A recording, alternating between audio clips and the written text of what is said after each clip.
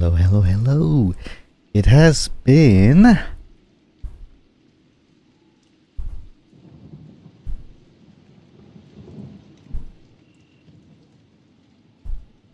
3 months, almost 3 months, since I last did a stream of any kind whatsoever. Because, to put it very simply, my streaming PC has been a real jerk for some time now. I looked it up and did some research about it. I know what the problem is, but it is annoying to fix. And it would be better off just to change the hardware that is causing the problem. Upgrade it. But I don't want to do it just yet. Anyway, the stream title says First Look to Fontaine and the Story Quest. As the stream details say. Details? Is it details? I think it's details. Anyway, I am going to only do the Fontaine main quest 4.0. And I'll try my very best not to go exploring. By the way, I did up my microphone volume a little bit, and hopefully it will not be a problem. So let's switch to the game. You hear the music in the background, people already know where I am probably.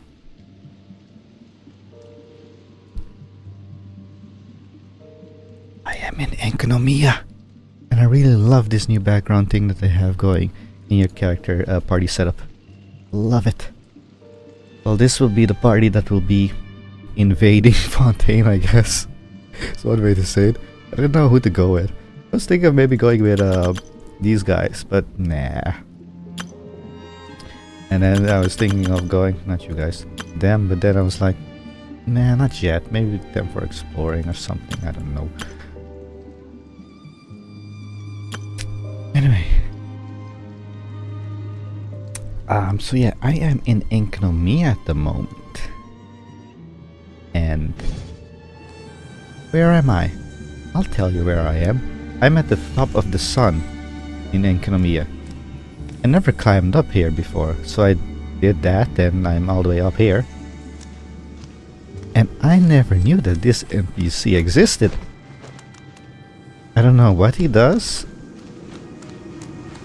I say he because it looks like a male, so I'm guessing it is a male. I don't know what he does because I have not spoken to him yet. I have no clue what he does. But anyway. With 4.0 here, we also have the new banners. I actually already pulled on a banner yesterday. Oh,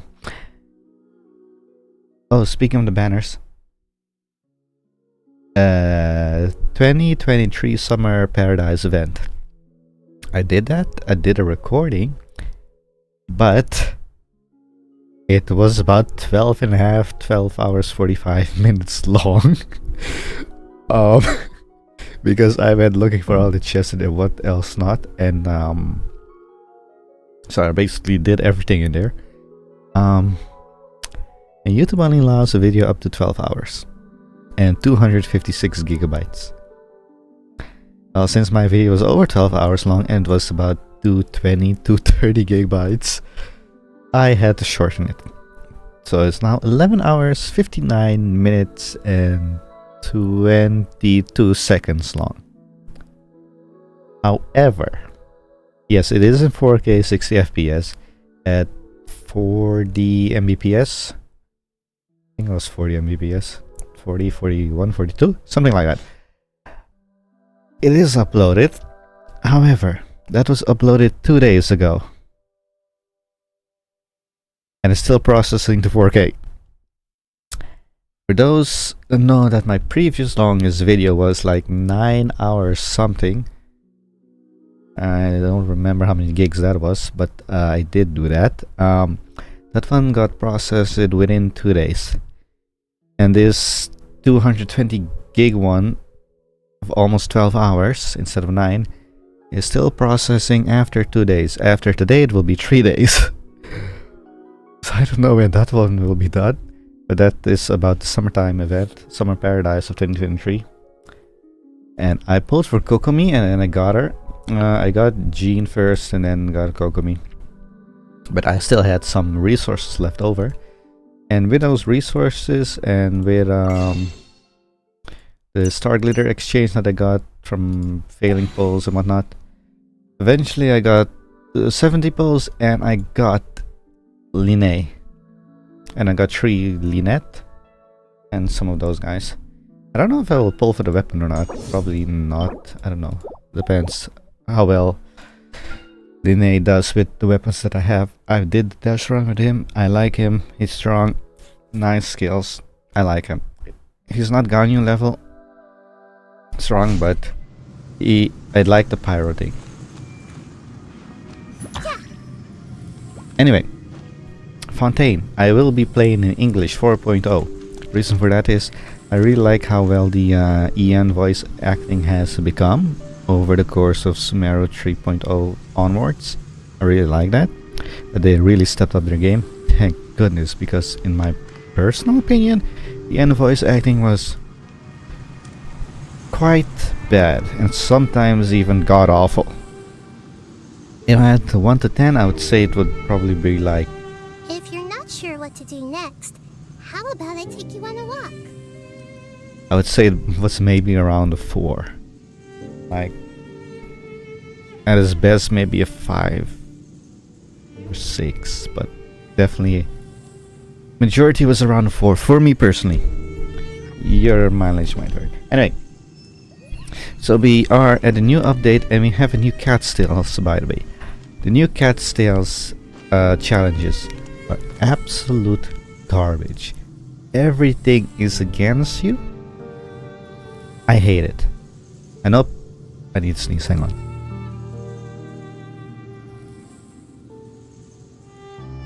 Okay. I know there are people who probably have beaten those challenges already, but I'm not going to put in the effort to beat those challenges because they're all completely against you. It's utter BS. It's just complete BS. Or in a better term of word, it's that. Anyway, I'm not gonna do these challenges for 8,000 coins. Get lost. What they say is true. And when they do the You have to see the world for yourself to appreciate how beautiful it is. what you call it? The oh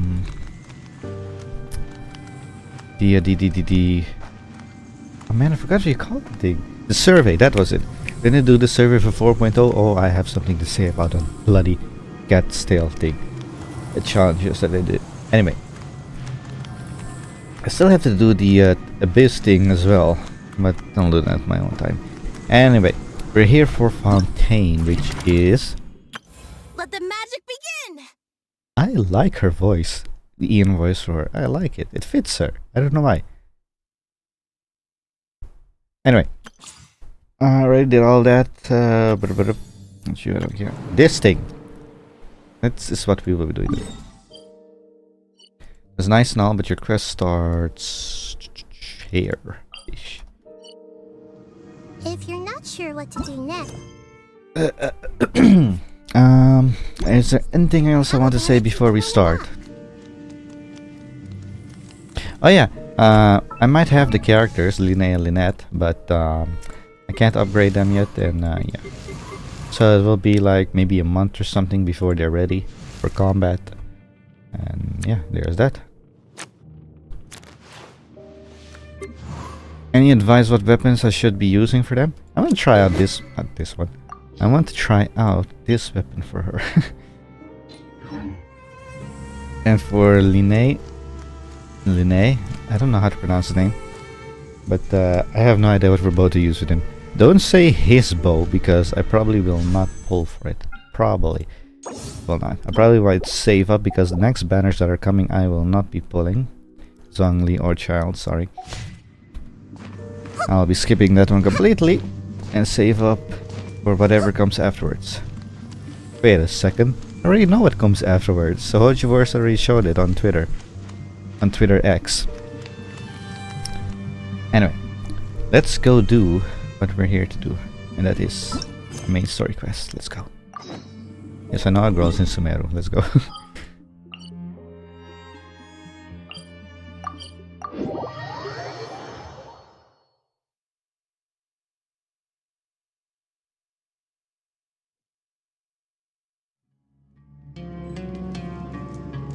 Oh yeah, what time is it in game? Oh, yeah, speaking of time, I have a timer at the top right. I don't know why, I just put it there because you see my time. Anyway, oh yeah, by the way, I got randomly AR-60. I'm saying this here, but I actually did say that in the Summer Paradise recording. Already explained a lot of stuff in there as well.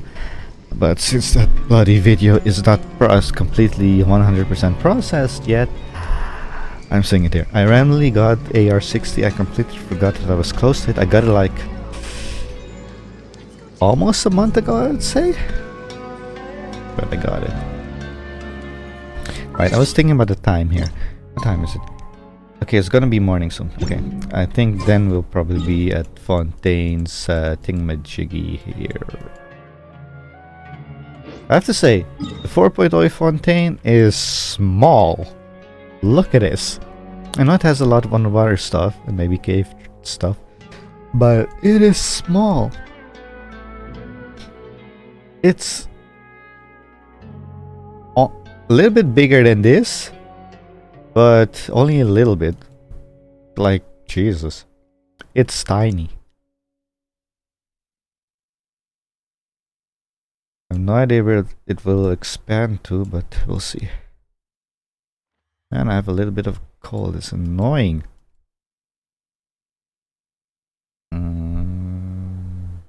Okay.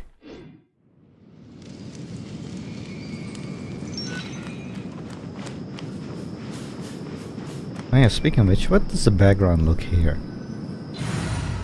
Oh, okay. I'll shut up. Oh, caravan rebut! Now let Paimon think. What were we up to the first time we came here? Oh, Paimon remembers! Nahita's consciousness had been trapped by the doctor, but we followed the clues she left behind to help her.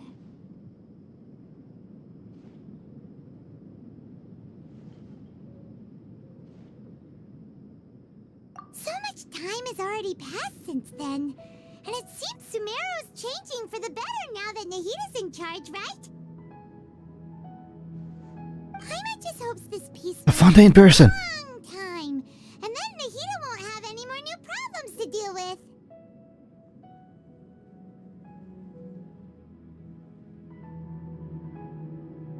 Yeah, guess you're right. We somehow always find ourselves right in the thick of it. Who knows what will happen next? Come to think of it, maybe it's all because of you. Maybe you're just a magnet for trouble. Oi, oi, oi. Am I a trouble magnet? Hey, wait a second. No, I'm not. The trouble already exists before I get there. So I'm not the problem. Huh? Me? Before Paimon ran into you, Paimon never ran into any trouble. At most, when she was super tired, Paimon got caught in some strange whirlpool and sucked out into sea. And even then, you fished Paimon out. Anyway, for Nahita's sake, maybe we should think about heading to our next destination for now. Ah, look who it is. Running into you in a place like this? I can see you two still love wandering around. Hey, Dea. Hey, I'm wondering when you will come in my fail 50-50 polls. Oh, it's Dia! Since when are we just wandering around? We're usually taking care of some serious business. Even though it may have nothing to do with our journey. But never mind that. What brings you here? I just finished a commission in the desert for a usual client of mine. Nothing too interesting. Just escorting a shipment of goods. I'm on my way to report back. Speaking of it, sometimes my mic might pick up a little bump sound. That's because my neighbors are being annoying. Or something's happening outside, I don't know. It's warm today, so I have a window open. There's also that. I could get rid of the noise by increasing my gate with a microphone, noise gate, but it would be annoying to pick up my voice. I have a low voice, so yeah, there's also that. So I'd rather not do it. That's when I saw you two all the way over there, chatting away. What were you two talking about anyway? Hello. Huh? You serious? What about it? Can't say I saw that coming. But you are travelers after all. I guess you'd never stay for too long in one place. Bumping into you like this will become a rarity. I'm starting to feel sad just thinking about it.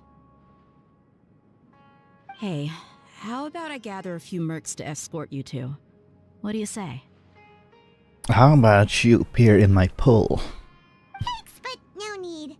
Oh, Paimon had no clue you'd miss us so much. But don't worry, we'll come back to see everyone when we get a chance. Is this going to be my goodbye music that suddenly start playing in the background? Sounds good. All you need to do to get to Fontaine is cross this stretch of desert and navigate some waterways. Knowing you two, I'm sure it won't be anything you can't handle. So, when are you leaving? Oh, wait a sec. Paimon just remembered there are still a few dishes in Sumeru that Paimon hasn't tried yet. Now, where's that list Paimon made? I pretty much own every single dish. I pretty much made every single thing. Multiple times. Can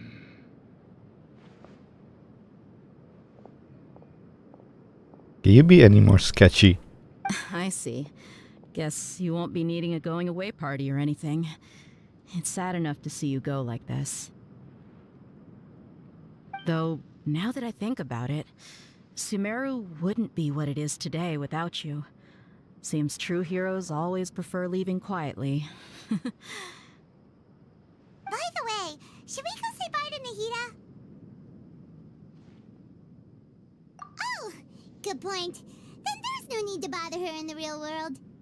Yep, because she liked taking over our body randomly. Then, I guess this is goodbye for now, Traveler in Paimon. Whether as a client or a friend, you're always welcome to come find me. Goodbye, Dia. Bye-bye, Sumeru.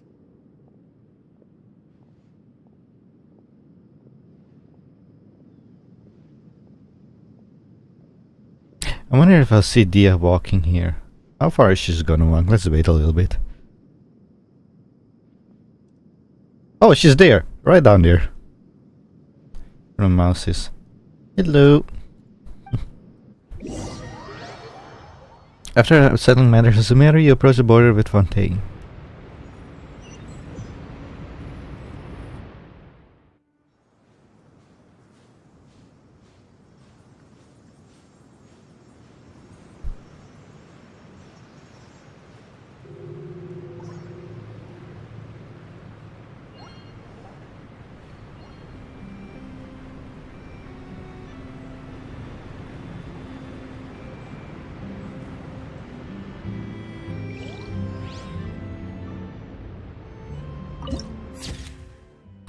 You know what I forgot to do?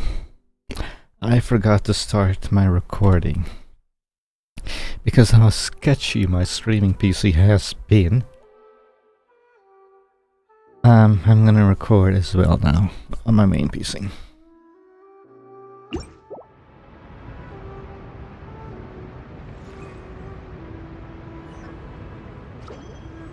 Speaking of which, hang on. Okay. This is not fair. They skipped this entire piece here. No, I'm gonna go here and go through the normal path because this entire piece here is new. I'm gonna do that. You're not gonna skip out on me like that. But because this is a long way, I'm gonna take my running team. Well, actually, my mining team to be more precise. If I want to take my running team, I have to take... Hello. Thank you.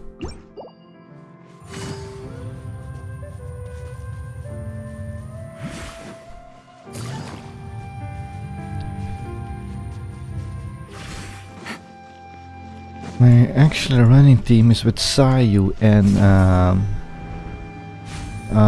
Balladeer, Skara.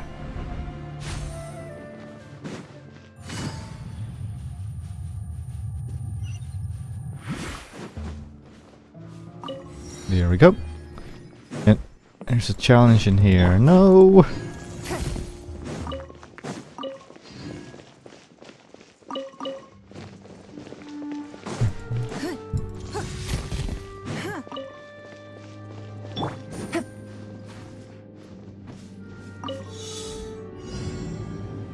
Take it easy.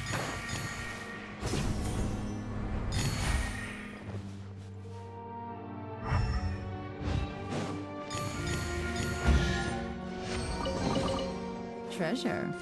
One way to draw your target out of hiding.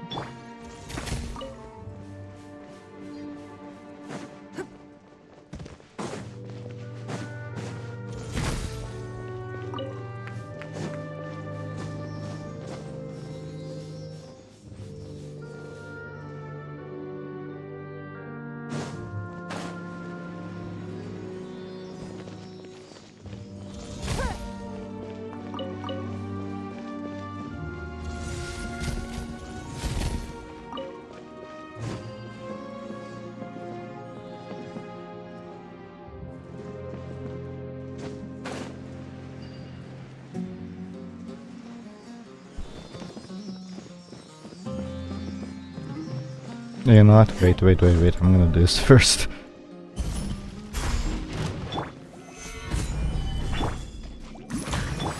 Give up.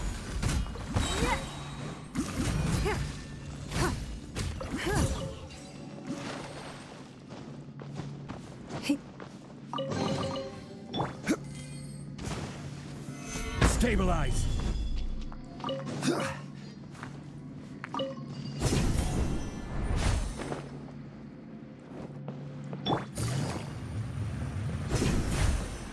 What? Really?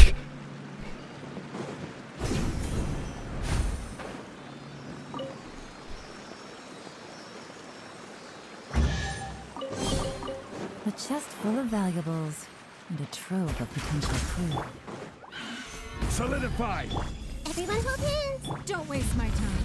Your life is mine. Quietly now. Busted.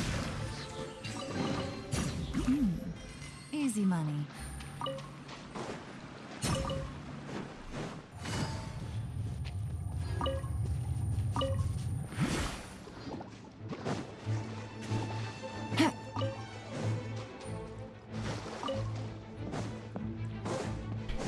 Is this my farewell party? It's stuck. Hang on. Hey,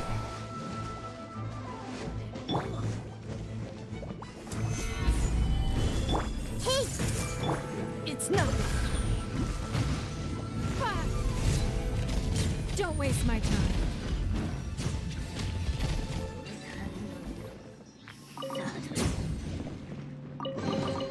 A keen eye.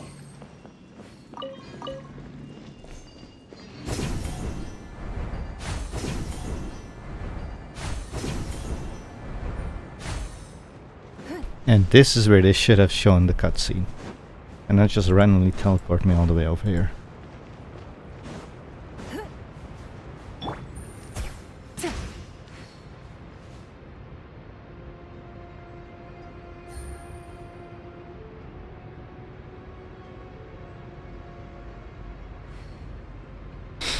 Almost.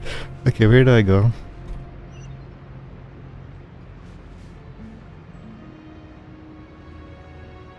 There's the tree. There's a boat somewhere around there. Got it.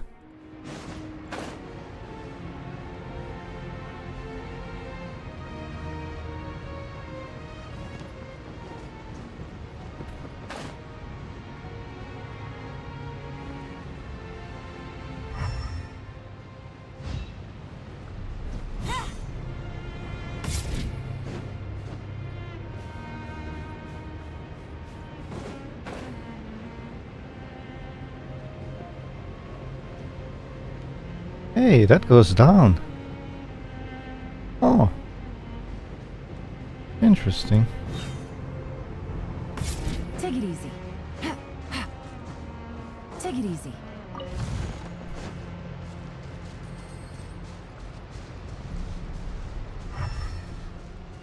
Turtles. Invincible turtles. I did the turtle race, by the way. The one that you do somewhere here-ish. Starts on the beach somewhere. I managed to finally do it.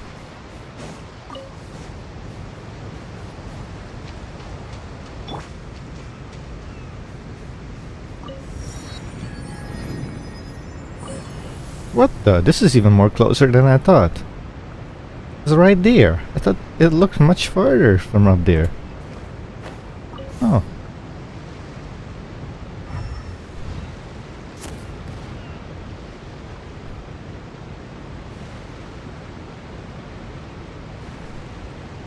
No exploring, only main quest.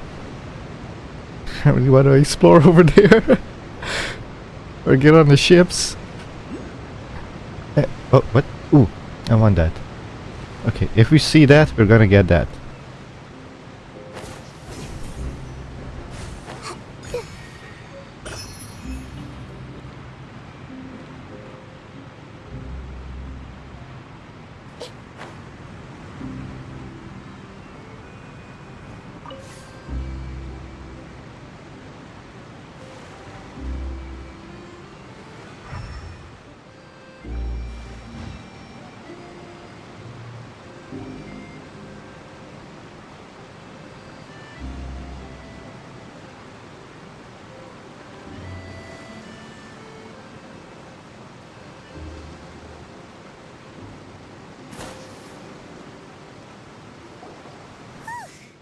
After crossing all that sand and water, we finally made it! Oh, this must be Fontaine's port! More like the gate to a dungeon, if you ask me. Oh, probably because I was reading a manhwa. I used to be a boss. Wow! Everything looks so advanced in Fontaine! Paimon's heard that the industry here is extremely developed, and there are all kinds of unusual machines! How much you want to bet they stole all of that from Conneria?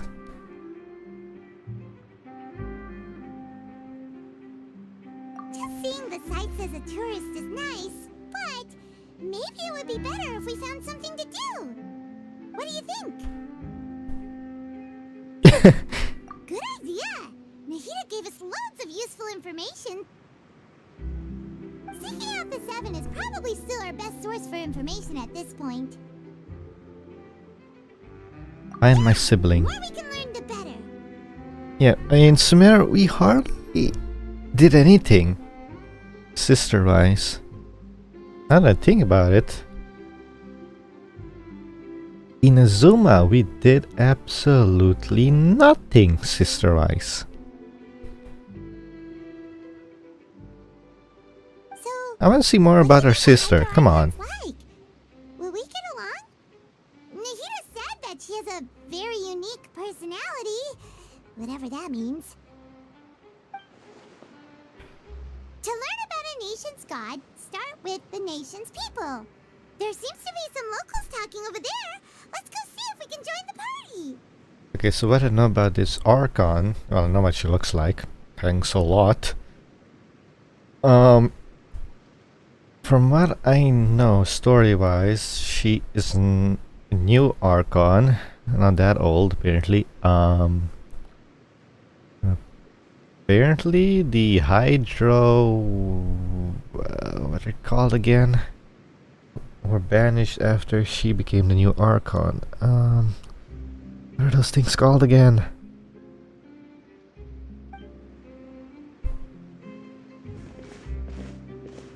If you ask me, it's a tragedy how things ended for him. Clearly, he was a pretty decent person. Oh, please do tell. Yeah, I didn't expect that kind of ending for him. I thought he would at least fight on a little longer for his family. Wait, what? I was expecting a sudden plot twist, but it's a pity that it never happened. Still, his story is quite the tearjerker.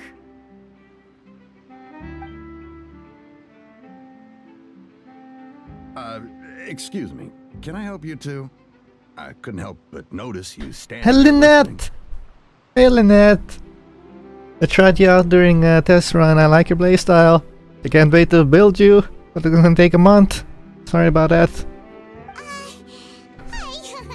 We're travelers new to Fontaine, and we had something we wanted to ask, but you seem to be really busy talking about some kind of play, so we didn't want to interrupt.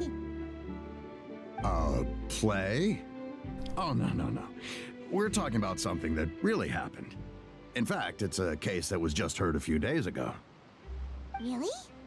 Like a real trial? But the way you were talking about it and the words you used just now made it sound like some kind of story. Well, good tales are often based on true stories, aren't they? And what you see in reality may also be someone deliberately putting on an act while harboring ulterior motives. Whether something is true or not simply isn't that important. The main thing is whether the story being acted out on the stage is splendid enough. Excuse me? Is this going where I think it's going? Oh, but it looks like you're not from around here. You probably don't know that the Fontaine Court of Justice is called the Opera Epiclese, or more commonly known as just the Opera. Oh yeah, that was spoken about in the trailer. Trials here are basically used as amusement. But, shouldn't court cases be treated a little more seriously than that? Not to question Fontaine's way of doing things. It's just that putting someone on trial is usually a very serious thing. No worries.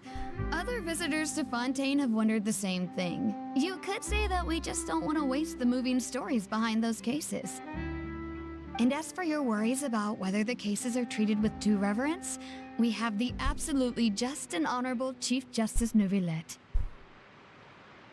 Oh yeah, I did say we already know who's coming in the next banner. Well, not the banner after this current banner, but the banner after that in version 4.1.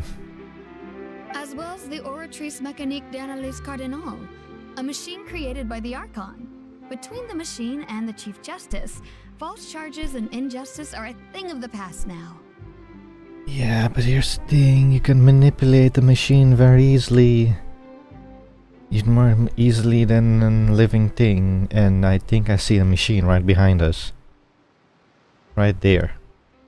Judgment device created by the Archon, so this is the Nation of Justice.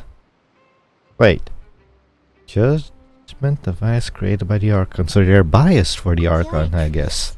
Is it some kind of machine, too? Oh, Paimon's curious. We should check it out if we get the chance. Wait, Paimon almost forgot to ask you our question. Do you know what we should do if we want to meet the Hydro Archon? Oh, that's easy. Just go to the Opera House. Lady Farina practically lives there. Farina. I'd definitely say it's her biggest passion. Farina. Farina. Farina.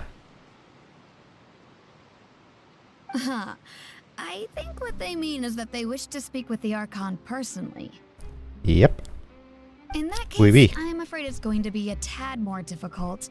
You'll have to make an appointment well in advance, and it'll depend on whether or not she has any time slots available. Time slots. Huh. Is the Hydro Archon super busy taking care of official stuff? Wait, didn't you say that she's always at the Opera House? No. Lady Farina seldom takes an interest with the nation's affairs. The reason it's difficult to make an appointment is simply because she's incredibly popular. Is she now? Wait. The Archon that's incredibly popular. Okay, we had Venti, the Animal Archon, who... Well, he was forgotten. Yeah, bye.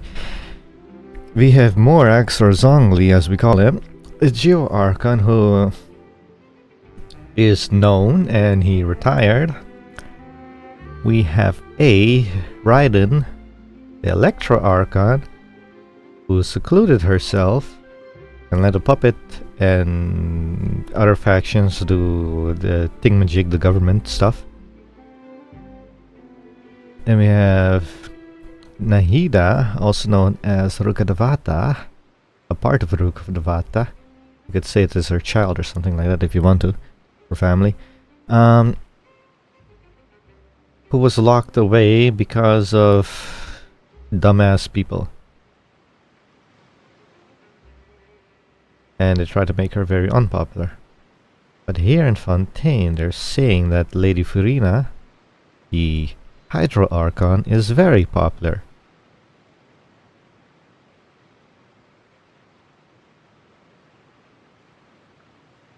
Are you sure about that? Because I saw some things saying, I don't know if they are true or not, but people were saying that there's something up with her. That's right. After all, On the she is internet. the Archon. Though she may tend to get a little dramatic from time to time, people can't get enough of her. So, if it is true, what the internet said, I don't know, because I have to see it for myself. Huh. First time Paimon's ever heard of an Archon being described that way before. See, I just went over that. Wait! Paimon gets now! The Hydro Archon is kinda like a big celebrity here, right? Yeah, I suppose you could say that. Perhaps you could even say our mascot. Well, Paimon, you're in trouble for the mascot. Hang on. This is still Fontaine's Archon you're talking about. You should show some more respect. Respect is earned and not given just like that. Yes, you're right. I guess I should at least try to be a little more respectful in front of visitors. Otherwise, I might get arrested and find Wait, what? myself face to face with Monsieur Neuvillette. Excuse me? Is this kind of nation? Are you kidding me? Wait, this is based on France, right?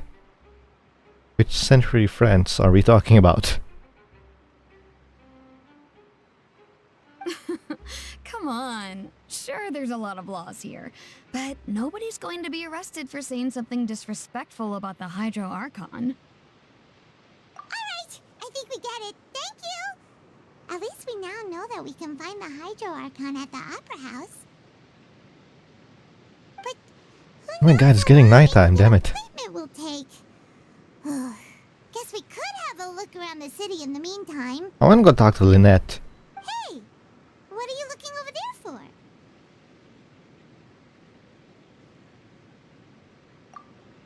Lynette! Huh? Maybe something's the matter. She isn't going to jump into the water, is she? She can swim! What's wrong with you? Maybe we better go check on her. Speaking of which, I haven't Prelude of Blancheur and Noirceur. Hang on. Let the magic begin! I haven't taken this yet. Hello, Lynette. Let the magic begin! Yes. Let the magic begin! Let the magic begin! I just have to do that. Sorry. Anyway, so she is now C3. I would love to get her to C6, but I'm not gonna get her right now to C6 because, very simple, You have to. it's version 4.0, right? And she's a 4-star in Fontaine and she appears in the first banner. She is, I pretty much can guarantee it, she will appear at least 2 more times during version 4.0 to version 4.5 as 4-star in the banners. It's pretty much guaranteed because she's a new character. So she's gonna end up at C6, pretty much, as I'm pulling for other characters. Appreciate how beautiful it is. I see everything. Oh yeah, I'm Fontaine now, right? Let's see the background.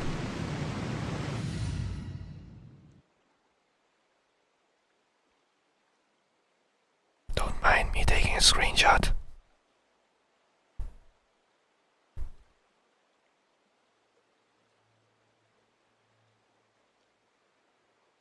Ooh, I like the water effects on her feet. Nice. Hey, I know where this is. Hang on. That's over there where Not sure what to do next. I wanted to go exploring there. Anything else to say? Hey, how about we get some tickets to the next trial? Fontaine is sounding so much sketchier by the moment. I think we'd better wait and see what kind of case it is first. As in, it has a nice outer it has a nice outer appearance, but the inside is rotten. I don't like this at all. Anyway, it's getting nighttime, so I'm going to change the time because I don't be here during the daytime. Oh yeah, I complained about this during the Summer Paradise event. For some reason, day to nighttime goes very fast, but night to daytime goes so slow. Like, Jesus, how slow it is. And I want that statue first. I saw it. Where was it? Hello? It's not up there, was it? Oh my god, I think it's up there. I see the light. Damn it. Anyway. Lynette! I see everything. Hello.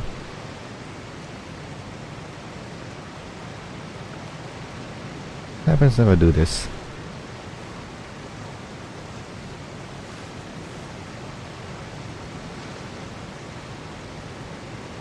Hi. Hello there. Excuse me. Are you alright? Huh? How come I never noticed the star on her cheeks? I'm fine. Only now notice this. Hey, hang on a second. Her cheeks are kinda stubby.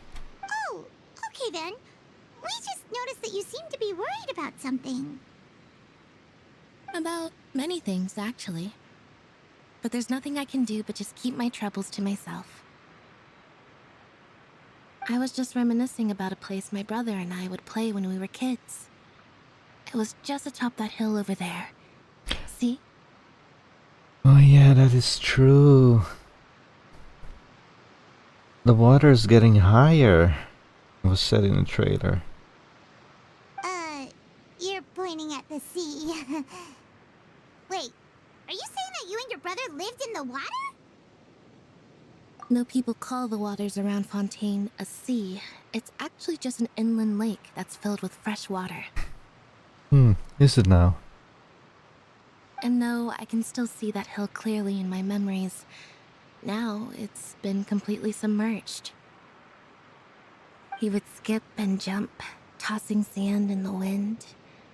The sun shone brightly, and the air was filled with the scent of the sea.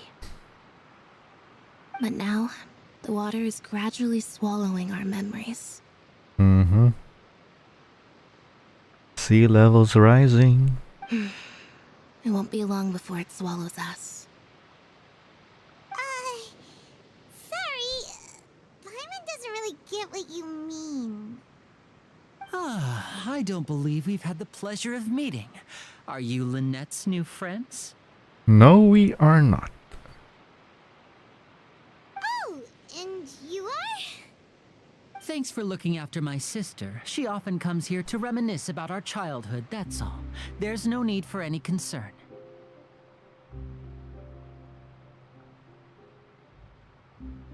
What's with the music? Allow me to introduce myself.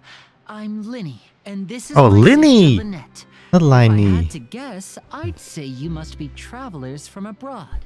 Linny and Lynette. Nice to meet you. Paimon is Paimon, and this is the Traveler. We just arrived in Fontaine. We were just talking with your sister. Even though we didn't really get what she was saying. I see. It's unusual for Lynette to be so willing to talk with anyone. In fact, she seldom speaks at all. I'm usually the only one she ever talks to. Oh, really? Then you two are just like us. Paimon's always the one talking. There's hardly anything left for me to say with you around Paimon. That is true, because you always steal all my lines. Yeah. I also think maybe can be too talkative at times.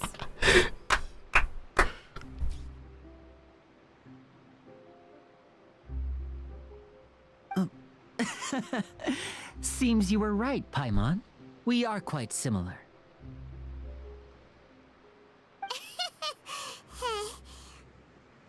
So, what did Lynette mean just now when she said that the water is engulfing your memories, and that it won't be long before it engulfs you too? Oh, that. It's from a prophecy that's been circulating in Fontaine for some time now. Well, I suppose prophecy isn't exactly the right word, because that implies a certain amount of uncertainty. There's no doubt about what's happening in Fontaine now. Oh, what's happening in Fontaine? Where to begin?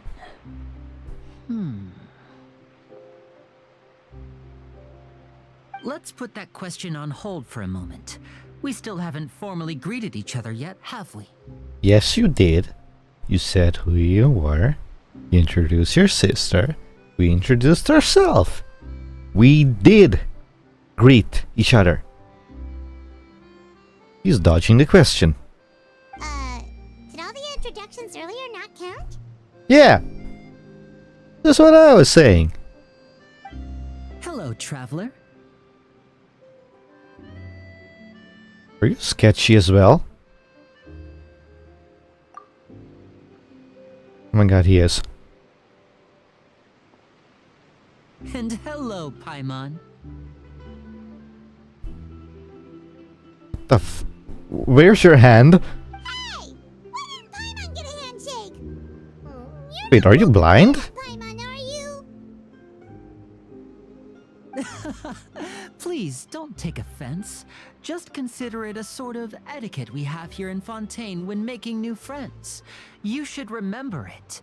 It might prove useful. Oh, alright then. Well, Paimon's just happy to have a local friend now. How the hell is it already nighttime? Jesus. By the way, we were just getting ready to go to the Opera House to meet the Hydro Archon. Would you be able to show us the way? Okay, I'm gonna complain about this in the next survey as well. Why is daytime finishing so fast? So you're going to see Lady Farina?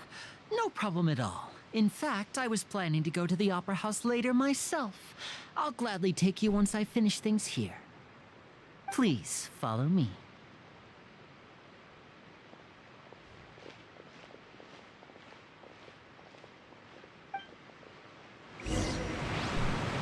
Oi.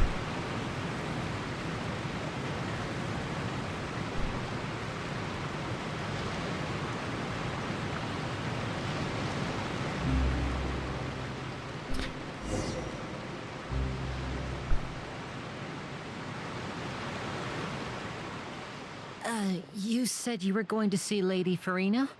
Well, it seems Lady Farina has come to see you.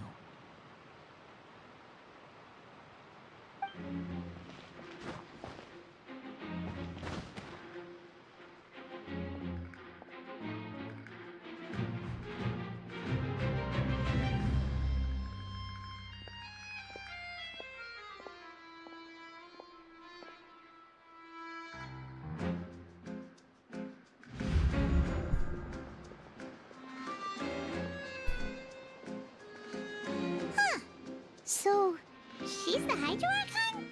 But how did she know we were looking for her? My dear people, rich and poor, those with cup in hand and those with nothing at all, raise your glasses in celebration. If you don't have one, then just raise your hand in lieu.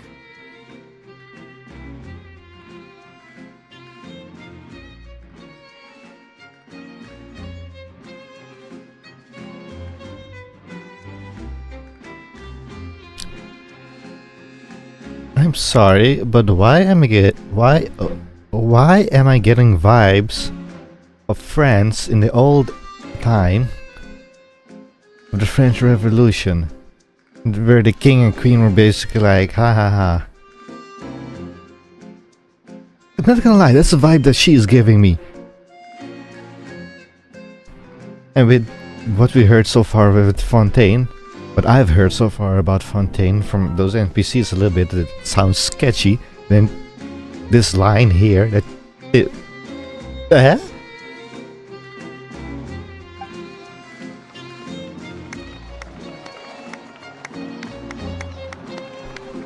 As you can all see, two unfamiliar travelers have arrived in our nation. Come, let us make a toast in honor of this traveler and his companion, who have journeyed here from distant lands. This is extremely sketchy.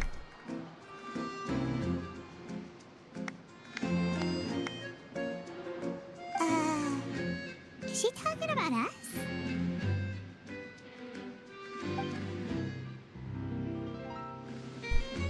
Nobody here seems to be holding a glass. I've long heard of the turmoil and chaos you left in your wake as you visited other nations, but I welcome you nevertheless. No, I have come to receive you personally. What?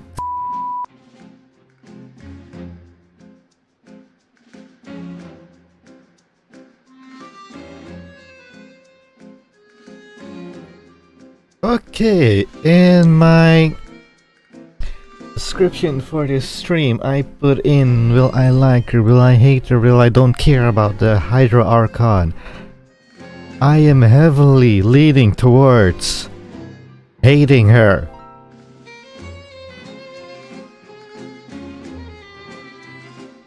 With what was with what is shown so far.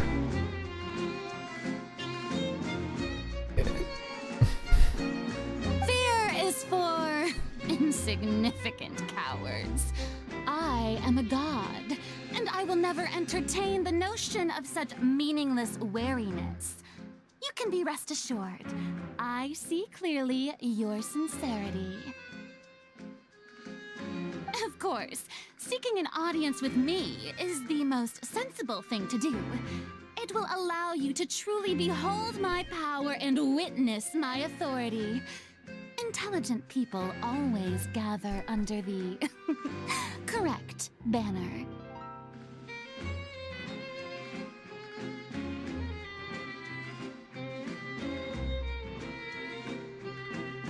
I, Focalor, hereby welcome you to the nation of Hydro and acknowledge the value and significance of your trip.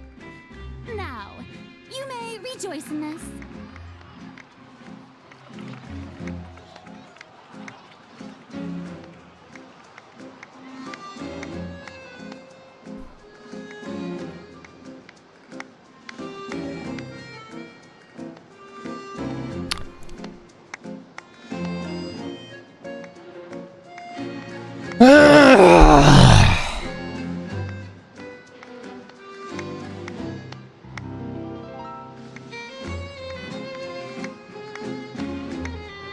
This is going to be the French Revolution, isn't it? It's going to be based on that, isn't it? Oh, God. Yeah. Paimon still can't believe Or something close to we've it. only been here for a few minutes. But the Hydro Archon's entrance was, how should Paimon describe it? A little over the top? Miss Hydro Archon? How did you know we were coming? I see. As Outlanders, you inevitably lack even some of the most basic understanding. Don't forget that even the gods can be divided into the mediocre and the excellent. I suppose it's only natural for you to be awestruck by my abilities. It was that sketchy Fontaine NPC we saw in Sumeru, wasn't it? You had best stop and consider. Do you really have the noble qualities and etiquette necessary to communicate Yep, with that a bastard god? right there. All it takes is a flick of my finger for me to know everything about you. Okay. Prove it. Well, She's like she can't get over herself. Oh? What's with these looks? Perhaps the welcoming ceremony still isn't enough? What else should I say then? How old am I? Is she waiting for us to start talking? Wow, I didn't expect to see Lady Farina here. What a surprise! Wait, does this mean they're the legendary blonde traveler? How did I not notice before? Hey, what's all the commotion? Oh, is that Lady Farina? Is there some kind of drama going on? It's going to be, it's my guess. Of course. That's the blonde traveler. The one all those stories are about. Lady Farina came here to personally see him. Oh, I bet this is going to be the duel of the century. God. Ooh, I've got to see this. I knew Lady Farina would never disappoint. Yes, but don't get too excited now. My dear believers and spectators alike tend to get quite rowdy, and despite the noise, I've come to tolerate all their ruckus.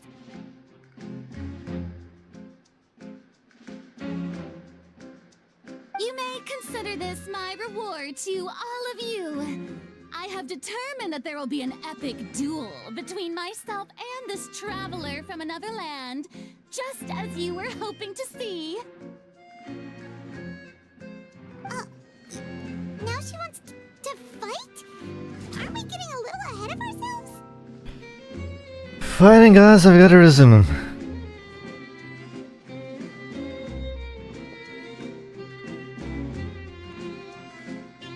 Resume.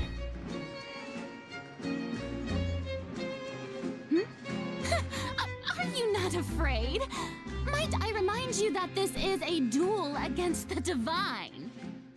I fought a dragon, I fought harbingers, I fought a... Jesus Christ. Inazuma. Now that I think about it, Inazuma, the difficulty of all the enemies went up skyrocket high. And Sumeru was like a joke, but the new abilities and the new things that they were doing, yeah, it was interesting. And they could kill you quite easily if you weren't paying attention. But Inazuma, they went, plop, you're dead. Okay, Fontaine, let's see what you got. What are you trying to do, traveler? Provoking a god in front of her people? She has been provoking us. I see, you're a yes person. Stand down, Clorend. I admire his bravery. Few have the courage to draw their sword against a god. He is obviously a true warrior. Unfortunately, people nowadays only crave to be thrilled, and a mere duel will not slake their thirst for excitement. Huh. Yeah, she's right. Just a duel wouldn't be all that interesting. Is she running away? On Araneus, criminals are always requesting duels to defend their honor. They're getting a bit old, to tell the truth. You see, then, as the god of justice, I shall face this traveler in another kind of duel. A duel in court! Oh my god, I already want to give up on Fontaine. Whoa, all right! Now that'll be worth seeing! What am I being accused of? Right. This is Fontaine, after all. It's such a grand opera house, it would be a pity not to use it.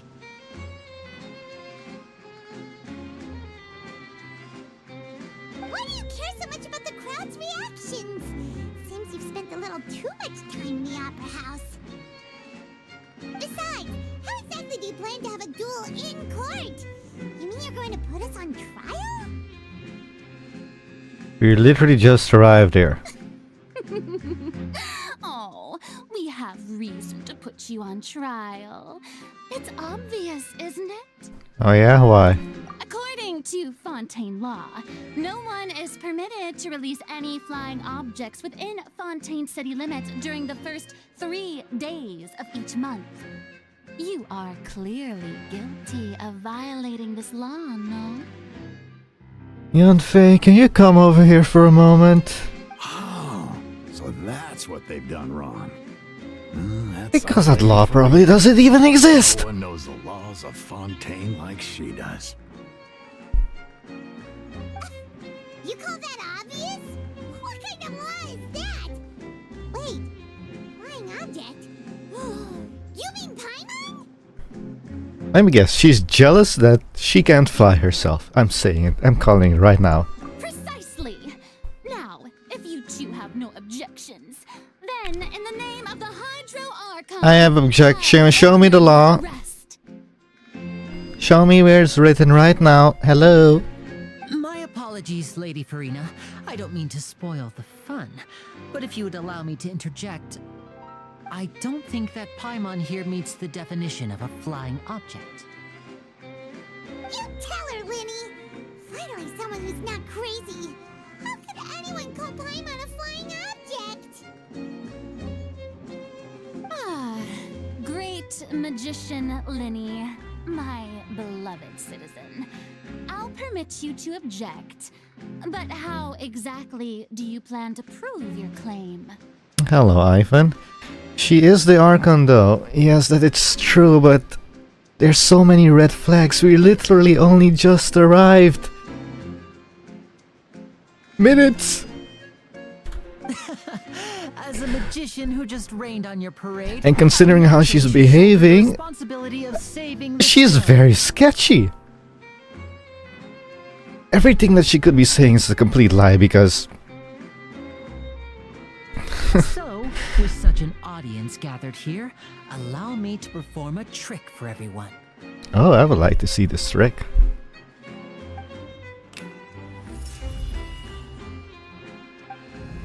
What? Death?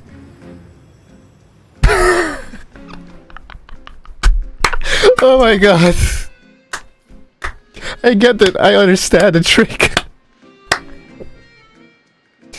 Oh my god, poor Paimon. I'm sorry, but that's just too funny. What's that on Paimon's back? Hey, when did you do that? Have Linnae patted you on the back.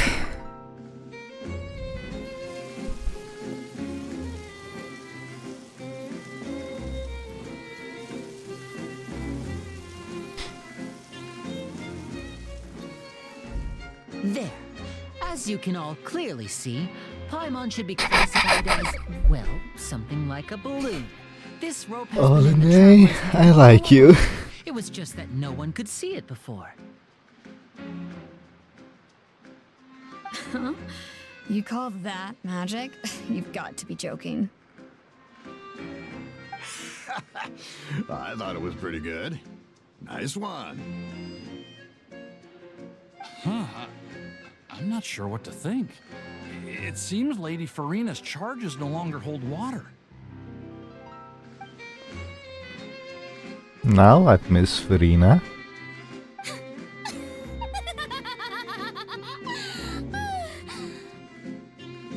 Amusing. Very amusing, Linny. Just the sort of unexpected twist that I enjoy.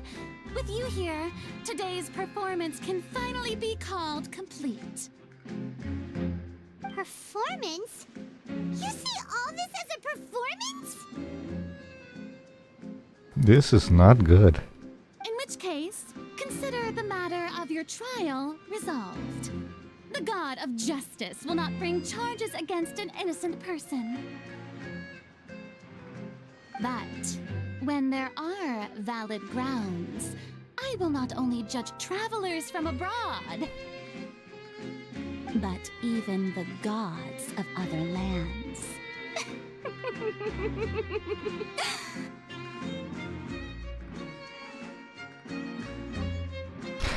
I'm not gonna lie, I really want to just... right in the face. I look forward to seeing your upcoming performance at the Opera House, Mr. Linny and Miss Lynette. That's enough for now. Toodaloo! Oh, please tell me she gets better down the story. I don't like her at all at the moment.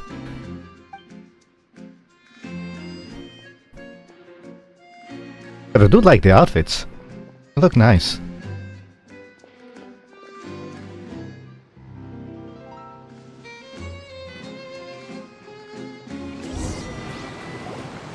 And just like that, she's gone. Well, that's the most unpredictable Archon Paimon's ever seen. You never even had a chance to ask her anything. But that's a problem for future Paimon. That whole scene just now was really... Did you notice her eye? Yeah, I saw it. I don't know what to think about it. Well, yeah, I did see it. Thanks for bailing out, Linnae. Did you know that was Wait, did you know that was going to happen? Don't mention it. I just happened to remember that there was such a law, so I did. Oh, so there was such a law. Just in case. I didn't think it would actually come in handy. Thanks, Linnae. So, now do you see what kind of god Lady Farina is?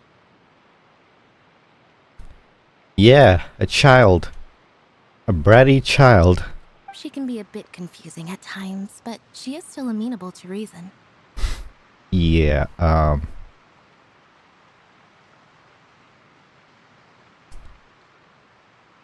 would not count that as a reason. Because we just arrived. It's like, you cross the border and immediately get arrested for breaking this law. For breaking this law, breaking that law, and you just crossed the border, you didn't know what the laws in the country were. And you legally crossed the border too. Because we were not stopped. Yeah, confusing is a good way to put it. Anyway, Paimon had no idea you were a magician, Linny. It sounded like you'll be performing at the Opera House, right? Is it me, or the other one eye was more blue? Yeah, her left eye was more dark blue, and her right eye more, lighter.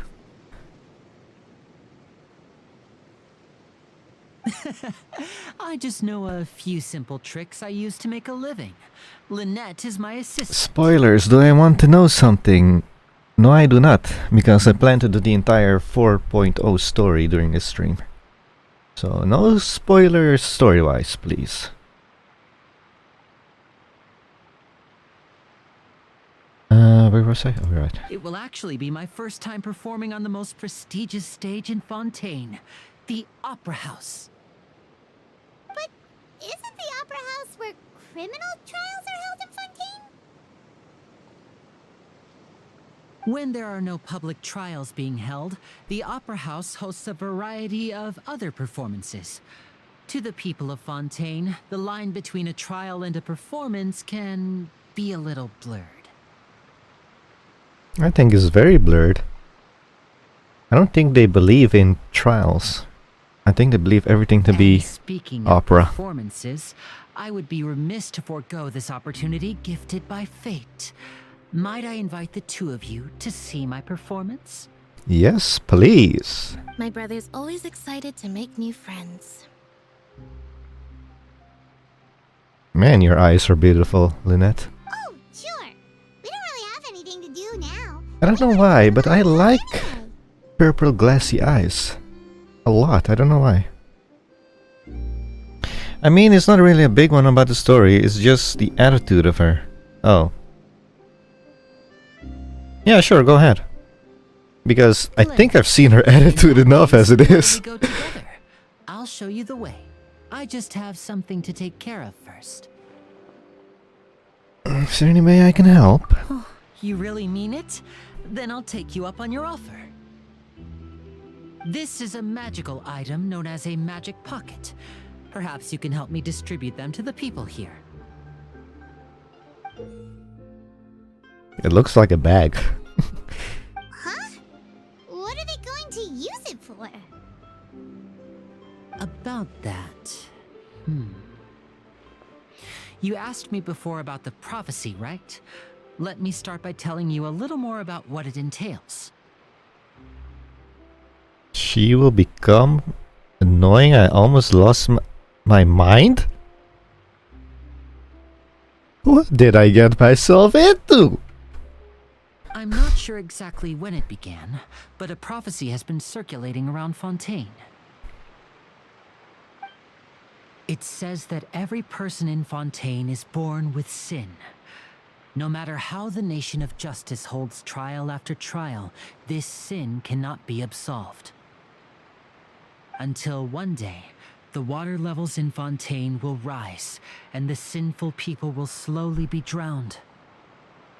In the end, the people will all be dissolved into the waters, and only the Hydro Archon will remain, weeping on her throne. Only then will the sins of the people of Fontaine be washed away. That sounds pretty gloomy. Why are people in Fontaine born with sin? What is that supposed to mean? There are lots of guesses. Some say that the ancestors of Fontaine stole the power of the seas and stirred its wrath. Some say the ancestors of Fontaine stole the power of the seas. Others say that the people of Fontaine never heeded the first Hydro Archon's warnings and offended Celestia. Oh, well, I could believe that sentence. They offended Celestia. Celestia's a jerk. But here in Fontaine, evidence is what matters. There hasn't been concrete evidence for any of these claims, so they can only be regarded as conjecture. I believe the Celestia part. If even the people in Fontaine don't know what sin they committed, wouldn't it be better just to ignore the prophecy completely? Why bother feeling guilty all the time? That's exactly what the people did at first. But in the last few years, the water levels in Fontaine have actually started rising. But now the water is engulfing our memories. It won't be long before it engulfs us. That is what Lynette said. Many places have already been completely submerged, and now lie beneath the sea. Many people carry on with their lives as before and shrug it off as a natural phenomenon. But my family and I think that the people of Fontaine shouldn't ignore the possibility, which would end up sentencing them to death. We hope that at least the people who reside near the waterfront can move away before it's too late. So, we've started distributing magic pockets to them. And pray tell, Linne, or Linny? Is it Linne or Linny? Oh man, I already forgot. What do the pockets do? As a magical item, these magic pockets have astonishing capacity. I'm sure they will come in handy when people are moving their belongings. Oh, Paimon gets it! It's like preparing for a rainy day! Do you know their family? No, I do not.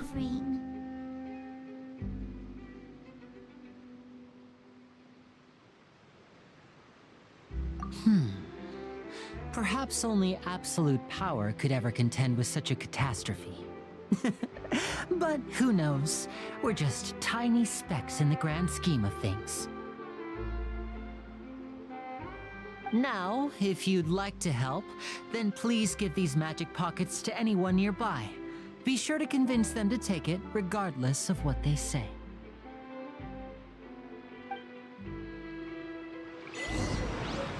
Like water disappearing, I could not read it fast enough. 3 magic buckets.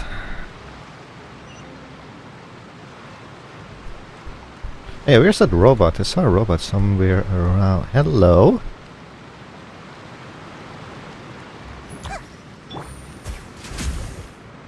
Okay.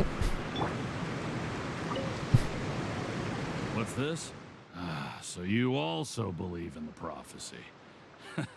Keep it. I won't have any use for it. Did you try the MC's Hydro E? No, I have not. Because the first Hydro statue is above this tower here and I have not been there yet. So no, I have not. What? You mean So I don't have the Hydro yet. No, I believe in the prophecy. But I also believe in another story. The story says that people once lived in the ocean. They were one with the ocean and couldn't live apart from it. But as time wore on, people desired to live on land and developed blood vessels, encapsulating the sea within their bodies. Thus could people set foot on land. I think that is called evolution. What's your name? Augereau? So, if you ask me, when the water rises and takes us all, it'll be like we're going home. Oh yeah, you unlocked all the TPs before doing the quest. Here's a fun thing. I did that for Sumeru when that came out. I went around just unlocking all the teleports things, and it took me hours and hours because God, Sumeru is huge. But it actually had to do with the fact that when I see a treasure chest or a challenge, I kinda kept running to them. So my plan for this stream for Fontaine 4.0 is ignore all the chest challenges, just do the story. For the first Fontaine stream. Oh, we hadn't heard that one before. But people can't live underwater. They'll die. You should probably still take it. MC's ability is funny. Oh, this I gotta see then. All right, I'll take it. I guess I just feel that being dissolved into the water doesn't necessarily mean death. Excuse me? I think that's exactly what dissolved mean. But everybody their own opinion. Sir, would you like a pocket? So you're the blonde traveler that everyone's been talking about. My apologies for not recognizing you earlier. Speaking about blonde travelers, how long have they known about me anyway? Oh, a magic pocket? Seems you really thought of everything. I guess it's better to prepare for the worst and hope for the best. Thanks. Please, also thank the magician on my behalf when you get the chance. One more to go. How do I get over there? Am I jumping probably? Cannonball. I forgot the short characters do that. Yay! One more. Yay!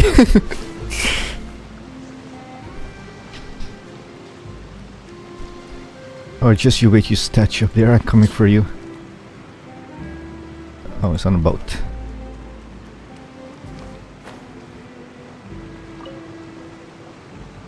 Huh? I don't want that thing. Way I see it, if the prophecy's true, it's still gonna be a long time before the water can cover everything.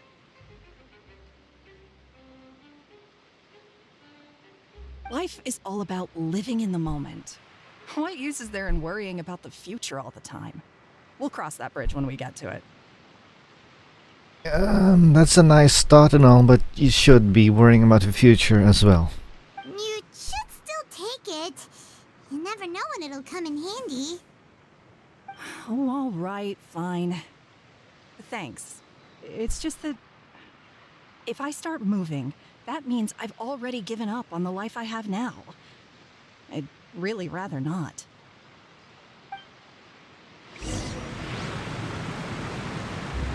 Okay, where do I go? Over there. Hello, Lynette. Oh, you already handed out all of the magic pockets? That was fast. So, what did people have to say? I bet you heard some, interesting opinions. Yes, but that will change once disaster strikes. I know they'll change their minds, so it's only right to help them prepare.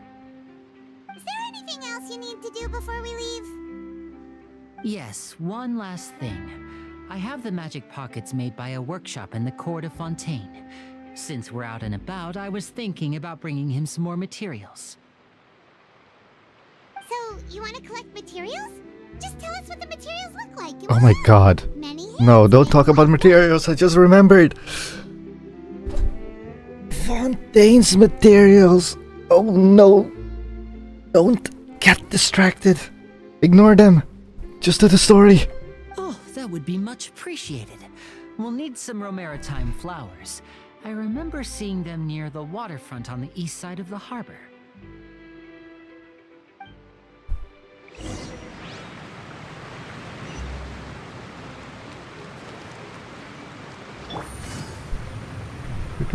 Hello.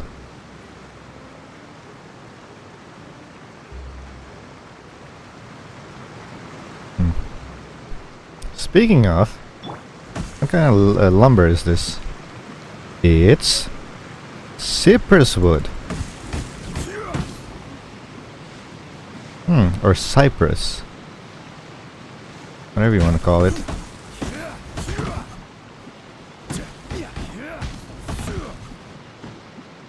What is this? Seems we have to use Hydro to collect Romaritime flowers. Really now?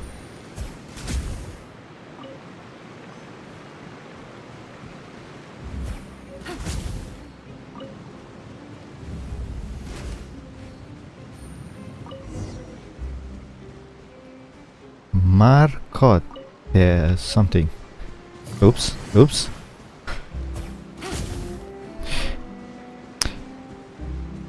If you watch the cutscene of Fontaine and like you take a boat to get to the city, but I missed it, so I had to run to get there. Wait, what? Sorry, what? If you miss the boat, you have to run to get there? Oh god. I actually seen the Fontaine map. I know the city is somewhere here and there's all water here-ish. And I saw the line of the boat going here. I'm not gonna run that all the way there. Better not miss the boat.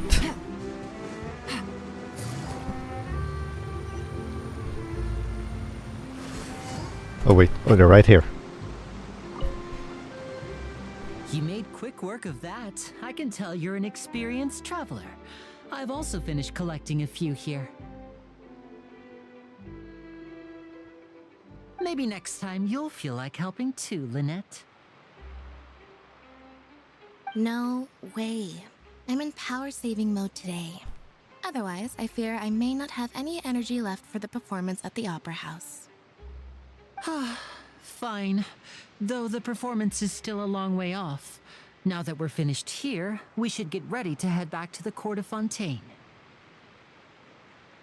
Linné and Lynette, brother and sisters. Does Linné have cat ears too? I wonder about that. We're going to the court of Fontaine before we head to the Opera House? Good. Paimon wants a tour of Fontaine's largest city and try... And try what?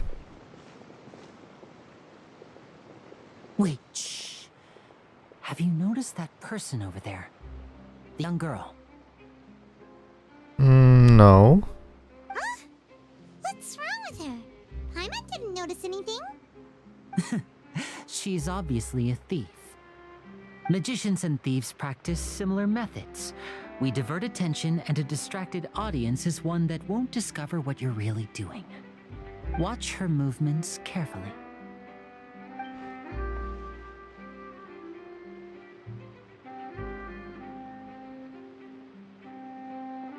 Oh, he's right! You know what would be funny if they implanted this? NPCs that would rob you. If you bump into them, that NPCs might have a chance to steal some of your mora. Shh, keep your voice down. We need to think of a way to catch her, but it seems she's very alert. Perhaps we should split up. You two can ride the lift over there and wait up top. I bet that'll be her escape route if she tries to run. All right, let's go.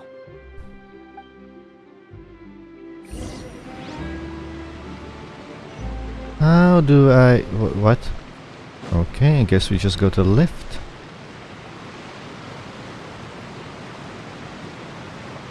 Hmm? Hmm. Is that a dog? Hang on.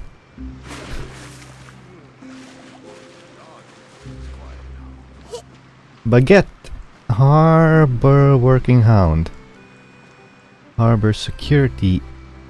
I cannot pronounce the name. What are you busy with?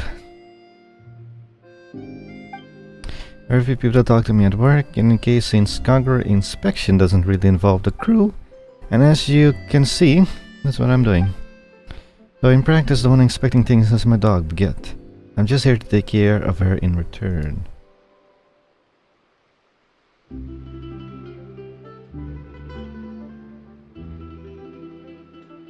I have questions that I'm not going to ask. Anyway, let's do the quest. Don't get distracted, don't get distracted. Any chest here, by the way? Already getting distracted.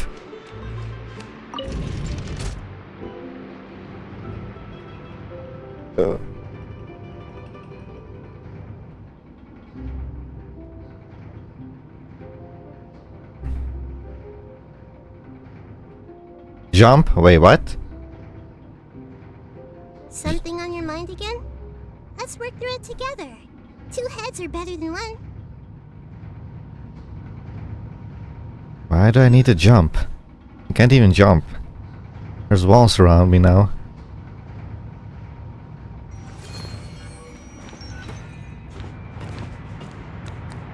This is a long... Oh, never mind. I was going to say this is a long elevator. We are already here.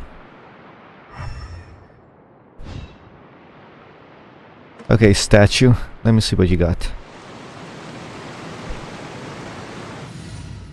Sorry, Ningguan. Where is MCU here? Come with me. There's still a long road ahead.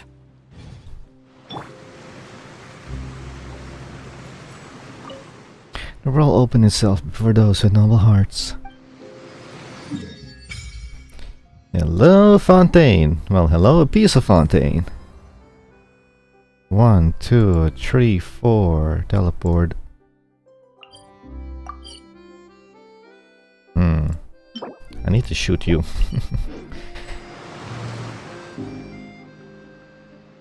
Yes, by one light just shot from the Statue of the Seven. Wait. That's so weird. Did anything like this ever happen before? Wait, that never happened before?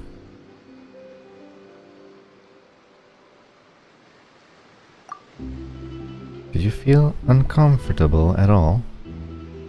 Water is speaking to me. Well, I feel like I'm using gills to breathe. First try growing a pair of gills and show Paimon. Seems like you're feeling pretty good. Paimon can't believe Paimon was actually worried about you for a moment there. Oh, after it lit up like that, the air does feel a lot more humid. Maybe it's because of all the hydro energy that was released. Paimon heard that in Fontaine, if you can use elemental energy properly, you can even swim underwater. Maybe you can even find sunken treasures. Paimon, don't distract me, because I will want to find sunken treasures. I hate that about myself, that I like exploring. Paimon will leave diving for treasures to you. Paimon will stand on the... You will stand on the shore, yeah, right. I've never seen you stand anywhere and wait for you. It'll be lonely going on the water alone. You could try doing something for... No, I'm not gonna say that because Paimon has done something in the past. But being in the water is scary. That is true, actually. Underwater is scary. Because we know more about the universe than we know what's under our own ocean. But if Paimon accidentally gets swept in a current and gets all turned around and dizzy, then she won't be able to fly away no matter what. Now, did you see the way to get there running? Wait, I have to open the map again in a moment. Just like before, Paimon met you back in Mondstadt, then I'll fish you out again. Oh no, don't talk about fishing. Oh god. Wonder what the fishing weapon will look like. Fontaine. Really, then maybe Paimon can try going underwater with you. You better not go back on your word. Mysterious power that flows out from the statue to imbue you with the blessing of the transoceanic source water. Your progress will remain unhindered so long as you are moving through the lakes of Fontaine. Okay. Under the protection of the transocean source water, what you expend while moving underwater is not stamina but aquatic stamina. As such, when your aquatic stamina is expended, you will not drown.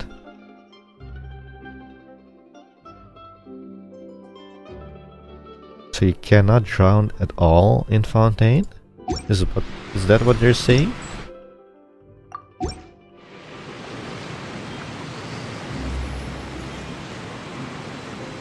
Okay, the way to run. I'm guessing the way to run is by going on the side of these pillars or water. I don't know what you call them in English. And then you run all the way over there, all the way there, and I think that will go somewhere over there-ish. Is my guess. Or we swim. Oh no, we're talking about the running. What statue of the 7 does this place have? 1, 2, 3. Okay. Right. Resonate with height. Wait, statue blessing. Okay. How much hydro thing do I need for this? 20 for level 1? Holy moly! That's not cool!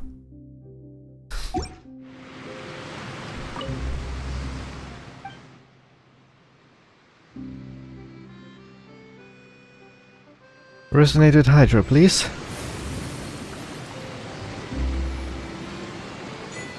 Land of Fair Springs. Okay, let's see. What can you do? Actually, I don't know what you can do. What is it?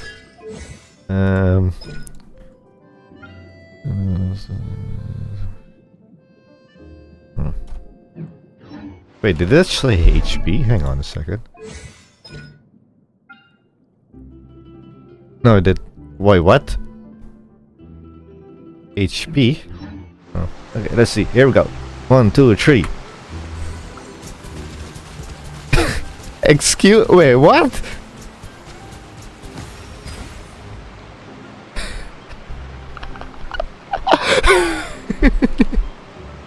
Okay, you're right. That is funny. Ooh. What's your range? Not that far.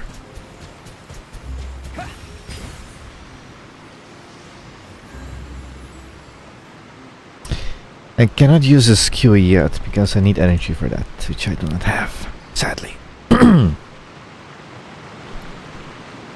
It's a sword ER, huh? Okay. I only have one sword ER. What does this do? No, wait. Give me this. I have 2 of those. My bad.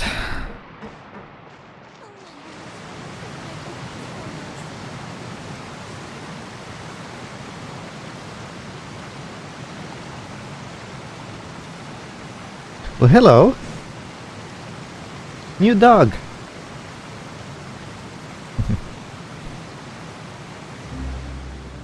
This is the spot where Linny wanted us to wait. Oh, there is the Miss Thief. Oh, look! Isn't that her?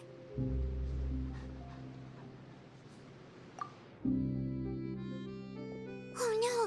Did she notice us? Oh, you mean the sword you get from the fishing is the ER. Okay. What should we do? Should we chase her? You know what's funny is... You know what was funny? The first day that Fontaine came out, I didn't do anything. Today's the 4th day, right? Let me see. 1, 2, 3. Yeah, 4th day. This is the 4th day of Fontaine. The first day when Fontaine came out, oh my god, so many people want to join your world. I'm guessing they wanted to rob all your materials.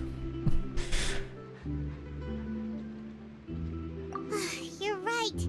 She might also be trying to lure us away. Thank god on the 3rd day it stopped a bit. for a while now. Paimon wonders if Linny caught the thief. Let's go find Linny. Yeah, let's go. Sorry, Zadra. What time is it? Oh, it's almost daytime. Good.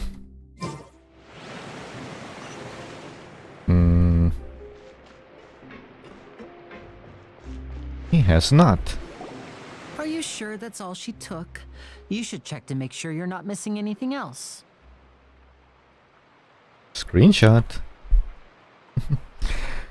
I really like this view of the tree here. I keep saying it, but I really love it. No, that was all.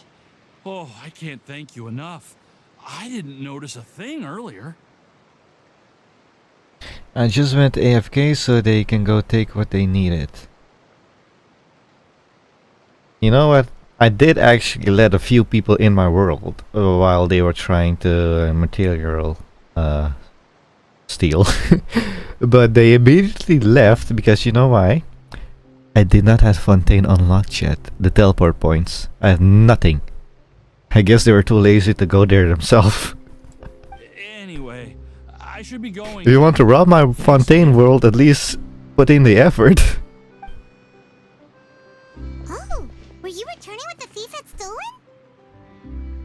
That's right. Pity I wasn't able to catch her. She distracted me by dropping the thing she stole on the ground. By the time I looked back, she was already gone. I saw the general direction she went, but Linny twisted his ankle, and I needed to make sure he was okay. Oh, did you get hurt, Linny? I'll be alright. It's just a twisted ankle, that's all. In fact, it's feeling better already. If you want to play at being a hero, at least try not to get hurt doing it. Imagine what would happen if you managed to derail our performance as a result. I was actually going to let them rob my world, but if they don't want to do it because I don't have any teleport points unlocked because I haven't been to Fontaine yet, you know. You're right. Sorry, Lynette. I mean, it is already kind of like taking the easy way, going to other people's worlds to get the materials. But if you're too lazy because there's no teleport points unlocked, I don't know what to say about you. But at least we were able to get the stolen items back. So but it was still funny to see people join the world and go like, oh my god, and they're out of there. What a slippery little thief. Guess things turned out alright in the end, though. Linny's initiative paid off. Alright, let's put this little detour behind us. We should go to the court of Fontaine now. Can I see Sumeru from here? No, I don't see Sumeru City, but I do see the Jade Chamber over there. That is the Jade Chamber, right? I think it is.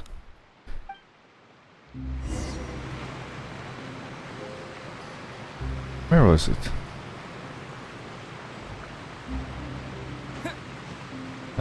Oh yeah, it's right over there. And Dragon Spine is over there. Hey! Do you see that? Right above his head. I didn't know I could see all the way over there. And that would make sense, it's right there. Nice! That's awesome.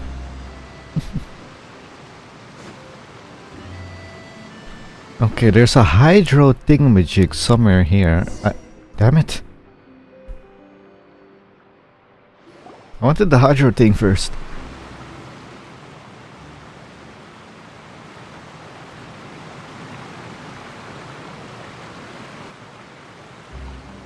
So, we ride this thing to go into the city? What an ingenious way to get around! People in Fontaine really know how to use water. This is an aqua bus. It allows people to travel between several key locations around Fontaine.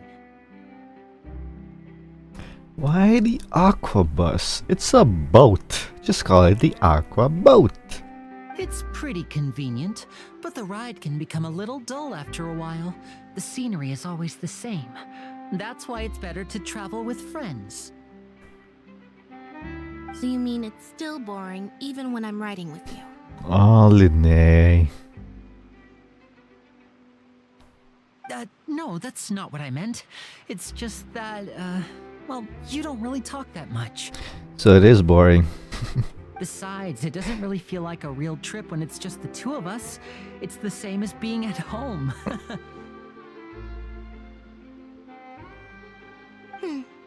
Whatever.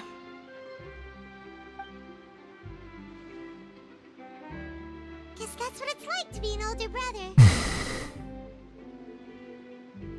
I miss my sister. Lumine, where are you? I want to see you. Please be in Fontaine a little bit. Some cutscenes, some things here and there, It's about time for us please. to leave. Let's get on board. Inazuma had nothing. Sumeru had the one scene, I think. No, wait. Sumeru had what was it called? That quest where we were looking through Lumine's memories. It's not the same. I want to see Lumine again. Hey, that is Oh no, you're getting distracted. Oh no. Not good. Huh? Hello, we meet again. What? Hello. Traveler! Paimon! Charlotte! How you doing? Oh, I never guessed I'd bump into you while riding the Aquabus. In the story of my life, this is big news. I just realized something. If I... What are you doing in Fontaine? I didn't hear anything about us a visit. You know what I was going to ask? If I stayed in this seat...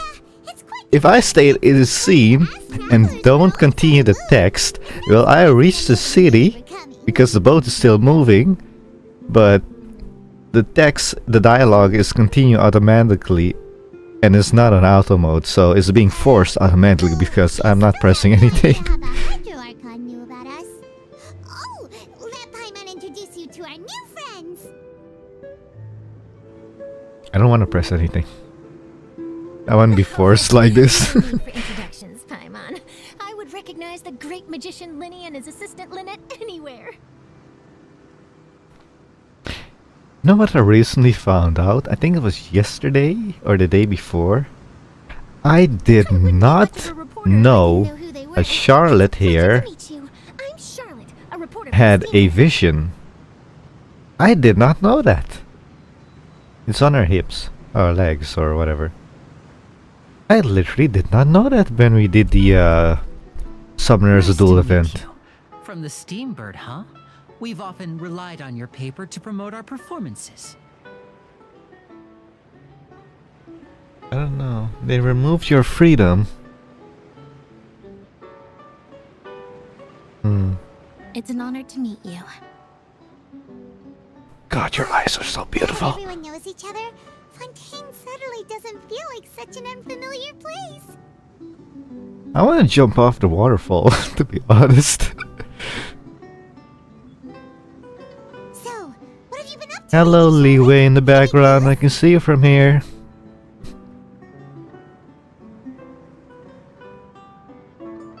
Not too much. When there isn't any breaking news, I mainly cover the trials at the Opera House.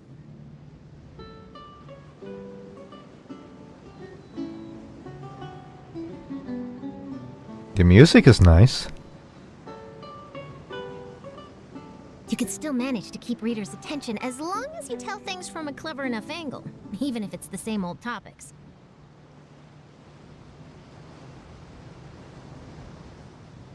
For example, reporting on how a scammer once deceived vulnerable girls into relationships, or how a financial criminal was once so poor that they ate a single piece of bread for 5 days.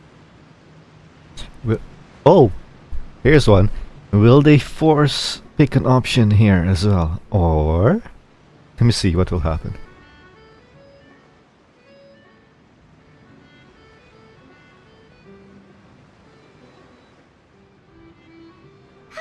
They did! They force picked one! Well, What I'm really after is exclusive, sensational news pieces that could shake the country. These smaller stories are a waste of my talents.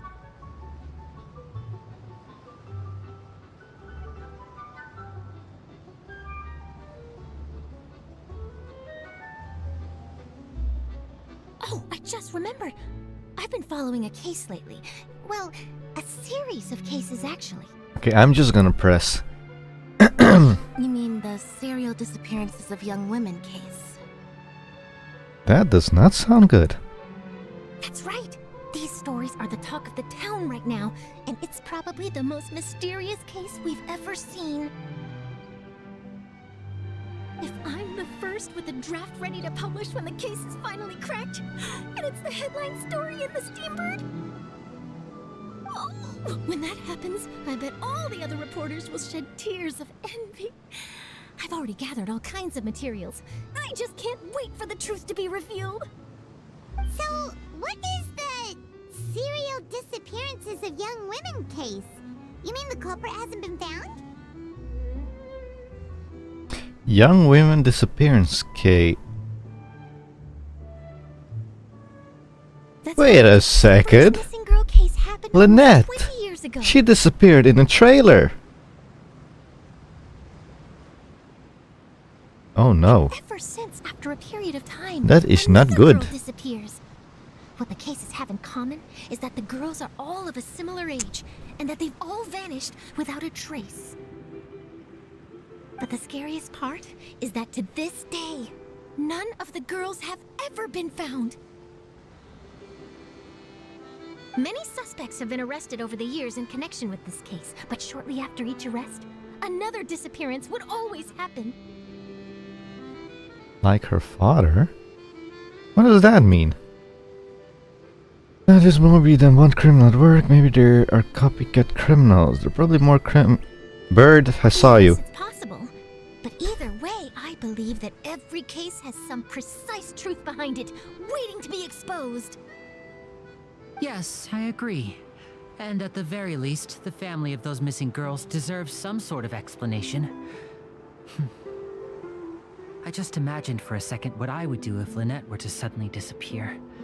I'd pay any price to get her back, and then find a way to track down the culprit. Well, Linnae, I guess your wish is coming true. Hey, what is that? Please don't imagine that, Lenny. I do get that, right, when passing through here. Please tell me I get that. I don't get it? You continue to icon the icon button before you know you arrived at your destination. I didn't get the Hydro thing. Hey, we're almost there, look! I see the statue.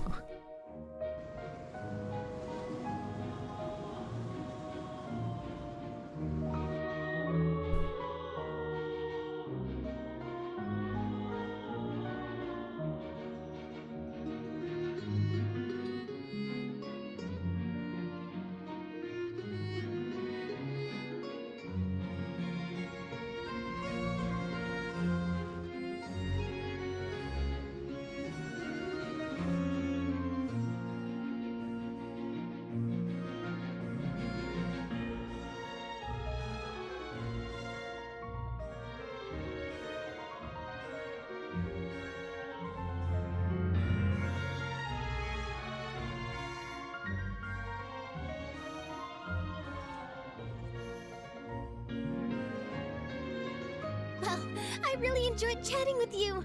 Life should be full of pleasant little surprises like this. You know, during scenes like that, with the view like that, with the music, it's always best just to be quiet and enjoy it. Yeah, us as well. The ride went by too quickly. Oh, I have an interview to get to. I should get going before I'm late. Okay, Paimon hopes we can chat again soon, Charlotte. See ya! Bye now. Oh, be sure to stop by and see me at the Steambird when you have time. I am so sorry, Charlotte. I cannot do that because that means that I will be distracted. What a tough job. Always running around and interviewing everyone. Where should we go now? I don't know because I had to run the first time. If you don't mind, how about we stop by my home first? Besides, I still have all the materials we collected. Sure, we wouldn't mind at all. This city is so huge, Paimon wouldn't know where to start anyway. I haven't seen the city yet. How big is it? Give me my map, please. Oh wait, I can't use the map because I don't have the statue here yet.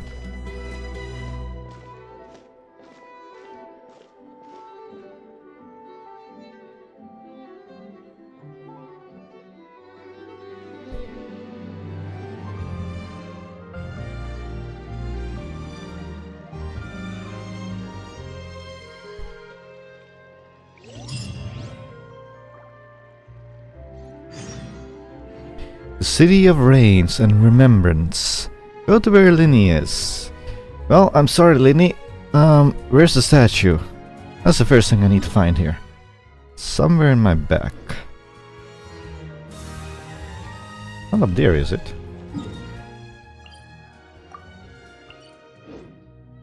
Wait, how do you use the navigate thing again? I don't remember. Cancel, navigate. Ish. Steerish.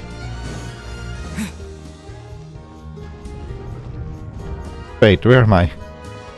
I don't want to be inside. The statue's outside. Okay, you know what?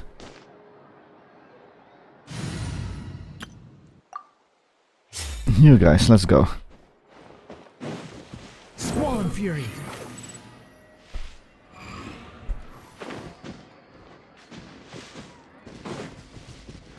Yeah.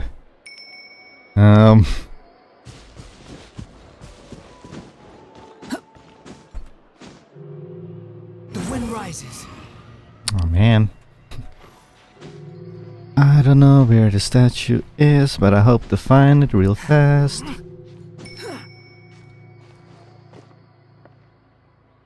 You need to climb. Oh, good thing I'm climbing. Swan Fury.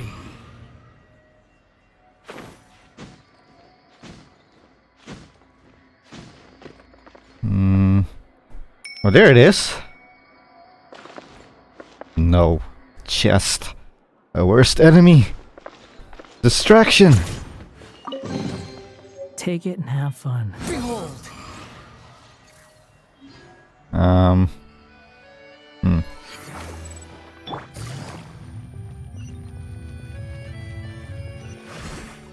It's up there?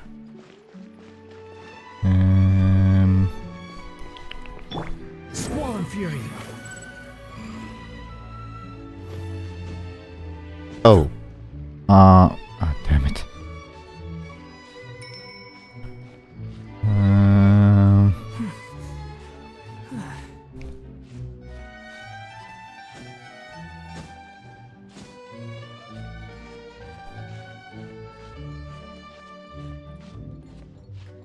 I have no idea what I've done.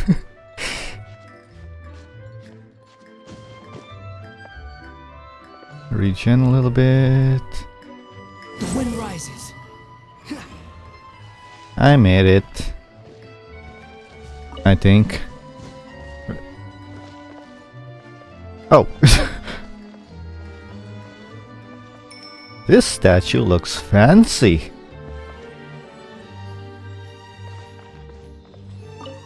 World open up itself before those with noble hearts. What's this? Marcoteresceria, a hill with a large amount of Marcotet grow, located in the foothill north of Marcotet Station. Okay. Those are the dancing robots. Boss? Crab boss is over there.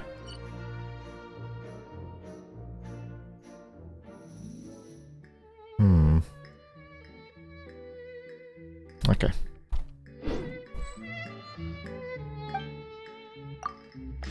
What does this look like close up anyway?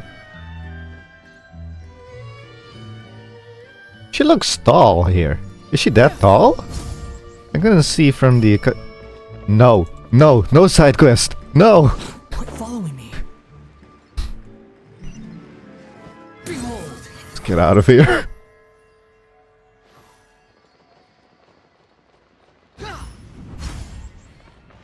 What's this?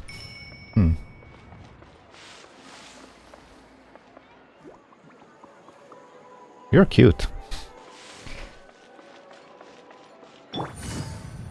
Wait. What? Oh.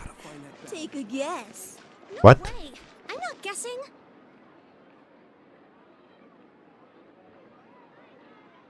Oh, I guess resurrected. Man, I want to talk to everybody. This is our current abode.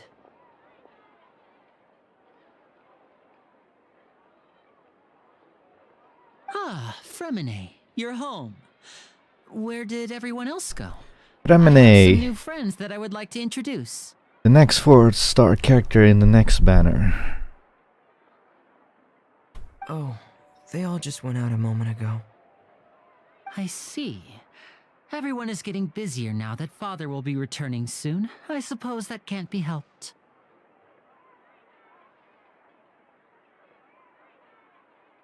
Are all of them siblings?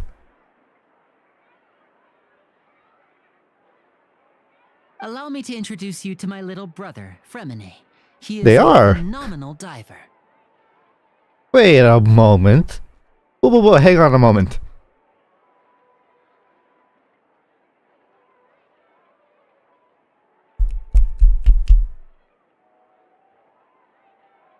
Lynette. She has a tail and she has ears. Lene. I don't know about you because you have your hat on. Fremine. You look mostly human.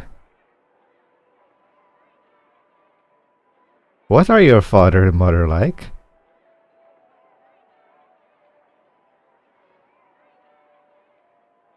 Hello. Or do they all same, or do they all share one parent but they all have different other parents? Like the same father but different mothers? Or the same mother, different fathers? Nice to meet you. Paimon is Paimon, and this is the Traveler. Oh, you sound very proud to have a diver as a brother, Linny. Linny sounds so weird. Linny sure seems to have a big family. Talented family. Linny, could you come here for a moment? What is it, Fremine? Do you have something to tell me? You will know on this quest. Okay. It's alright, go ahead.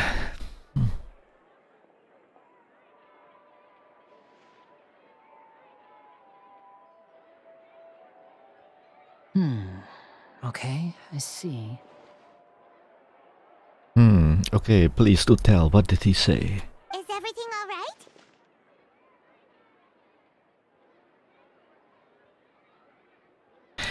You know, I'm gonna be honest. I don't like the blue on the Traveler.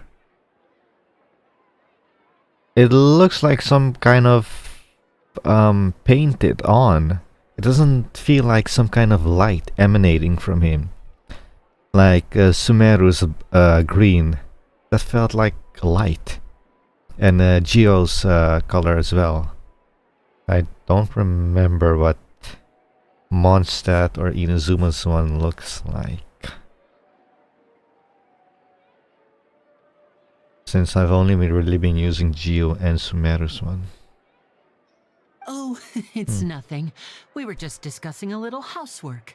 Sorry for the interruption. Oh, before I forget, the Traveler and I collected more materials to make magic pockets. Were you able to get any, Fremine? Yes, I went diving and gathered lots of materials. I was about to give them to you. That's our Fremine, always quick with the underwater work. All right, I'll take these to the workshop. It's raining. I saw that water drop.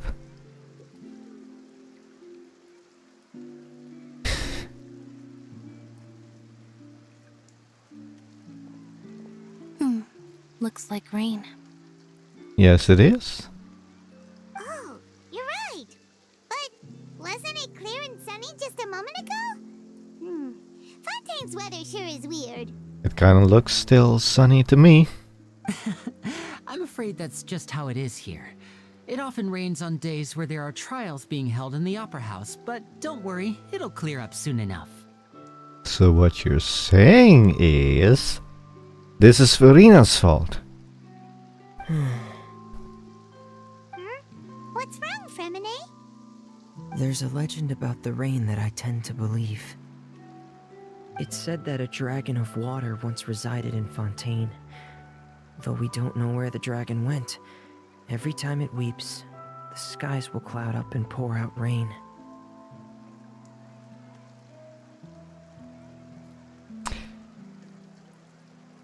A dragon, you say? How interesting. We have Mondstadt's dragon, the Valen. We have... what's it called? Leeway dragon.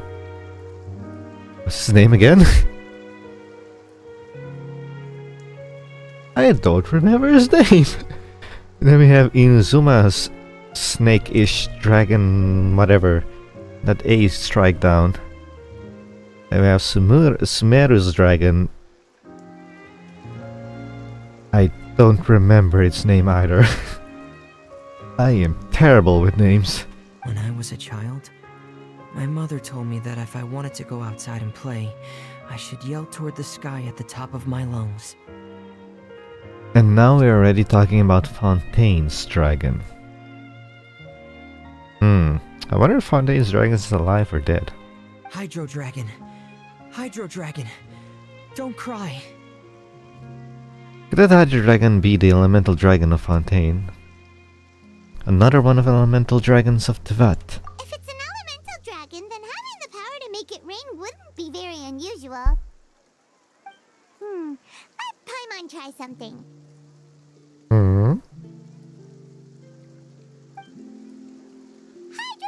Hydro Dragon, don't cry!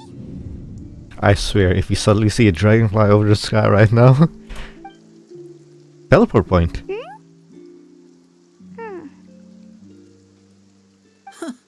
Doesn't seem to be of any use. It is just a legend after all. You know, you might be a more popular magician if you understood the concept of romanticism. Or could at least play along. Sorry. It might be because we've never met the Hydro Dragon. Perhaps it can't be comforted by the words of strangers. After some time, the rain stops. You call that sometimes? It's already nighttime. Longer than I suspected. Oh, it's already getting late. Was there something you needed to do, Linny? Yeah, some preparations for the show at the Opera House. I need to find a way to catch the last aqua bus of the day. On the day of the performance, just ride the aqua bus to the island of Aeneas. I'll have Lynette meet you at the fountain in front of the Opera House. Sounds good. You go ahead, Linny. See you at the performance. Oh, are you leaving now? What is it, Fremine? I'm in a hurry. Oh, I get it. You feel nervous delivering the materials for the magic pockets, is that it? Perhaps we could trouble the Traveler to help us take these materials to the Beaumont workshop and deliver them to the owner there?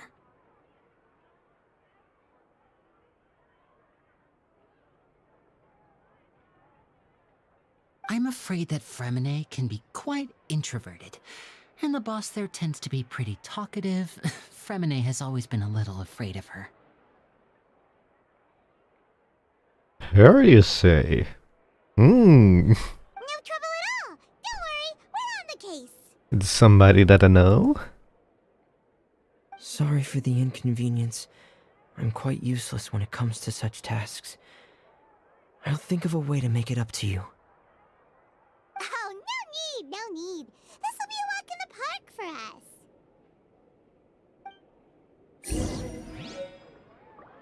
Magic pocket materials. Where do we go? Fremne, do you not have anything to say? Oh wait, I have this team now. Wait, what weapon is she wearing? Oh yeah, I just gave her a random weapon. Thanks again, you two. I really can't deal with that lady.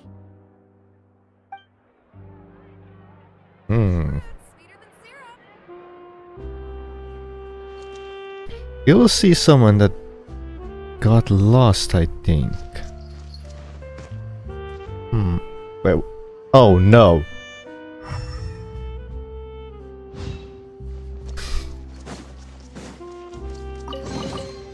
Ooh, maybe I could curl up inside this box.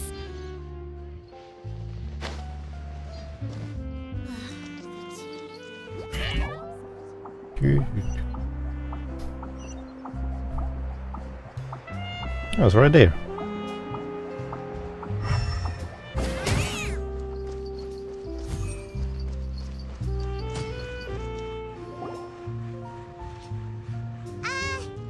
Hello? Is there anyone here?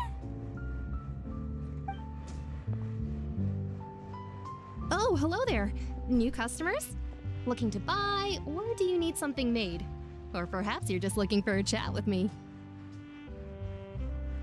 Oh no, we're just here to deliver some materials. Here they are. They're for making... what were they called again? Magic pocket, These I must think. be for magic pockets. Yep. I could tell right away. I've already made several orders worth now. Do we need to pay? No need. They've already prepaid several batches worth. When they told me what they'd be using them for, I even offered them a discount.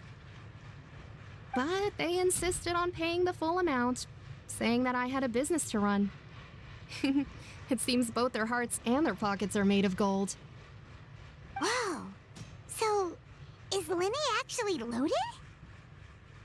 I can't say for sure, but who knows?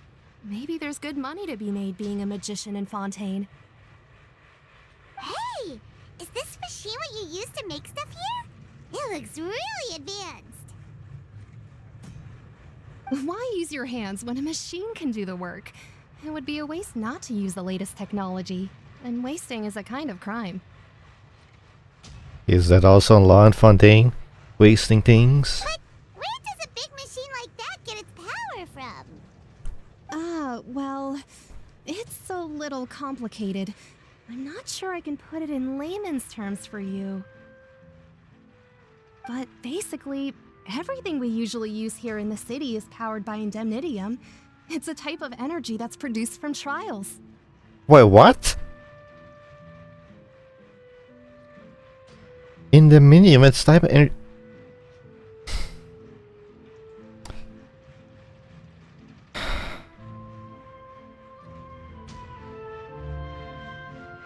Huh? How can trials produce energy? Well, I'm not completely sure of all the details myself, but basically, when a trial is in session, the Oratrice Mécanique d'Analyse Cardinale harvests people's belief in justice. And I don't speak converts French. it to be used all around Fontaine. I may be European, but I don't think I can pronounce that. The Oratrice Mécanique d'Analyse Cardinale. I only had French for 1 year. And then I didn't pick it up again. So that's what it's Because I wasn't interested in it. It was forced during that year. Oratrice was created by the Archon to make judgments. But Paimon still doesn't get it. How could something unreliable like people's beliefs be turned into a stable power source for these machines? Well, Venti and Ahira both said... I don't know what they said. The gods rely on belief to obtain power.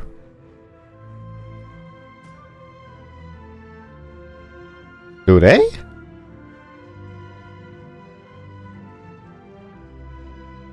I don't think so. I don't remember so. I don't know about Venti's case. because he didn't care about running Mondstadt at all. In Nahida's case, is because she used so much energy to resolve the what's the name? The forbidden knowledge thing. That was it. Together with what's the other god's name? The desert god. What was his name again? King Deseret. That was it. Oh yeah! So that means the Hydro Archon relies on the machine to take the energy created by belief and turn it into power for all of Fontaine, right? Even though I've never heard anyone really put it that way before, it sounds like it makes sense. Besides indemnitium, we have another type of energy called pneumosia. What? Fumosia. Okay. It isn't produced by the power of the Archon, but it is unstable by nature. Even now, it still cannot be widely used by civilians. I thought I'd find you hard at work, but here you are chatting the day away. Since you're already talking, I'm sure you wouldn't mind a few words with me. Confrerier of Cabriere Enforcer. Are you thugs? You again? Didn't I already promise you that I'd have the more I owe to Confrérie of Cabriere by next month? Why are you hounding me now? Yeah, but how do we know that you won't go running off by the end of this month? I want 50% today. Wait, no, 70%. Huh? You... Seems business isn't so great for the workshop. We've already finished our job and delivered the materials. Maybe now's a good time to leave? Let me guess. We're going to try to leave, but these thugs are going to hold us up. Let's see. 1, 2, 3. It sounds like an unusual case of someone owning somebody else's money. Hey, hold on. Yep. Before you go around trying to Wait, collect payments, you settle your own debts first. Child. I didn't expect to see you this early on. I know you appear later in the story, but... well, this was unexpected. If Confrérie of Cabriere wants to poach clients from Northland Bank, that's fine. But I'm afraid you still owe the bank a hefty sum of mora. So why don't we work things out between us first, before you get back to your little conversation here? You're from Northland Bank. But we said we'll pay everything we owe next month. Why are you hounding me now? Hey, child. Traveler, Paimon! I didn't think I'd run into you here in Fontaine. What are the chances? Well, I pretty much can already guess what you're doing in Fontaine. Considering you're a harbinger, and considering that your co-worker is also in Fontaine at the moment, and considering that I also learned something about her in Inazuma, what she wanted to do to Sangonomiya, which I am not so fond of. So, child, I have my eyes on you. We're surprised to see you too! What are you doing here in Fontaine? You didn't want to stay in Snezhnaya? He wasn't even there. What are you talking about? Wait a second, no wait. He went to Snezhnaya, then he went to Inazuma, and there he met Yoimiya, which a lot of people are shipping them, by the way. And after that, yeah, I don't know where he went after that. Long story short, I've already been in Fontaine for some time now, and honestly, things have been pretty boring. Child, what have you been doing behind the scene in Fontaine? But it seems that fate brought our paths together today. Not only will I have some good friends here now, but ones who always seem to find trouble. Hold on a moment, we are not friends. I never agreed to that. Either way you look at it, it seems things are going to get a lot more interesting now. I think we're as best acquaintances, not friends. Pretty sure figure we'd want to avoid anything that you'd find Yep. interesting. Besides, our trip here has gone pretty well so far. Right, Traveler? I think we've already weathered... What? Weathered? Weathered enough storms for now. I don't mind a little excitement every now and then. Oh please, excitement is right around every corner we take. Hey, you, Northland Bank boy. Aren't you forgetting something? Don't interrupt. It's not often I run into the Traveler like this. Why don't you wait for me over there for a while? You kidding? Aren't you the one looking for us? You really expect us to sit and twiddle our thumbs while you catch up with your friends? Well, you could go get the money. Listen to me, boy. If you want your Mora, fine. Why don't you come and take it? Hey, I just said not to interrupt. Oh, by the way, Traveler, the last time I took Tonya and Tooser ice fishing, Tooser said... Who's Tooser? Is that your little sister? Hey! That's way over the line! All right, boys, let's see who has to pay up now! That was awkward. The light went out. Can you at least let me finish one sentence? Fine. Though the bank told me not to get rough with our clients. Don't you own the bank? You're the ones who started it. This is an act of self-defense. Oh wait, was it the other guy that owns the bank? That other okay? harbinger. I don't know his name. But it's that little round guy. The one with the top hat. I think it was. You're the ones who started this? Okay, sure, go ahead. Go ahead, they're all yours. I'm sure this won't take long.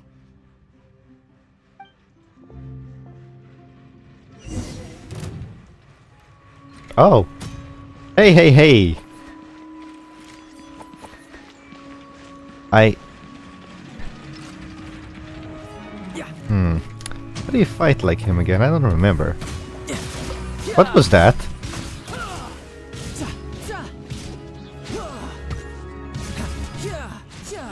Shouldn't let your guard down.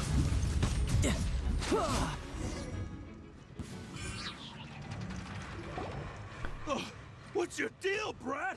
How are you so strong if you're just a staffer from Snezhnaya's Northland Bank? Wait, don't tell me you're... Yes, he is! Oh, now you notice. It's a little late, don't you think? Just make sure you understand that you don't mess with Northland Bank. Got it?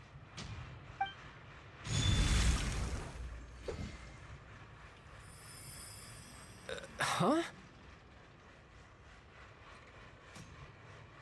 Did he just lose his powers?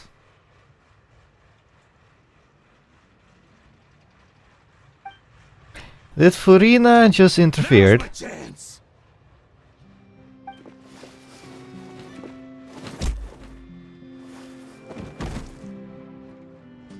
Huh. That was weird. What just happened? I'm not sure. It's as if I suddenly lost control of my hydro powers when I needed them. Maybe there's something wrong with my vision? It's Furina. Or... Strange.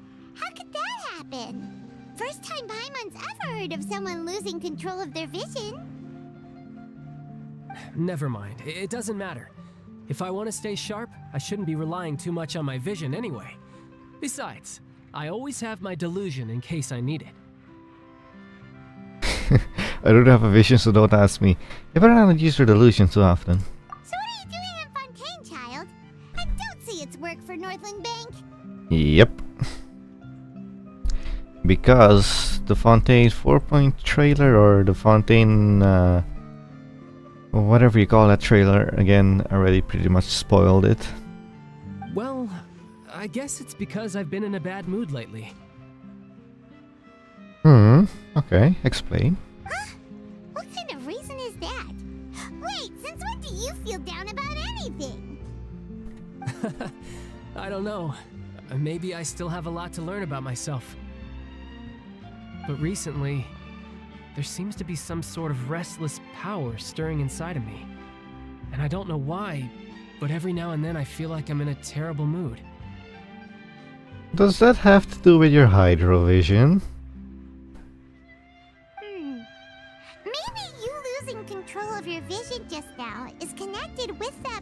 you're feeling inside. That is a possibility. So about this power, do you have any idea where it came from? I can't remember if I ever mentioned it before, but when I was 14, I fell into some unknown abyss. Lumine? It was during that time I learned nearly all of my abilities. The one who took me under her wing and taught me was named Skirk. Skirk. I'll try to remember that name. She was always quiet and very mysterious. Nobody knew where she came from or what she had been through, and she was always very strict when teaching me combat techniques. One time, I asked her why she was willing to take me on as an apprentice. From what I could make of her answer, it was because I had awakened it, and traces of it remained on me. She said that all my combat training would be useful in the future. But what is it? What did you awaken? She never explained that, but my guess is that it's related to a dream I saw when I had just fallen into that abyss. In my dream, I was in the deepest depths of the sea, and the boundless seabed was all around me. But in front of me appeared a whale that was so massive, I felt like I couldn't breathe. Your whale attack. Interesting. A whale? Oh, that sounds familiar! When we fought against you before, you summoned a huge whale that seemed to leap at us. Is that the one? That's just an abstract form of a whale that I create using my elemental powers. It takes that shape because the scene I dreamt of the whale has always been stuck in my mind. I'll never forget it. So you used the whale as inspiration for one of your moves? Huh. Seems a little twisted to Paimon. How is that twisted? It's very possible that the power inside you is connected to your inside in the abyss. Very possible. So why don't you just go ask your master? Maybe she knows the answer. You make it sound so easy. Ever since the incident I experienced there, I've never stopped searching for Master Skirk and that unknown abyss. Let me guess, we're probably gonna come across this Master Skirk. Wait, did he say it was a woman? Or was it a man? But it's been years now, and I've still found nothing. There isn't even a trace of the place where I remember falling into the abyss. Because in the Fontaine trailer, there was a specific scene where we heard a female voice underwater saying, "Who am I? Where am I?" or something like that. That couldn't possibly be Skirk, now could it? Oh, it sounds like some kind of ghost story. Yeah, I'm out of leads at this point, but there's nothing more I can do. It seems that strange encounters in this world tend to be elusive like that. Oh, seems the time really flies when I'm talking with you. I just remembered I have somewhere else I need to be, so I should get going. What? More work for the Northland Bank? No, it's more of a personal appointment. Lately, I've been sparring with some of Fontaine's official champion duelists whenever I'm feeling bored. Duelist? Official champion duelists? You mean it's their job to duel? Yep, in Fontaine, before a criminal goes to court, they're given one chance to defend their honor by requesting a duel with an official champion duelist. Wait a second. Before a criminal goes to court, so goes to trial, they're given one chance to defend their honor by requesting a duel with an official champion duelist.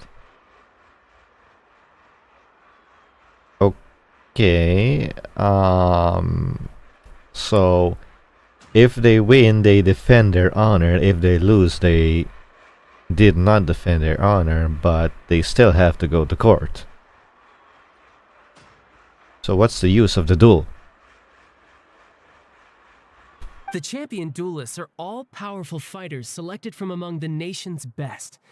And the duel itself is a no-holds-barred fight with no specified stopping point. So engaging in such a duel is regarded as a symbol of defending your honor. If a criminal manages to win the duel, they'll be acquitted. But if they lose, they'll have no choice but to stand trial. What does acquitted means? I don't know that word. Hang on. I'll look it up. What does... What was the word? Acquitted mean? Acquitted. Free someone from criminal charge by verdict of not guilty. Oh, that is so messed up. Because... Here's the thing. You commit a crime, you get arrested, you have to go to trial, but you say, I want to do the duel. Do the duel, win the duel, you're free.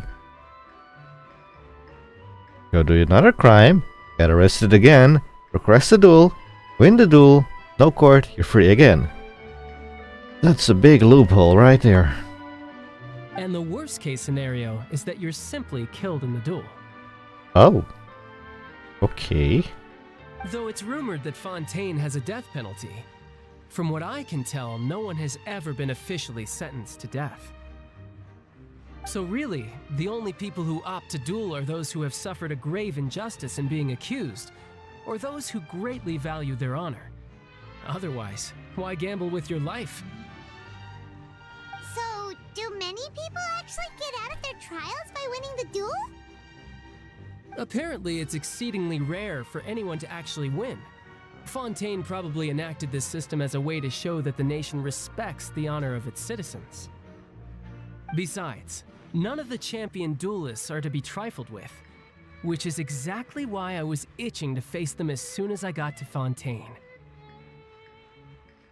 Apparently, the one I'm meeting today, Clorinde, is the strongest of the champion duelists. I had been asking her for some time before she finally agreed to face me today. Clorinde, wasn't that the one with the hat? I think that was her. Well, that's child for ya.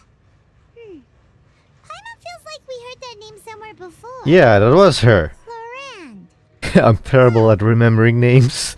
I really am, but in this case, because we just met her not so long ago, when we met the Hydro Archon. Oh, before I forget, I want you to have this. It's not fighting though, if I get this right.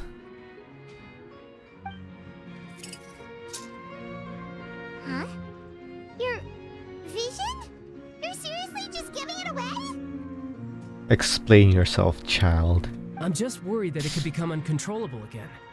I'd be pretty upset if it got in the way of my duel, so I think I'll be better off without it for now. Child, from what we learned of you in Leeway, I find this real sussy of you. Besides, I just need you to hold on to it for a short while. I'll come retrieve it when I have some time later. Paimon knows what you're up to. You just want an excuse to come talk to us again, don't you? Whatever gave you that idea? I'll be in touch later.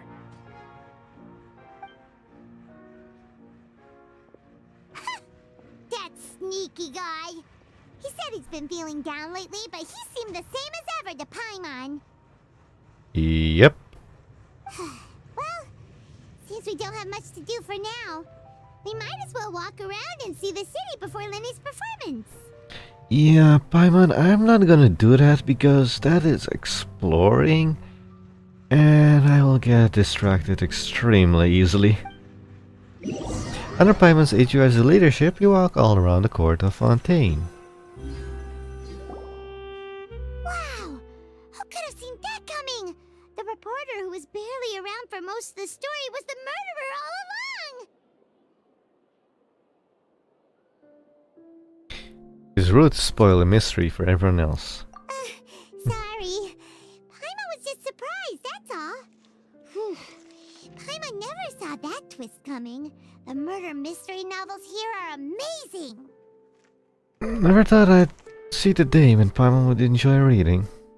Do you have any idea how long we were loitering around here? The whodunits here in Fontaine are a lot different than the light novels you see from Yai Publishing House. Both have their merits, but Paimon thinks this style of novels are more, well, novel. Oh, don't make Yai hear that. It's so exciting to reach the moment when the mystery is uncovered, especially in the one Paimon was just reading. You should buy a copy and read it too. Wait a moment. You should buy a copy and read it too. Paimon actually spent money? Wow. Amazing. You already spoiled who the murderer is. Oh, sorry about that. Paimon will be more careful next time. Hey, shouldn't we be heading to the Opera House to see Linny's performance soon? It's almost time for the show to start, so we should get going. Yes, let's go. Linny said that the Opera House is on Aeneas, so let's go ride the Aquabus.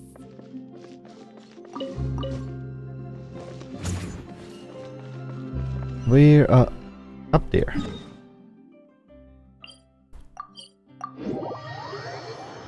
Wait a second, I just noticed this.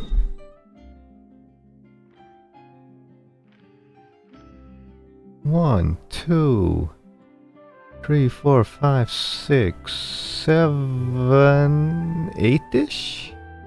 8 teleports in the city. Well, if you count the outskirts, that will be 9. 10. That's a lot.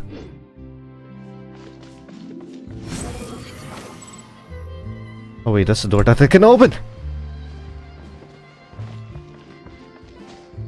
I think that was the door I can open. Hang on. Open, please. Oh, I called a lift. Okay.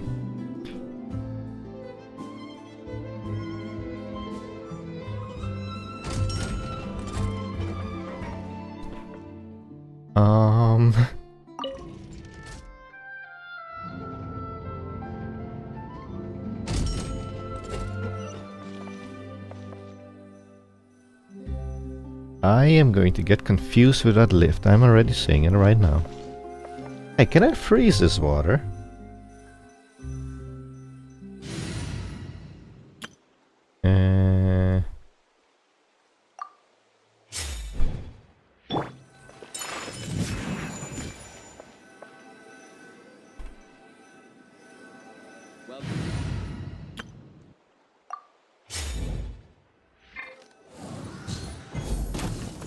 No, I cannot. Oh, that's interesting.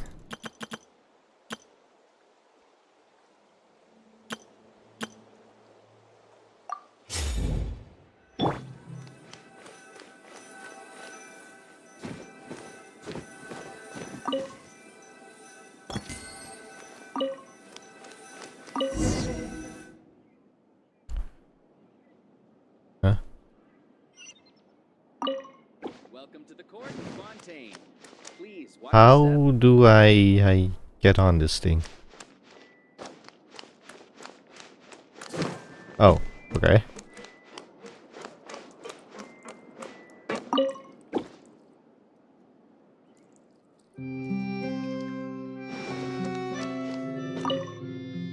How do you do?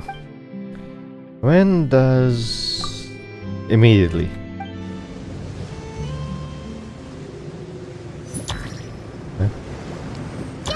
Welcome to the Navia line. I am Elfan. The boat will be departing imminently.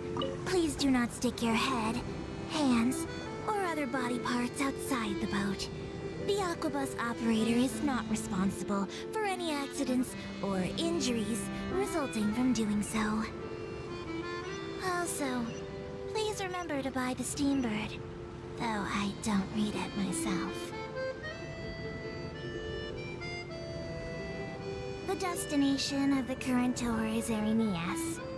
Points of interest worth visiting include the Fountain of Lucine and the Opera... No, I cannot teleport there because I've never been there. Epiclus. If you look to the left in the direction we are currently traveling, you will see the famous Fontaine Research Institute up in the sky. In the sky, where? Long-termed new sightseeing opportunity. Oh, that! Ingenuity truly is a wondrous thing. Looks broken. Or are you talking about that over there? Not that thing over there? I wonder. It's very clear that that over there is going to be a new area here-ish, because there's a line there as well. Probably 4.1, maybe. We are now approaching our final Chest! destination. Please be I sure see a to bring all your chest! personal I see a belongings domain with you thing as over you there. disembark. Even though I will take Hang on, hang on, hang on.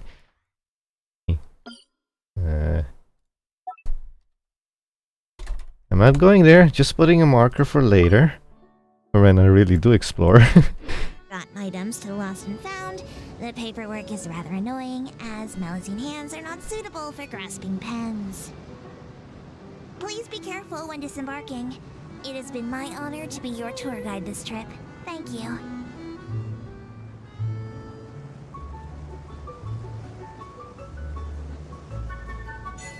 Welcome to Fontaine.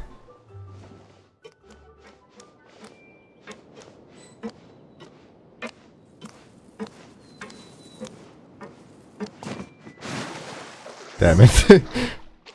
Oh well. Damn, that scared me. Oh! Oh, never mind. Apparently I called the ankle bus back.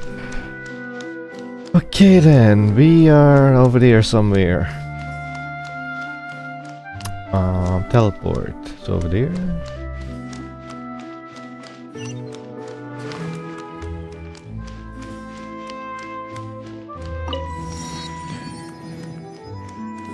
I guess we'll just walk over there, why not? We can see the scenery. We can ignore all the chests that I see. Is that an enemy? I don't know what that is. Okay.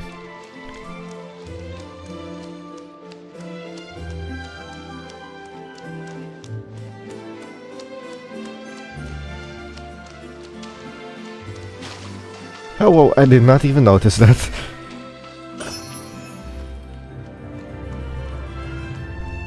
Oh my god! That's right. Hydro Underground. Hydro Underground, don't forget that bloody thing. Guess they didn't give it to me and there was another Hydro somewhere here. Hydro somewhere.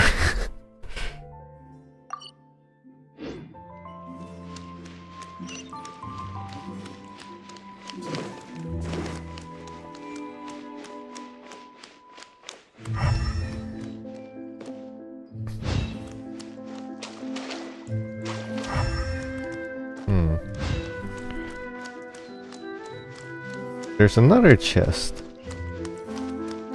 Hilly Churls.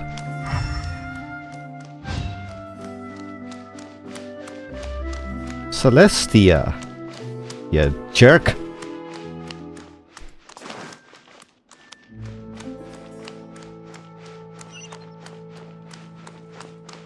Oh, we're almost there.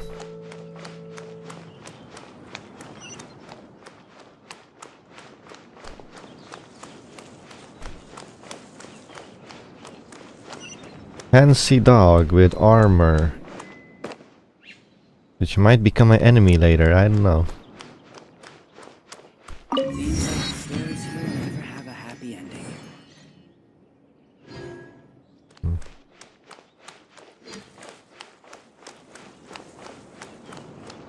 Photo.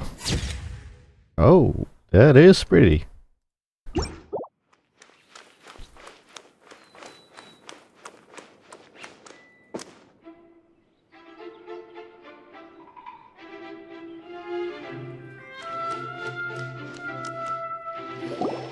Whoa! Now this is fancy! The Opera Epiclese. What a place to hold a performance! No wonder Linny and Lynette were looking forward to it. Huh. Looks like there's a lot of people standing around the fountain up ahead. Oh, Archon, please bless us with a bright and healthy child. We pray. Well, Joliet? Wait, wait, Joliet?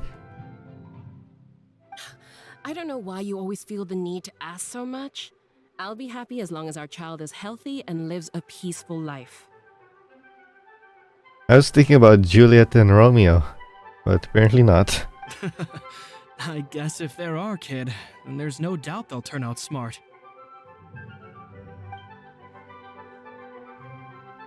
Maybe this is one of the customs in Fontaine. There sure are a lot of couples here. Vache. What? What? What's wrong? Vache. Vache. Did you just say something, Paimon? Paimon didn't say anything. Whose voice was that just now? Welcome to the Fountain of Lucine. All the water flowing through Fontaine converges here. It's customary for newlyweds to come here and wish for children. Lynette! You scared Paimon! Why did you get here?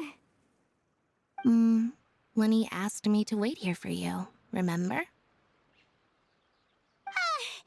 Right. By the way, Lynette, I seem to hear a faint voice just now. What do you mean? There are a lot of people here right now. It seems as if the voice is coming from the fountain. Hey, you're not trying to scare Paimon, are you? Besides, it's the middle of the day. It's not the time for eerie things. I see. I might be able to tell you something that could help explain the voice you heard. In fact, you might not be imagining things at all. I suspect that what you heard is a result of your hypersensitivity to the hydro element. Others in my family have had similar experiences. It's because of his sensitivity to the hydro element? But what would hearing a voice have to do with elemental power? When do you cry, Paimon? Every other now and then? Wait, what? What does that have to do with anything? I don't know. Just answer me. When do you cry?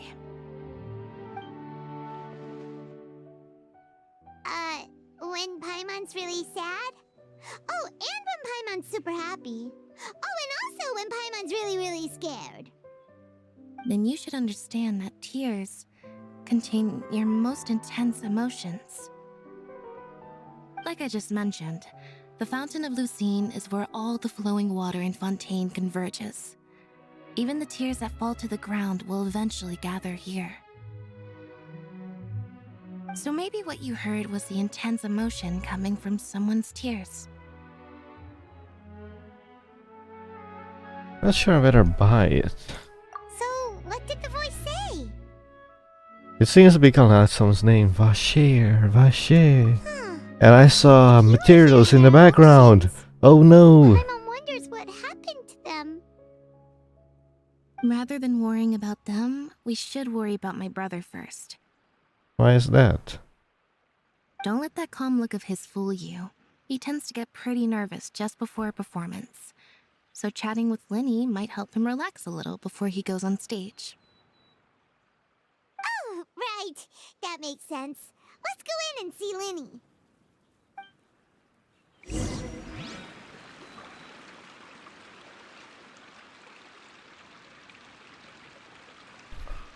They're right there. Man. It needs a more romantic touch here. Hey! You didn't see that. Hydro Archon.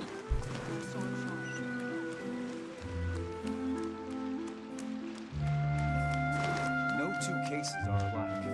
The details guide the story.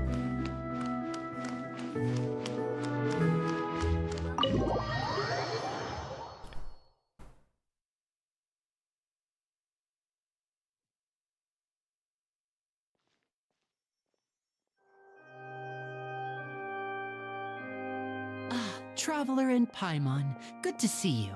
I knew you two would come. Are you kidding? We wouldn't miss it for the world. We've been looking forward to it. I actually was looking forward to it. I want to see how this goes. I can tell, judging by how early you've arrived. But you're actually right on time. The audience still hasn't started entering the venue yet, which means now is the perfect chance for us to take you to the best seats in the house. Wait just a moment, I'll fetch the tickets.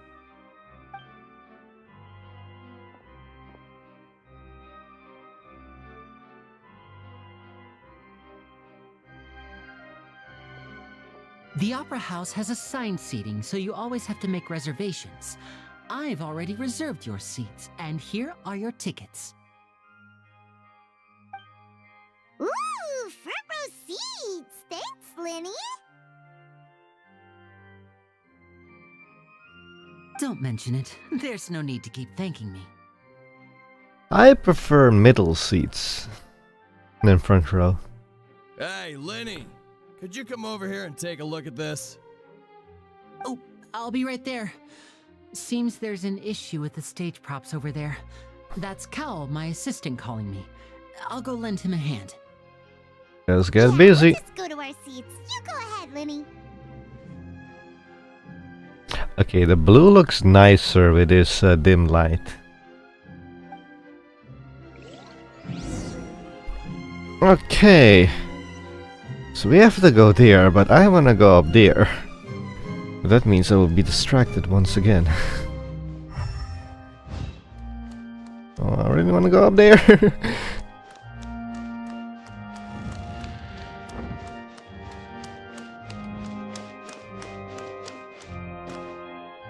Hey, now that I think about it, hang on a moment. If by some chance we're going to fight,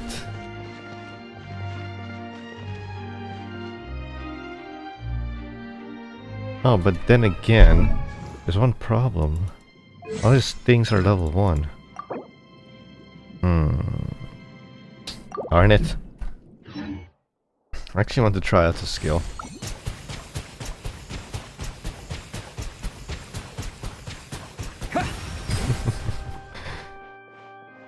Now let's switch back to the other team.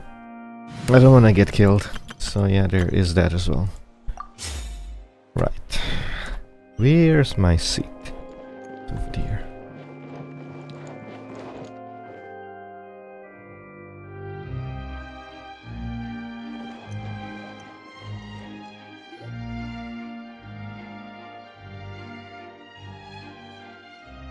Oh, these should be our seats. Come on, let's sit down. Who's that next to us?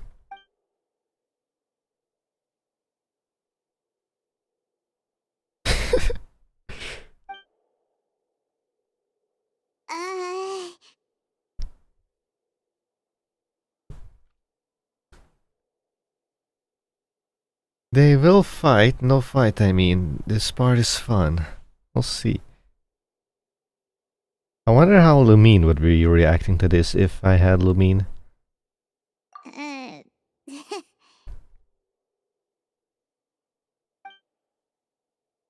Hello, Mr. For version 4.1? Hey, Traveler. Maybe we should strike up a conversation with the person next to us. Since we're sitting together and the rest of the place is practically empty still, it's kinda awkward if we don't say anything. Isn't that usually our job? Of course you put this on Paimon. Hey Paimon, you're the one who gets us in trouble most of the time by talking. I remember, Liyue, how much trouble you got us in. Excuse me, I did not realize you felt awkward. I am terribly sorry. I would be perfectly happy to chat with you if that is what you would like. Paimon, you're up. Oh, so you heard all of that, did ya? Boy, you sure have good ears. Paimon thought she was keeping her voice down. You never keep your voice on, Paimon. Wait, that's not it. Paimon's sorry.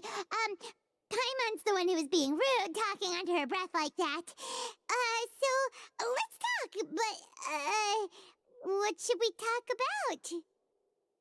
This is even...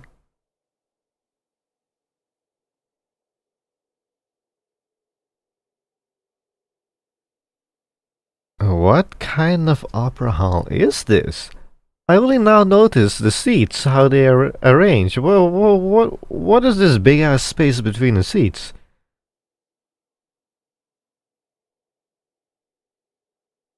That is so awkward to see. I've seen opera houses and how the seats are done. I've never seen this before. Oh. This is getting even more awkward. Oh, Paimon's got it. You're also here early and sitting in the front. Are you a friend of Linny's too? A friend, you say? Well, if Mr. Linney would like to be my friend, I would be more than happy to reciprocate. Oh, so you're not friends with Linny then? Oh, this is getting more awkward. COVID. Paimon, you forgot to make an introduction. Yeah, I would not be surprised if they did that intentional. Nice to meet you. Paimon is Paimon, and this is the Traveler. We just arrived in Fontaine. It is an honor to meet you two. I have heard of your deeds across Tevat. Yeah, about that. How have you heard about that? Because I find it extremely strange how much is known about us in Fontaine. And as required by proper etiquette, I will also introduce myself. I am... the judge! Oh, Monsieur Nervillet, what an honor it is to have you here to see my show. Nervillet. Nervillet. Nervillet. Nervillet. Can I call you Blue Guy? Ah, Mr. Linney. I should say it is in fact an honor for me to see your performance in person. Nervillet. Nervillet. Nervillet. Nervillet? Nervillet, hey. Oh, wait. Nervillet? Could he be...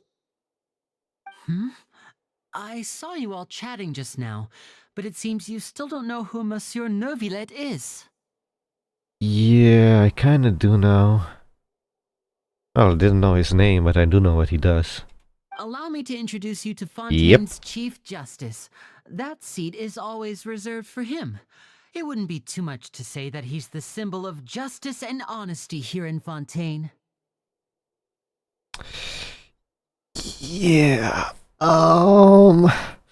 considering how your Hydro Archon is, I don't have much hope for him. Whoa! Sorry for being so rude just now. Paimon had no idea you were such an important person. No offense taken. Being Chief Justice is merely what I do for work. Nearly every person has their usual reserved seat, so I'm not so special, really. And by the way, I should probably let you know, even though I would prefer not to. What do you mean by that? There's someone sitting up there in the VIP seats that has been striking a pose for quite a while now. I don't like her. I believe she is trying to give you a most elegant and impressive first impression. You can't see it, but I'm face palming right now. Oh God, she really is a little bratty child trying to get your attention. Oh God, Fontaine's story, what are you doing to me? So I think you should take notice of her sooner rather than later. Otherwise she may become flustered.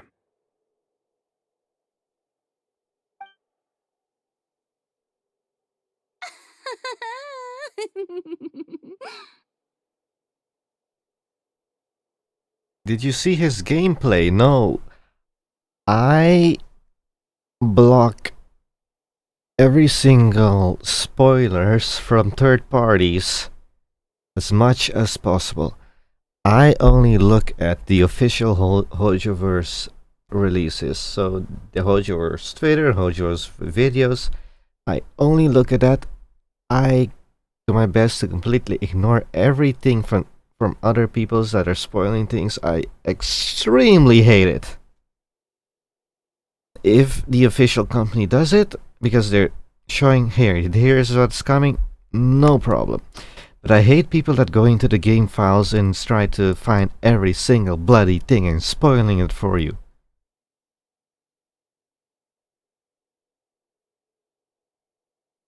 So no, I have not seen his gameplay. It's Farina, the Hydro Archon. Huh. She sure has a smug and satisfied look on her face. Guess she has no idea that you saw right through her act. I was extremely angry in the past when somebody spoiled the Hydro Archon. Like, I was, what the heck? It's not coming out for like 2 months or something. Or 3 months it was. It was spoiled well in advance. Oh my god.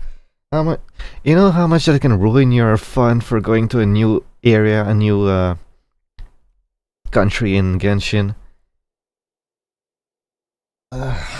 So horrible. Very good. That is for the best. No need to pay her any more attention. We may now enjoy the show. Yes, magic, please. Help me. I am very depressed right now. Huh? So is this what things are like between the Chief Justice and the Hydro Archon? Seems so. All right, please wait just a moment longer. I've pretty much finished my preparations, and the performance will start as soon as the audience has made their way to their seats. Yay! The show's finally about to start! Yippee! Showtime! I can hardly wait! Paimon's never seen a real live magic show before! I have. And they're quite nice to look at. If they're long enough. I've also seen some magic shows that were quite short and made me feel... should have been longer. I like long magic shows. Oh, cutscenes. I'ma shut up. Oh! They're dimming the lights! The show must be starting!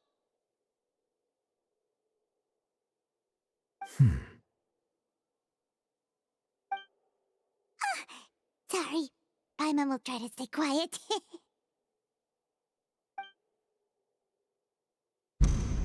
Welcome, one and all, to the Opera Epiclese. I am the star of today's show, Linny.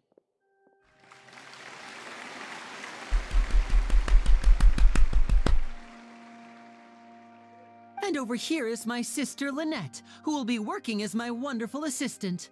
Please, let's give her a warm welcome.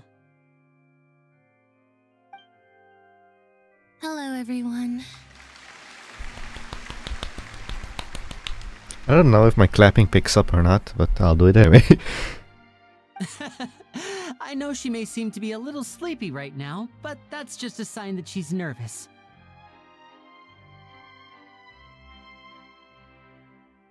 Whatever. I mean, I don't remember if it was MiHoYo's account, but I saw 2 gameplay of 2 characters. Well, they already revealed who's coming out in 4.1, but I have not seen them releasing official character demos for them yet. We'll probably see them near the end of 4.0, like 10 days before. They usually do that, like that. Like 1 week or 10 days, something like that. In very rare cases, I've seen 2 weeks, but yeah, you don't see those anymore. Now, some of you may be thinking, 2 vision holders who can freely manipulate elemental powers performing magic is not true magic at all.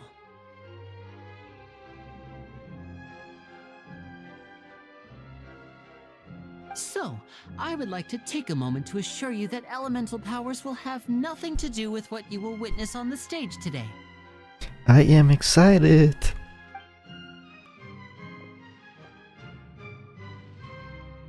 Both Lynette and myself have removed our visions for the show. That way, even the gods won't be able to help us. Oh, good point. That's what makes the show real magic. Now, without further ado, let the show begin. Lynette will now exit the stage to make some preparations. I know you might miss her, but don't worry. She'll be coming right back on stage momentarily. Perhaps in an unexpected way. I'm sure she'll be stealing the spotlight soon enough. Oh, and before I forget, there's one more thing I should say.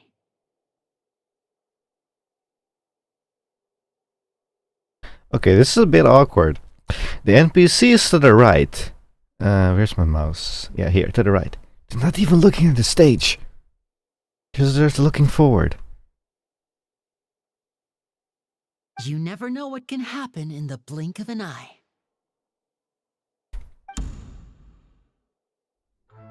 A magician's greatest skill is making things disappear or appear.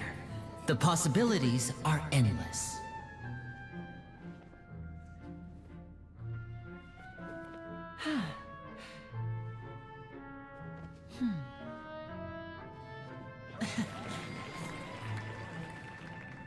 Huh?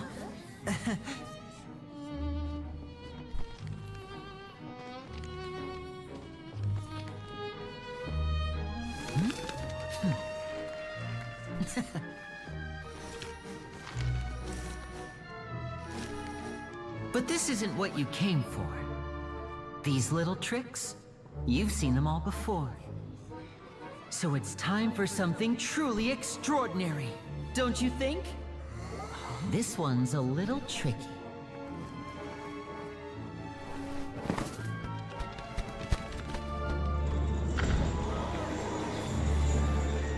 Using this water tank, I shall make my sister vanish completely, right before your very eyes.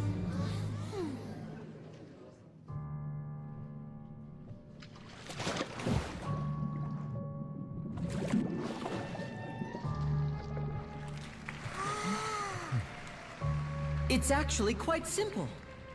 She'll just turn into air bubbles and float right out of the top.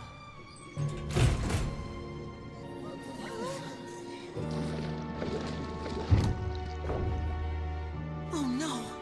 I told them to check all the props carefully. With the lid on, even air can't escape. An amateur magician would be getting very nervous right around now. Luckily, it's me on stage, so let me show you what a true virtuoso can do.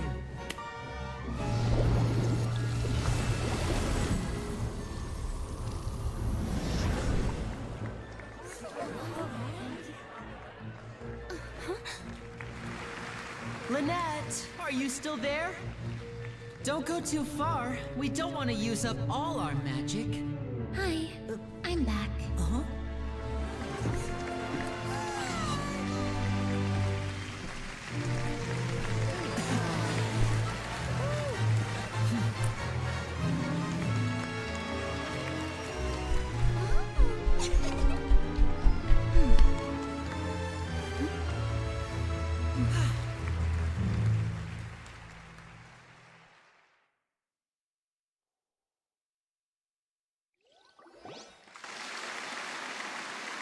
Whoa!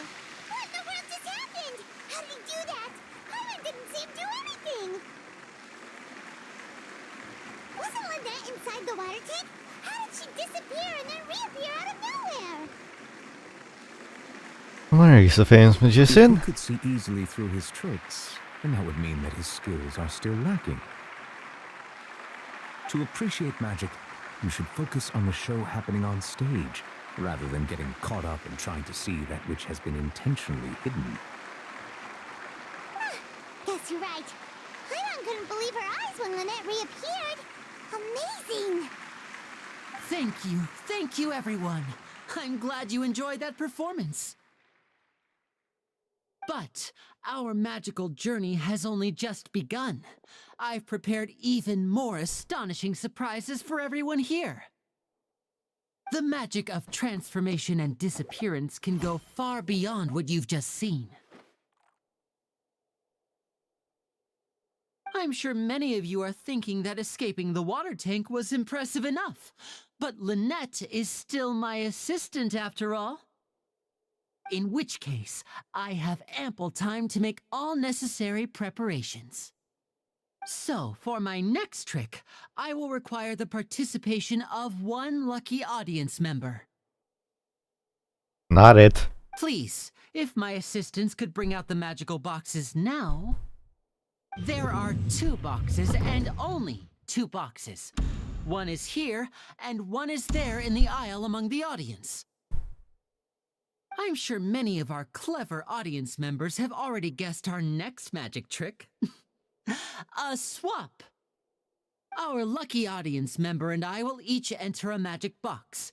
After 1 minute, we will each emerge from the opposite box. Okay, but one question. Why 1 minute? Why not 3 seconds? Now please, everyone pay very close attention to the box you see here. Don't give me any chance to make a move. Wow! How's he gonna do this? Hey, do you think this is all magic tricks, or does Lenny have actual superpowers? Let's watch and see, Paimon. The lucky audience member will be generated by this random number selector. It selects numbers entirely at random. Even I don't know who will be chosen to participate. Now then, let's begin.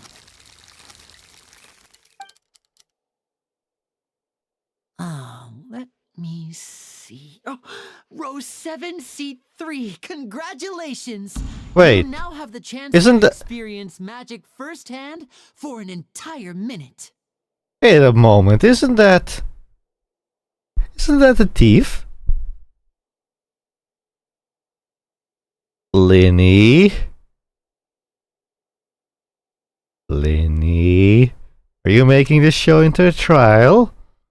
Please, come forward. My assistant will take you beside the magic box. I'm sorry, it might be a little cramped inside, but no need to feel nervous. We've carefully arranged everything for you to be as comfortable as possible. You don't need to do anything, but no matter what strange things may happen, don't come out of the box. If the magic is interrupted, who knows where you might end up? You might even find yourself in the Fortress of Meropide.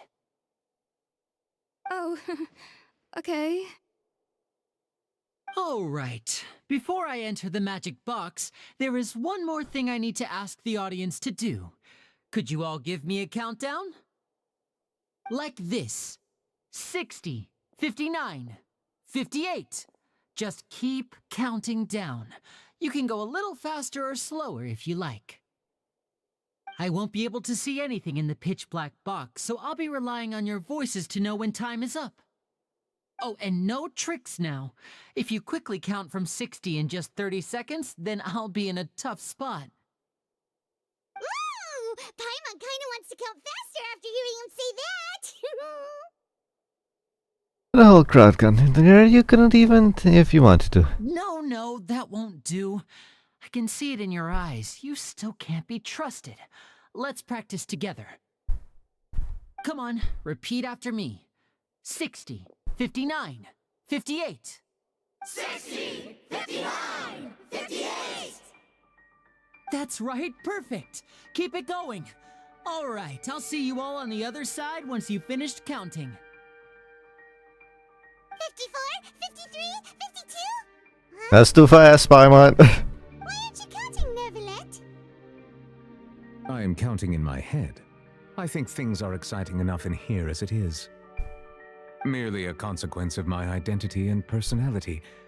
Do not worry about me. Just enjoy the show. Oh, alright. You look so serious that Paimon thought you might be feeling uncomfortable or something. 40, 39, 38! Mr. Lenny, are you all right in there? Is everything ready? Yes, I'm fine. I'm just double-checking the direction of the magic. It would be a disaster if we get sent to the wrong places. For example, midair right above the audience. Even though he's saying that, Lenny doesn't seem nervous at all. I think it's part of the show. What? What was that noise? Did you hear it too? Did it come from the stage? Not sure. Anyway, it doesn't seem like anyone's worried about it. 25! 24! 23! What's wrong, Mr. Linney? I can still hear you moving in there. I seem to have accidentally knocked over a decoration. I'm trying to fix it, but it's pitch black in here. I can't tell left from right. Never mind the decorations. There's no time for that. The show is what's important. No, that's unacceptable. I want my show to be perfect. Don't worry, we still have 20 seconds. Hear them counting? 19! 18! 17! It seems things aren't quite going as planned. I apologize, everyone. It feels like you're all starting to count faster, but that's all right. I know it can be tiring to do such a long countdown. 10 seconds and change is still plenty of time. 10! Almost there now. Whew. Swapping two people is harder work than you might think. Even a master magician like me can't guarantee I'll get it right the first time. Hey, wait!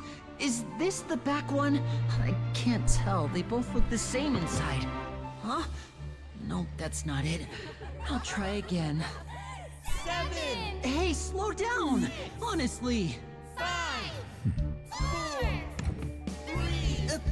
Whoops! That doesn't count! 0!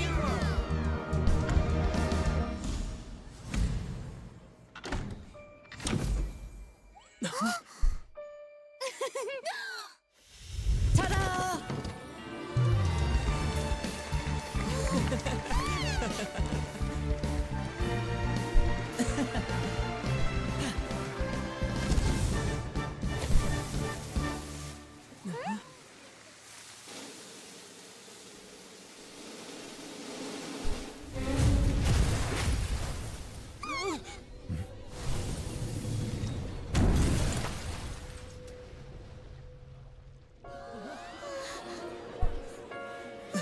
Well, that was interesting.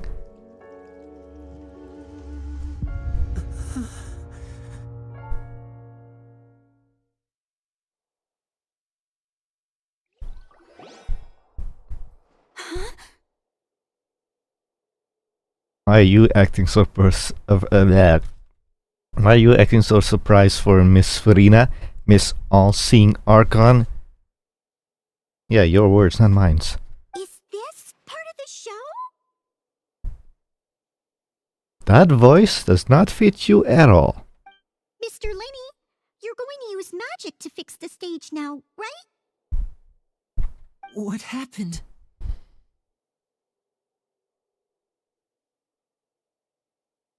Oh no. Maybe this isn't part of the show. The girl was still in that box, right? This performance is over. Medical staff with me. Guards secure the scene and detain all the performers. Seal the exits. No one is allowed in or out at this time. Yes, that's right. If this was just an accident, then we must investigate the cause. But if this was all part of some scheme, then those accountable will not escape the judgment of the God of Justice. Oh my God, Farina! In a bad way. My iPod had a charge, but it seems that the best part didn't happen yet. Oh, okay. No need to be alarmed, you two. We'll get to the bottom of this soon enough. After some time, the guards complete their investigation. Unfortunately, the person who is in the magic box has been pronounced dead. His name was Cowell, one of the assistants in Linney's magic troupe. Apparently, the fireworks on stage ignited the ropes that were suspending the water tank, which then caused the tank to fall onto the stage. As of now, we are still not sure why we found Cowell in the box, rather than the guest from the audience. And after an initial search of the area, the guards have confirmed that the girl is nowhere to be found. It appears that this incident was not merely some mishap with the performance. And there are many indications that it is connected with the case of the serial disappearances of young women. I'll be honest, I completely forgot about it. The serial disappearances case? That's the case that Charlotte mentioned before. And to pull it off like this, in front of an audience including the Archon of Chi and Chief of Justice, is saying you guys suck. I know the truth. I can see through the whole thing. Really, using such a shallow and obvious mystery as his finale. Did he really underestimate us that badly? Lady, I give up. I say that our powerful magician, Mr. Linney, is now the prime suspect for the serial disappearances case. Huh? Why me? This whole thing was an accident. No, this all occurred during your magic show, did it not? The missing girl disappeared after being chosen, did she not? The deceased is one of your assistants, is he not? Now that I think about it, that whole speech about magicians making things disappear was nothing more than a provocation, a bald-faced challenge. That can't be right. How can Linney do this? He was in the box on the stage the entire time. We can even hear his voice. Besides, before the show, he told us that he would like to catch the criminal behind the disappearances. He couldn't possibly mean catching himself. It's hard to believe all this happened during the show. Save discussion for a later time, please. Lady Farina, may I assume that your comments just now constitute an accusation against Mr. Linney and his associates, and that you are pressing charges? Huh? I just think that he... Well, I think it might be a little early to talk about formally pressing charges. I want to leave Fontaine. But what Lady Farina said just now makes perfect sense. Looks like she's gonna personally deliver justice. A kidnapping and murder carried out under the cover of a magic show. Lady Farina said it all. Oh my god, this audience, they're all yes people. I mean, of course, my dear people. But what excites me even more than the obvious truth before our eyes is the opponent I'll be facing.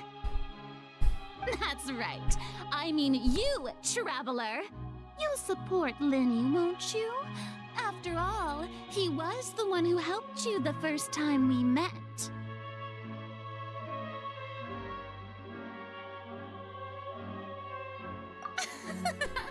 Then there's no problem at all. You know, the Traveler and I already had a duel the first time we met. But with Linney's help, our little duel ended in a draw. But draws really are the most boring possible outcome. So, no more draws. Between the two of us, there must be a clear winner and loser. And what better place to hold such a riveting showdown and decide the true victor than here, on the grandest of stages, the Opera Epiclese. It wasn't a draw. She obviously lost last time. I understand. Charges have now been pressed, and as such, a trial is in order. Well, Traveler, seems Lady Farina has set you in her sights. But putting her dramatic rhetoric aside for a moment, I would like to ask you... Oh please, please, Nouvellette. Please be a reasonable... There are kids in the audience, I just noticed. Right there. Anyway, what was I saying? Please, Nouvellette, please be a reasonable person. Are you willing to act as Mr. Linney's attorney and defend him in this case? No! I don't know anything about being an attorney. Why would I say yes? Sure, I would want to defend him, but can we actually get a real attorney? I have Yan Fei. Please? Very well. The trial will be held a day from now in the Opera House. Both sides may investigate the scene to build their cases and search for the truth. Linny and his troop are all potential suspects and shall remain within the Opera House. The audience may begin to leave in an orderly fashion once they have been cleared by the guards. A day isn't that long. Let's see what kind of case this big shot outlander can build in such a short amount of time. I'm really quite looking forward to hearing it. You know about that Harbinger that I was talking about? The other one besides Child that is in Fontaine at the moment because we saw it in the Fontaine trailer. And I think I did mention she seems to be a bit of a psychopath about what I read about her. About what she wanted to do in Inazuma. Miss Harbinger, go right ahead. There's your target.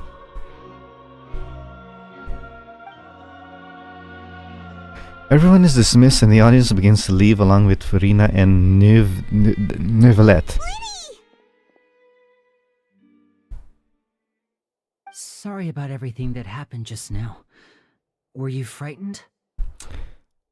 Well, no. I'm more annoyed than frightened, Linny. Of course! Who wouldn't be scared after witnessing an accident like that?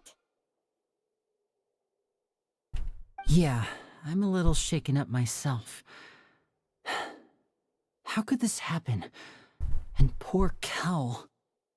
Unless this could be a plot from the Fatui to stir unrest in the nation. I mean, they've done it before like this. I wouldn't be surprised if they were behind all of this. I know you already claimed that you would defend me, but now it's just us talking. Tell me, do you think I could possibly be the murderer?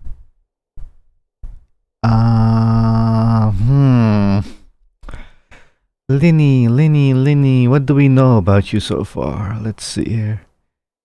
Seem friendly enough.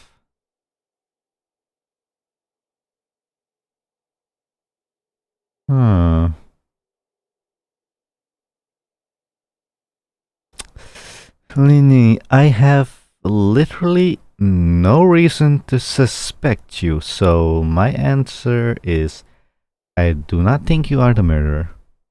Good to hear. Thank you so much for trusting me. I'm sure everyone sees me as the biggest suspect at this point. But if you ask me, the whole thing is mysteries layered upon mysteries, such that all that's left is confusion. I don't know whether what happened there on the stage was purely an accident or not, and I don't know why poor Cal was in the box. As for how that girl chosen from the audience could suddenly disappear, I'm afraid I don't have any answers either. If someone tampered with my performance, then we need to figure out what they did. I don't want to say it, but you're on the good way. So it is a Fatui. Even a skilled and knowledgeable magician like myself couldn't pull all that off in just 1 minute. Yes, it's very strange, but there's no denying what happened. Which is precisely why we need to investigate. As this book says, the impossible could not have happened. Whatever happened must have been that which... What the what? Paimon! What? Hang on. I'm saving that. Where'd you get those glasses? Paimon bought them when we were reading at the bookshop in the city earlier. Pretty cool, huh?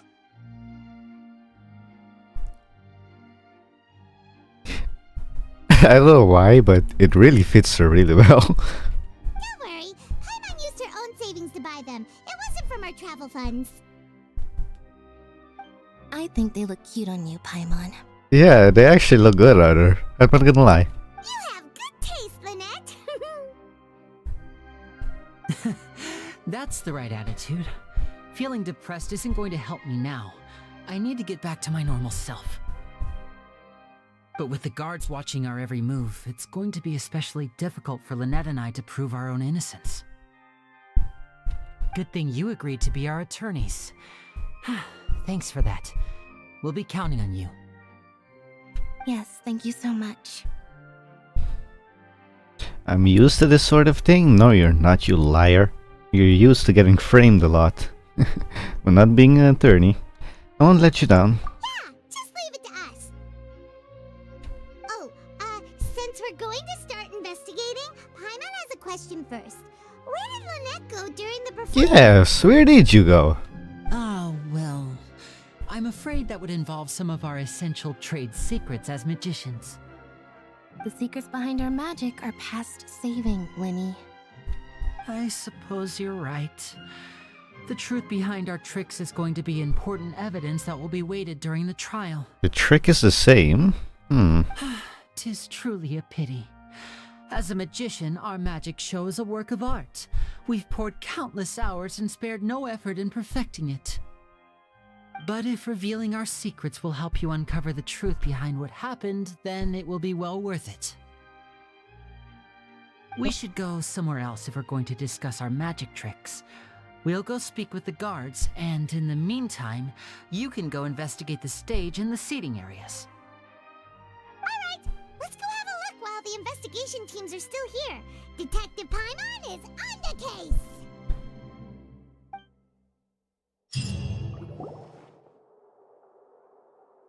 Hello, officer.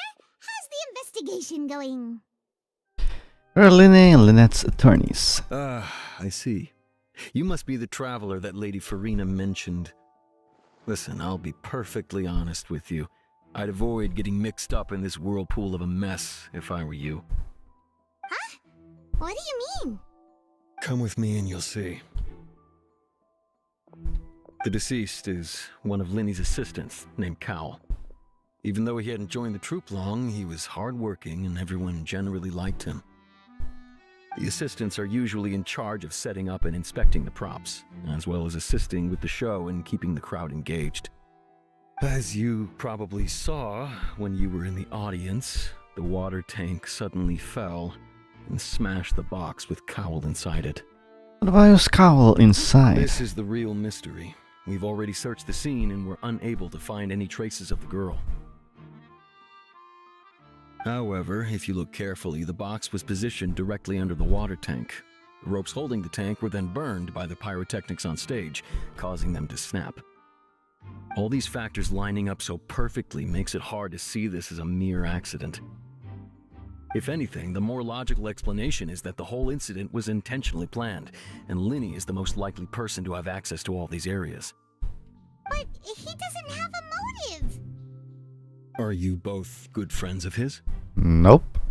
Well, you can't say we're good friends, but we've known each other for a little while. So in just a short time, he was not only able to win your trust, but even convince you to act as his attorneys. I know there's no such thing as magic. The real trick of a magician is holding the audience in the palm of their hand. I've seen a lot of cases, and I can tell you that people are the least reliable kind of evidence. But that's not always true. People can also be the most reliable evidence. That is correct as well. Sorry, I tend to be pretty straightforward.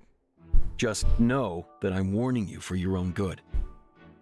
Anyway, you may investigate the scene of the crime yourselves if you're curious. Who knows, maybe you'll be able to come up with some new evidence. You can use the case record to confirm your current evidence and clue collection, situations and sort case related information. Okay. Oh my god. You can check as yet undiscovered evidence and clues in the case record, then investigate the corresponding area to locate them. Okay. Use the perception skill to find evidence and clues that can be investigated within a certain radius around yourself. This will advance your overall progress. Guard this investigation report. The investigation from the guards indicated that the fireworks launched at the tail end of the magic performance set a rope dangling the water tank alight, causing a light, or whatever, causing the thing to fall and kill Cowell, who was within it. It seems evident that Linny is likes these users of the prop to commit a crime. However, the reason for the victim being Cowell and the reason for the chosen lady's disappearance remain a mystery. The deceased's identity. The deceased is one of Linny's assistants named Cowell. He is well trusted by all of his colleagues. His job is setting up and inspecting the props as well as assisting with the show and keeping the crowd engaged. A detective in action. Okay.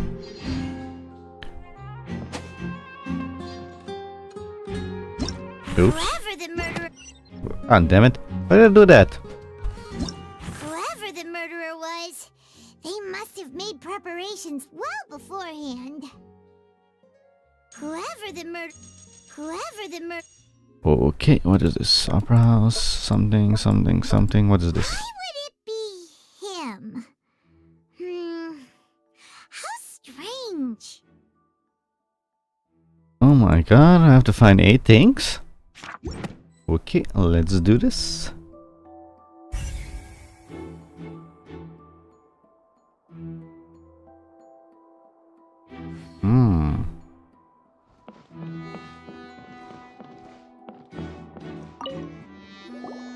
So this is the rope that broke and caused the water tank to fall.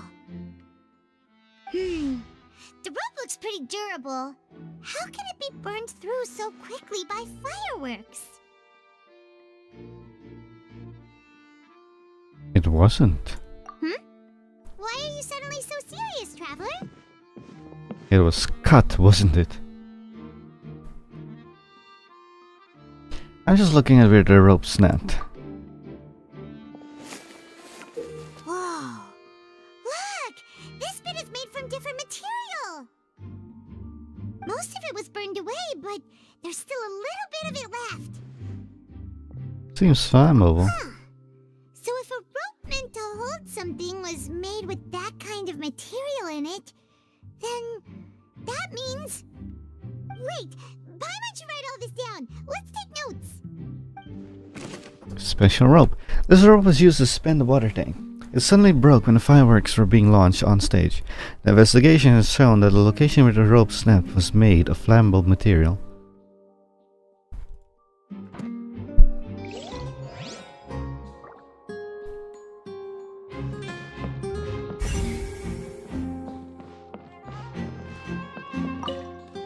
This is where the magic box was struck. If Cowell weren't inside the box at the moment, he might have dodged a falling water tank.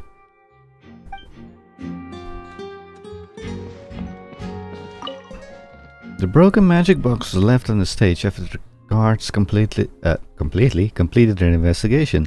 Looking at it now, the water tank must have struck it really hard. Well, water is heavy.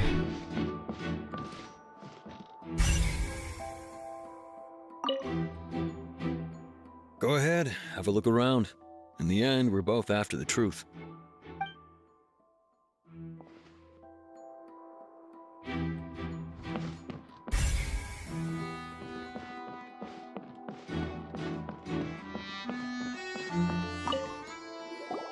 Hello there! What are you investigating? Oh, this location has also been cordoned off because the Magic Troop members are currently considered prime suspects. The investigation team is still collecting evidence. The seats were all booked in advance, so we were able to deduce the missing woman's identity by checking the guest list. Can you tell us who there is?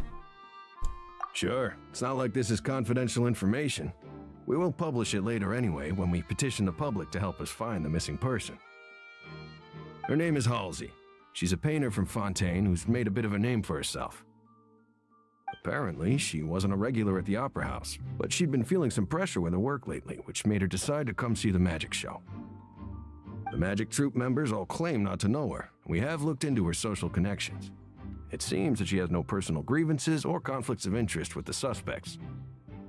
Simply put, she wasn't related to the Magic Troop at all. which matches the features of the previous serial disappearances. Were the victims of previous cases also chosen at random? That's how it seems to us, in any case. Apart from the fact that they were all young women of around the same age range, there really weren't any other connections between them. Okay then.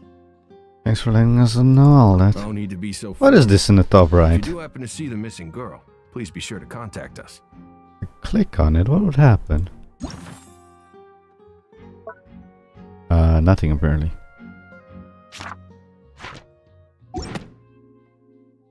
It is of utmost importance that we get to the bottom of these disappearances. Information about the missing lady's identity.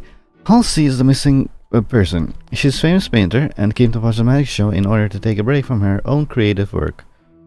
She isn't known to have any entanglements in quarrels with any of the members of Linne's magic troupe.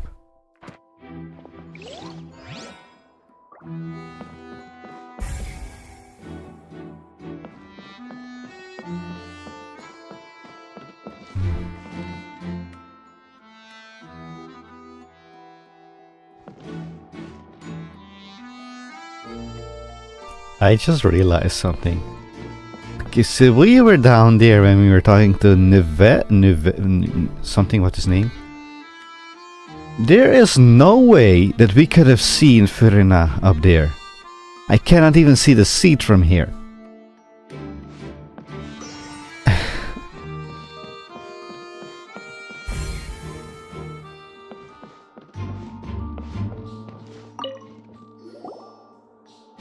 The investigation team has some new findings. Turns out there's an issue with the random number selector after all. See, I told you. What if the machine picked some big guy's seat? You think the murderer would have still made his move then? Sorry to interrupt, but we're helping Linny and Lynette with their side of the investigation. What were you saying about the number selector? There's something wrong with it? You're trying to help them? That'll be a tall order. Linny used the machine to pick a random member of the audience during his performance, right? The lucky girl that later disappeared. Well, we thought there might be a serious problem with the machine, so we had it taken away for further inspection. It turns out that the seat number it picked wasn't random at all. The machine picks that same number every time. I'm sure you already know that you have to make a reservation in advance to get a seat, regardless of whether it's a trial or some performance. In other words, Linny knew who would be sitting where from the very beginning. That much checks out. Linny reserved our seats for us too. Bet you see why I was saying it'd be tough to make a case for Linny. Thanks, sorry to bother you. Even though it's bad for Linny's case, Paimon had better write it down. Random number selector. This device was used during Linny's magic performance to choose a lucky member of the audience. However, the guards have found that it will generate the exact same number no matter what. Clearly someone has tampered with it.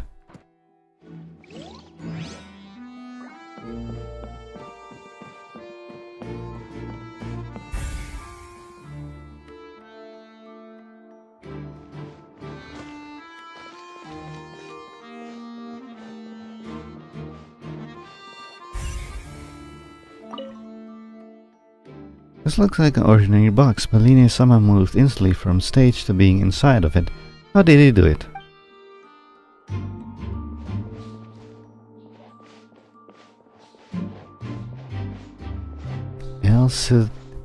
Isildur. Isildur? I see that you're investigating the area. Well, it just so happens that I'm interested too. If you find any new and interesting leads, be sure to share them with me, alright? Why should I? We don't have too many thoughts yet. Then why don't I tell you my hypothesis first? The way I see it. And I'll start it with that loud thud. The thud? Oh, you mean the sound that happened during the countdown? Yes, exactly. It wasn't terribly loud, but I suspect that most people heard it. It's just that everyone was awaiting the results of Linny's trick with bated breath, so no one paid it much mind. But now that the incident has happened, the thud has become an important clue. sense. So, what do you make of it? I'm of the opinion that it may have been the sound of Linny's accomplice. Lynette, perhaps. Jumping atop the water tank or something like that. And when the pyrotechnics went off, she cut the rope, sending the water tank crashing down. But wasn't the noise we heard too loud for that? Perhaps the balance wasn't right, leading to a particularly rough landing. And wouldn't the water tank have started to swing a bit in that case? Oh, that's true. I suppose I must reconsider. That does remind Paimon, though. What was with that sound? Strange sound during the magic show. During the switching performance, there was an audible thump that many audience members heard.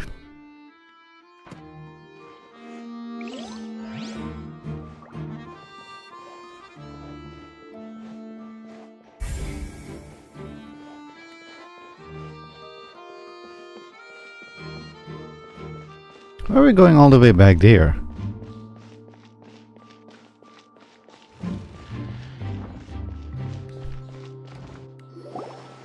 Hey, you! Yes, both of you! Over here! I've been keeping an eye on you for a while now. What are you, a mobster? Hello? Huh? You mean us? That's right. If I'm not mistaken, you're also among those who wish to cut down the thorns and pursue the truth. No? And by the looks of it, you're not from Fontaine. Well, you're right on the more about that one, but who are you?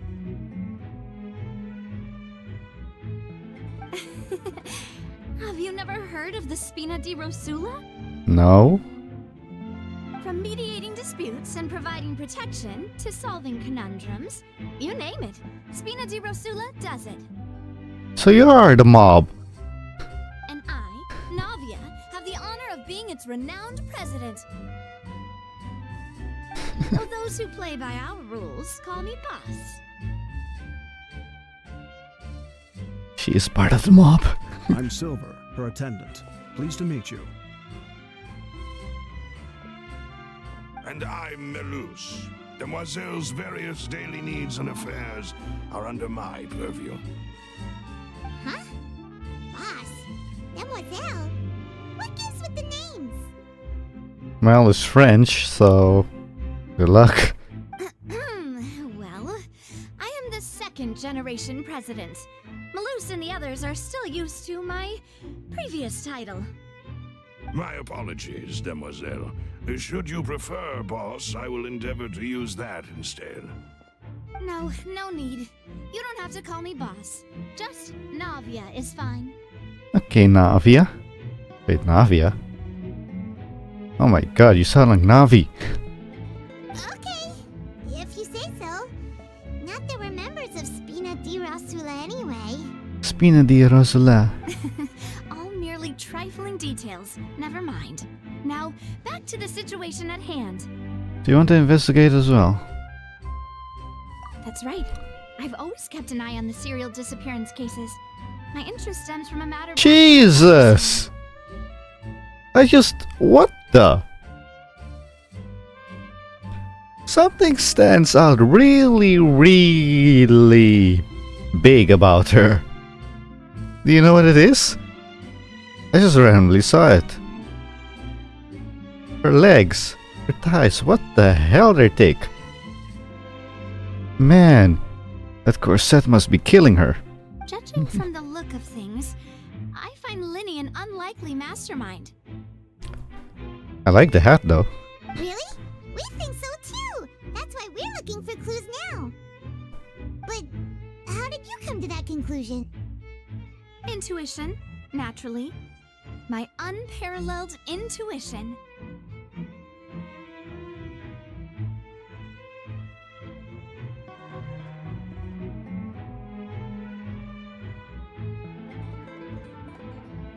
She sounds like Mona, and the pose that she makes is that official. Interesting. Farina sure was quick to point the finger at Linny without any decisive evidence whatsoever, wasn't she? But But that's not uncommon for her. If you remember, the Justice had to interrupt her and ask if she was pressing charges just to keep her from getting carried away. Anyway, a trial begins the moment someone levels charges. And, of course, there was no way Farina was going to back down in that situation. Sounds more like you just don't trust the Hydro Archon. Who would? Well, what's your opinion? I must admit that she can be interesting at times, but liking her doesn't mean that I'll blindly agree with her. Oh, let me put it that way. All right, I've answered your question. Now, it's time you answer mine. Wait a minute, did that answer count? Well, I say it does. But don't worry, you won't hear any pointless questions from me. In your opinion, do you think it's right to treat a trial like it's an opera? No. Well? And why would that be? Doing so makes it easy for the truth to fall by the wayside. Something serious like a trial shouldn't be treated like entertainment. See, Silver and Malus? I told you they'd be different. Most astute of you, demoiselle. I too think that the traveler's response was most excellent.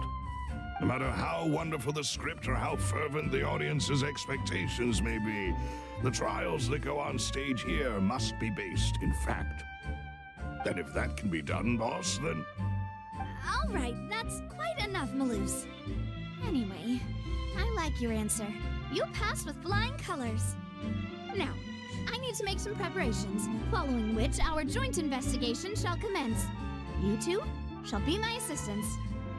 Why? Wait! Since when did we become assistants? Oh, well, I can be the assistant, sure. Or your companion, if you like. I'm really not that fussy. That's more like it. I think you're missing the point, Paimon. Far be it from me to brag, but I believe that Demoiselle's intuition will be instrumental in uncovering the truth. You wish to save a friend from false accusations, and we wish to unravel the disappearances.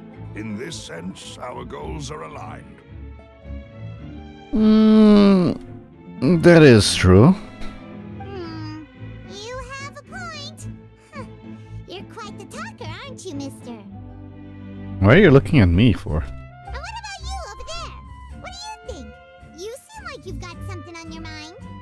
I have nothing to add. Oh, alrighty then. We'll be making some preparations first. Just be sure to let us know if they start revealing Lenny's tricks. Thanks!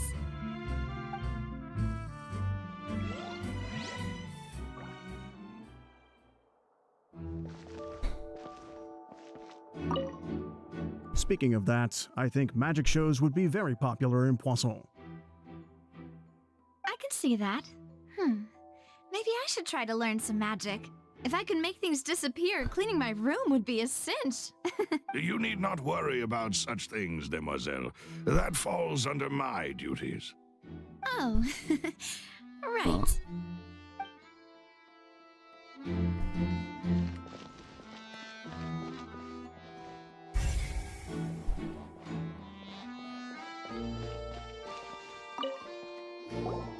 Sorry, but no one can freely enter or exit the Opera House at the moment.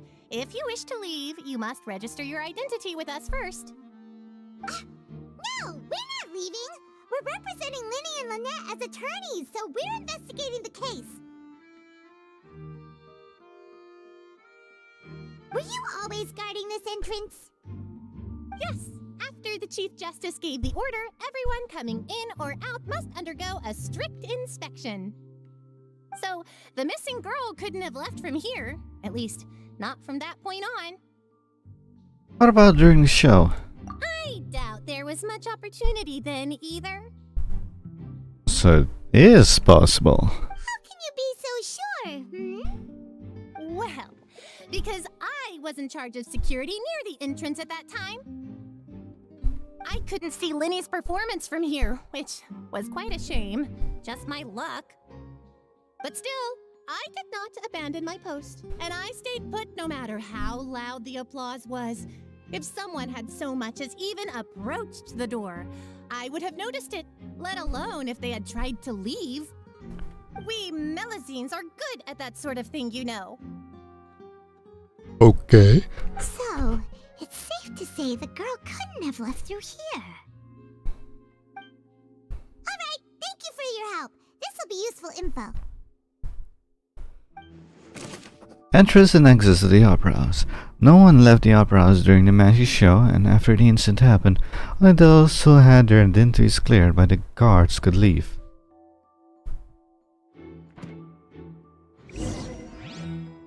We've checked everything of note here at the performance venue. Paimon wonders how Linny's discussion with the guards is going. Let's go see, shall we? Ooh, things are getting interesting, huh? We're about to see how magic is made.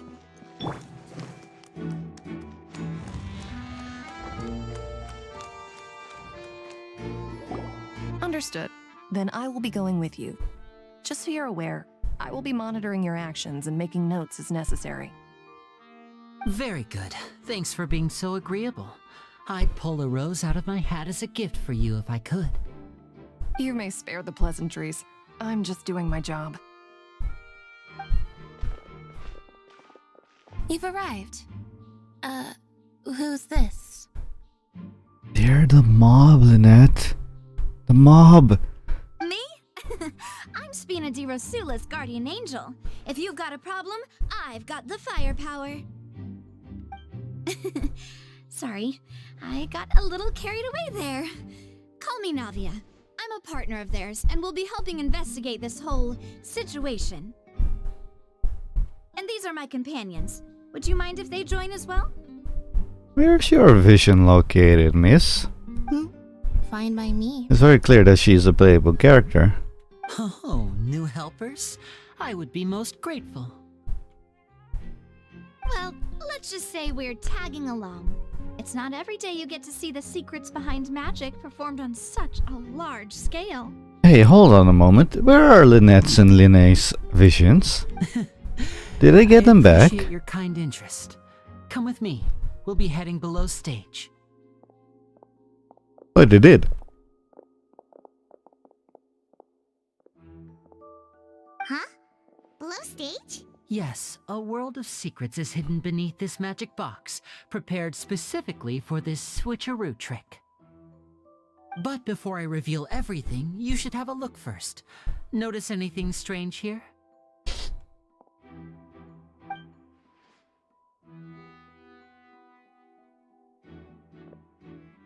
I'm not trying to be dramatic. Remembering the details of a trick will help you understand the methods used to perform it more easily. Huh. Weren't there balloons and other decorations here? Where did all that go? Ah, good eye. That said, you're still far from discovering the answer.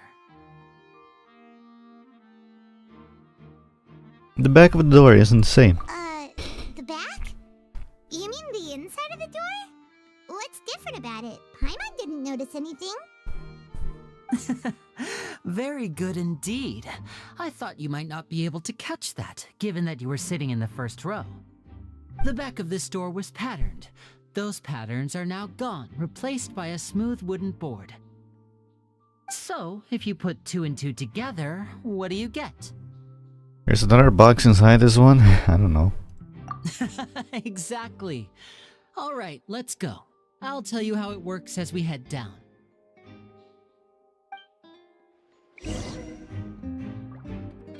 Oh, so there was a passageway under the magic box! This patches link the two boxes together. I knew you'd figure out most of it as soon as you saw this place. The 2 magic boxes are positioned right above the 2 entrances of the tunnel. See this flatbed trolley? Mm-hmm.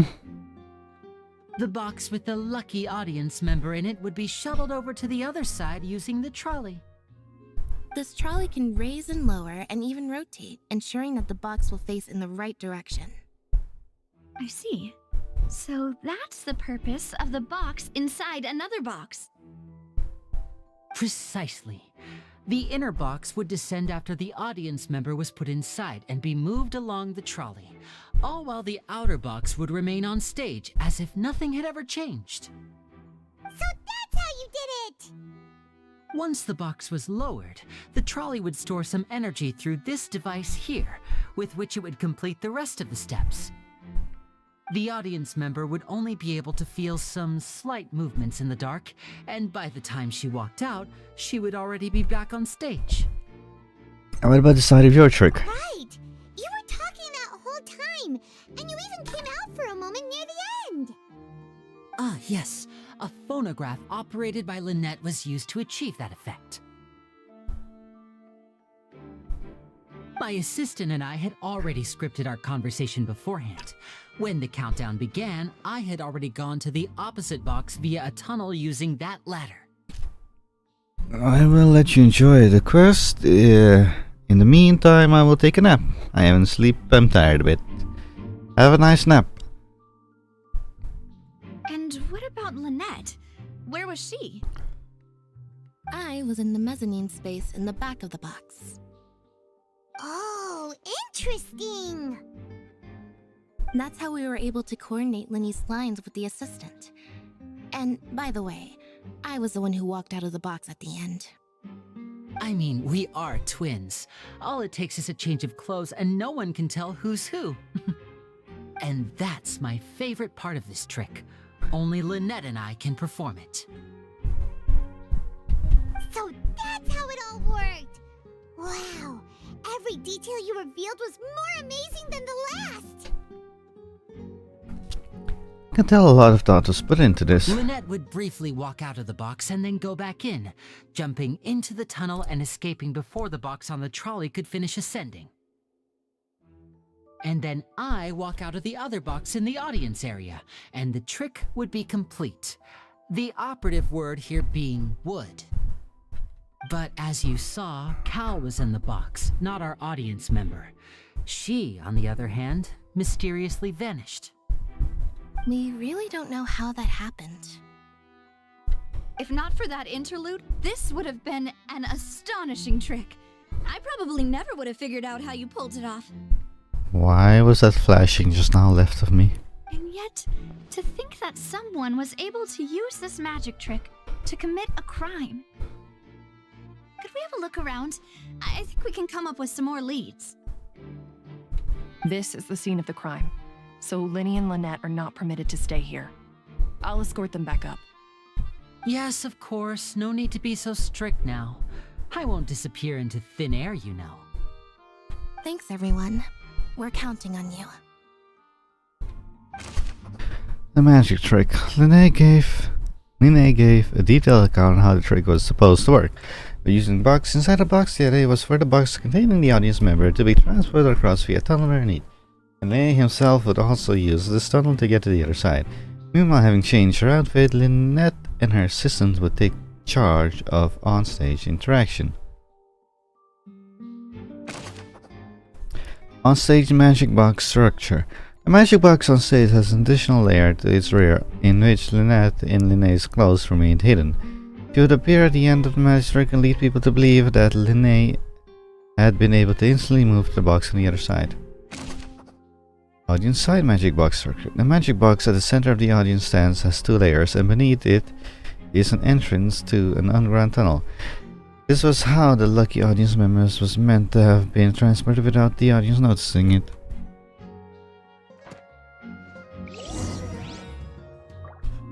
Okay.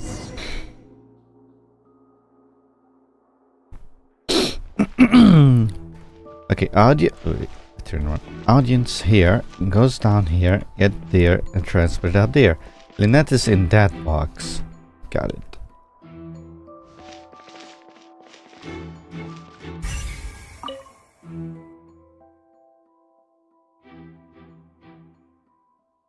This should be the control device for the trolley. It seems to be able to operate automatically. New mail for what? What did I do?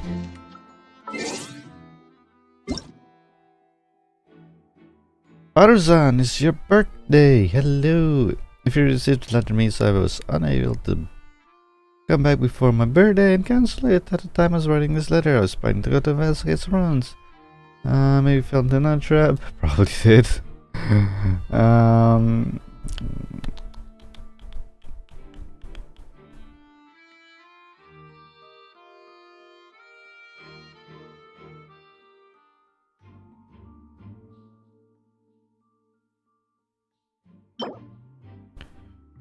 Charcoal baked Agilina cake.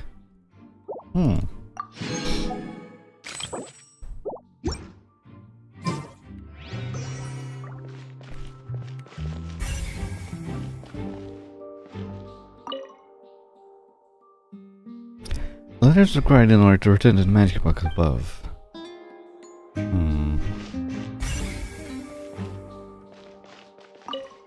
Was this? Huh. What's this? Looks like a hook tied to the end of a rope. Huh? There's all kinds of odds and ends here. Linny didn't mention this earlier. Perhaps it was a prop for a different trick.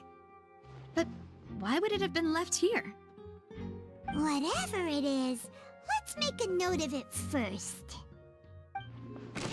Dropped hook rope. A rope that has fallen to the ground. A metal hook has been tied to one end of this rope. Its use is unclear.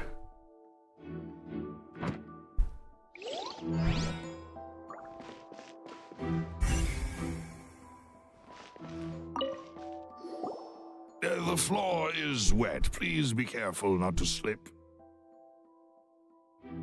Speaking of which, why would there be water here? Maybe that's for a trick? Oh, Paimon knows! It's one of those tricks where you pour water into a jug and then flip the jug over only for the water to disappear?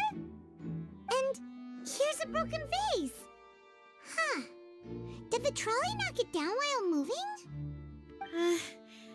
That can't be. The trolley moves along tracks from start to finish. There was a struggle down here. At this distance. Let's note this down too and think about it later. Broken flower vase. There are many pieces of broken flower vase on one side of the tunnel. All the water within has been spilled. Judging from the distance, it seems unlikely it was knocked over by the trolley meant to transport the magic box.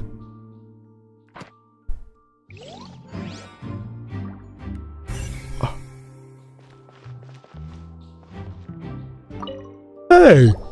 Oh, these are the clothes that the lady chosen from the audience was wearing, right? Yes. Her clothes are here, but she's nowhere to be found. Linné didn't mention the guest having a wardrobe change. Right! And do you really need to do that if you're kidnapping them? Paimon! You changed your glasses again! Ugh, this is so confusing. Paimon doesn't want to be a detective anymore. The young lady's clothes. The clothes belong to Hazley, the lady who went missing, were found in the tunnel. The reason for this remains unknown.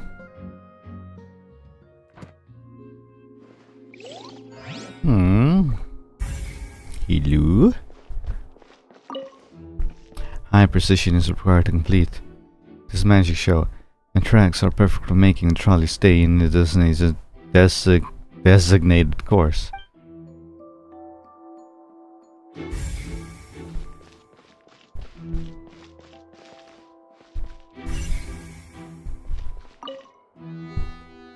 All kinds of props the customer has horribly stuffed inside.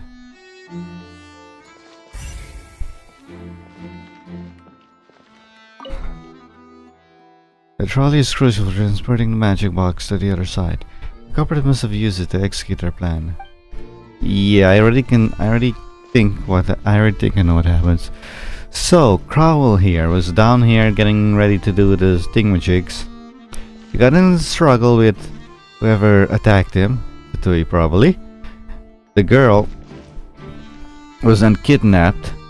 The thud that we heard was probably this vase that broke. She was then kidnapped and put in here, and the unconscious Crowell Just put it in the box and then he gets smashed later on. What is this place? Looks like a vent. It seems someone could fit through here. Yep. Could this have been the suspect's escape route? Alone, perhaps. But if they had to pull another person with them, the space would be too narrow. Absolutely not. But there are no other ways in or out of here.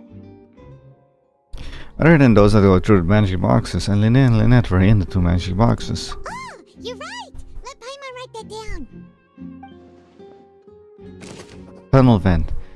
The tunnel vent looks like it could allow 1 person passage. Barely. But leaving along with the missing lady seems an unrealistic prospect. Seems we're just about done investigating down here. Yes. Let's head back up.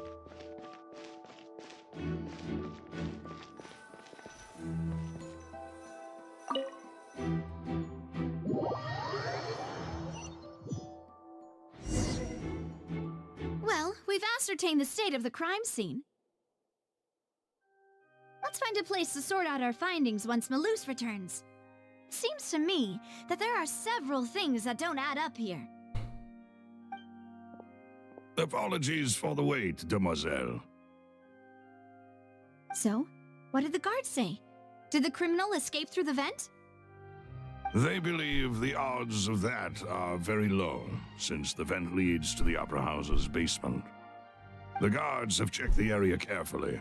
No one left through the basement during the performance or after the incident, and no one was found hiding there. So the tunnels become like a secret chamber then. You know, like the kind you usually see in novels. It would seem so. The plot thickens. Halsey's disappearance and Cowell's death are both quite inexplicable. No wonder Farina was so confident in her accusation. All the current evidence points toward Linny and Lynette. In other words, the charges are very likely to be upheld unless we make some considerable progress. Charges and then trial. So if the charges are upheld, they'll announce a sentence? That's right. This is how a trial goes in the Opera House. During the proceedings, the Chief Justice and the Oratrice will hear statements from both sides. The Oratrice will do? That's right. This is how indemnitium is produced.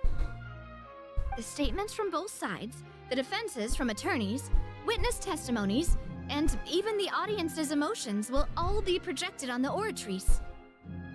To put it simply, it's as if the Oratrice has its own will, and is a judge in its own right. This also precludes any kind of favoritism on the part of the Chief Justice. And not that this has ever happened anyway. Fascinating. Once both sides have finished speaking, the Chief Justice will make his final decision. This, too, will be used by the Oratrice as a reference. Then, finally, the Oratrice will be consulted by officials. The result it returns is the will of justice itself.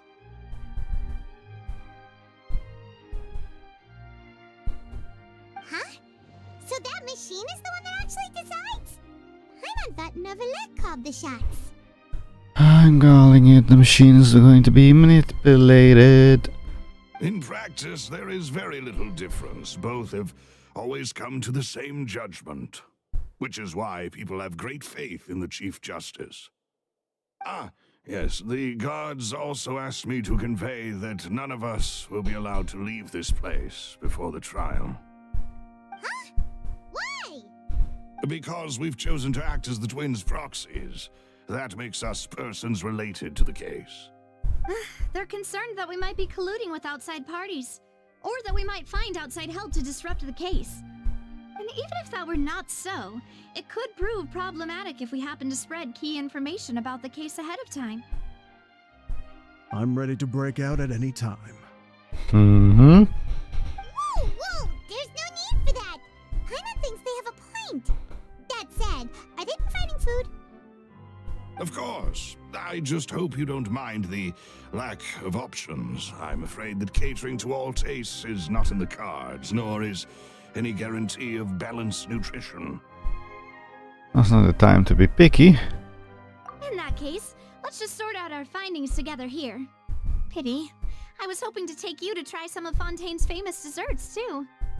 I mean, what better way to properly think through our findings than over some tea and sweets? Ah. Huh. Breaking out suddenly doesn't seem like such a bad idea after all.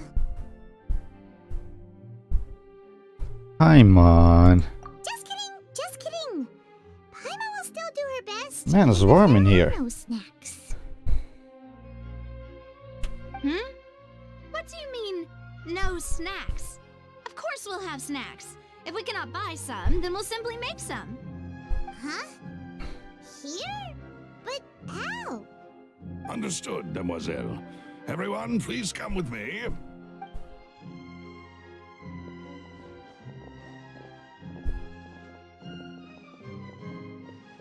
Wait, you're carrying a portable stove with you?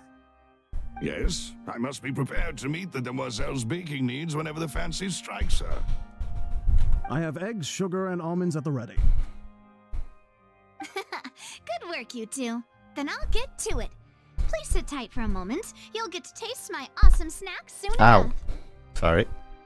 These three are quite the interesting I'm gonna lay back a little bit in my chair. Okay. Must be a Spina di Rosalia thing or whatever it's called. I don't know if my voice is picking up correctly, but I hope it is. Paimon thought it smelled good while it was still in the oven. Oh, it's even better now. Paimon can't stop drooling.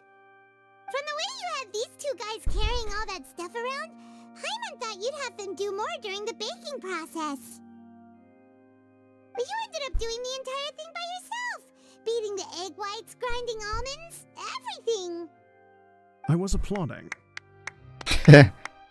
And I was giving encouraging smiles. But that's not counted Paimon meant, but okay. Paimon was just thinking, aren't you worried about getting your fancy dress dirty beating egg whites and baking like this? Well, I don't think it's carved in stone anywhere that fancy ladies can only read books, sip tea, ride horses, and play the piano. I just really enjoy making snacks. Don't underestimate beating egg whites, by the way. It's a real arm workout. You also need to beat them to just the right consistency, or your macarons will crack.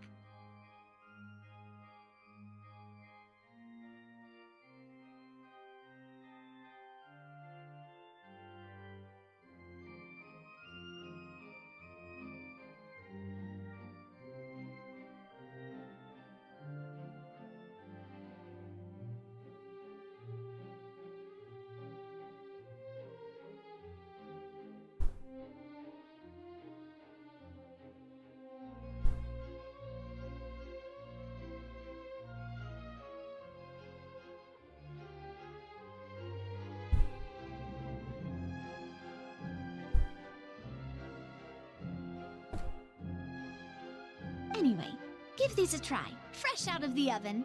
There's 3 for each of us. Only 3? Well, eating too many sweet treats might send all that sugar to your head. You wouldn't be able to think clearly about the case on a sugar rush, would you? Tea is ready to be served as well. This is Demoiselle's favorite, strong black tea with a floral fragrance that clears the mind and lifts the spirit. It's so warm, I want some ice cream. You know what? I'm gonna get some ice cream. I'll be right back.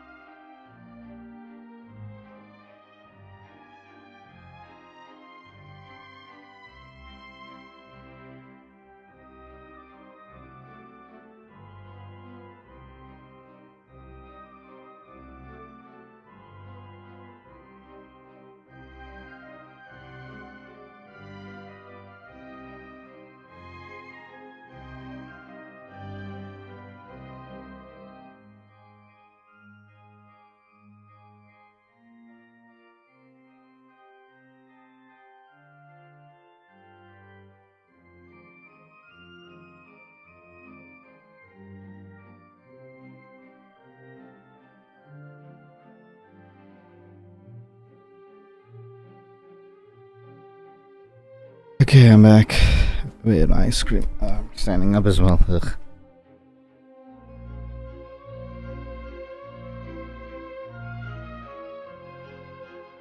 Oh, okay. This is cold. Cold.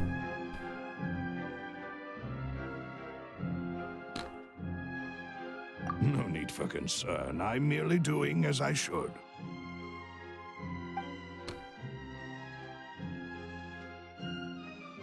All right then. Down to business. As Paimon mentioned previously, the tunnel seems to be something of a secret chamber. However, we can assume that Linny and Lynette were not alone within it. Some criminal also occupied its sealed confines. The magician twins could have committed the crimes, of course, but they lack any logical motive. Exactly! Why would they do such a thing right when everyone was watching? Sorry. The flower vase and the thud we heard during the performance could indicate some altercation between Halsey and the criminal in the tunnel. Yep. Resulting in the shattering of the vase, the discarding of her clothes, and her abduction. Yep. Perhaps the criminal thought that since she was chosen from the crowd, she would be too easy to identify if she was still wearing the same clothes. Paimon thinks that makes sense, but the real trouble is... There's no evidence this third person exists. True. None of the clues we found thus far support the existence of this third person. But the only people left to consider are both technically victims, whether it's the missing girl, Halsey, or poor Cowl. Huh. Could Halsey have secretly made modifications to the magic props in order to murder Cowl before making her escape? But she had no way of knowing how the magic should work. That's right. And even if she had tampered with the setup, she would need to understand the entire trick to pull it off. Nor does she have any motive. The guard said that she has never had any dealings with the Magic Troop's members. Were we not thorough enough in our search? From the sound of things, this is turning into an impossible case. Your macarons are amazing though, Navia. They smell great! They're nice and crisp and super sweet! They are my specialty after all. And I see you've already had 5 of them. What? 5? Oh, that can't be right! Paimon only counted 3! Honest! Please don't worry about it. At my age, a few less sweets might actually be a good thing. No! Being greedy is one thing, but Paimon knows how to count. Besides, Paimon knows that if she ate too many, then others wouldn't have enough. Wait. I don't remember this. So if she only ate 3, where did the other 2 go? It's fine if you ate them, you ate them. It's fine, everyone knows how much you love eating. Wait! Even you don't believe Paimon? How could you? If Paimon ate those 2 extra macarons, then may they turn into stone in her stomach! All right, we get it. Well, I suppose one of us might have gotten too engrossed in our chat and eaten them by mistake. No big deal. Malus, set up the stove again if you would. Huh? What are you doing? Making sure everyone gets 3 macarons, of course.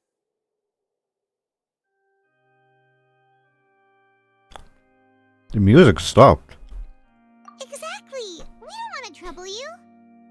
As you wish, demoiselle. And I have the egg, sugar, and almonds. Well, this really is your hobby, huh? Navia does the second round of baking. Well, that's it for snack time. I'm going to have another look around the area. I don't know what we're looking for yet, but we've still got some time. As attorneys, I suggest the 2 of you think the case over again. It would be awkward if you got all tongue-tied on stage during the trial. Alright, thanks for your help, and for the snacks. was nothing. A small task for the Spina di Rosula. Silver, Malus, it's time to go. I'll be back if I find anything new.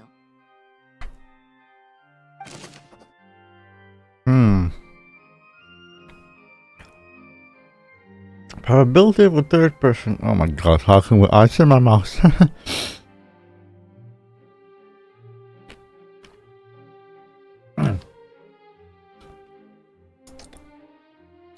Probability of a third person being involved. Neither Cowell nor Hazley had a motive. Without having talked to Navia, the likelihood of a third person being involved seems very low too. Alright, it's time to put our heads together. We've got to get our defense ready for the trial. Oh, it's probably gonna be a long and difficult case. There's no point in worrying about that now. We just need to prepare. Here, take Paimon's notes. They should help you review the situation. Where's the notes? It's not the notes.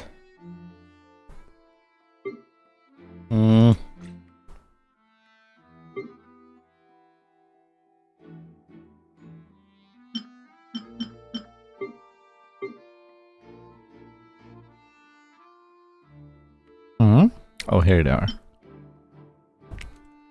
Whoever the murderer was, they must have made preparations well beforehand. This rope was obviously tampered with. People needed to register and reserve a seat for the show. That, combined with this number selector, could allow you to pick a young lady instead of some old fogey. This is probably a prop, too. Oh, looks like you could hook onto a lot of things. Like the Traveler's fishing rod! This flower vase is probably a prop for the show. But it also could have been used in the crime.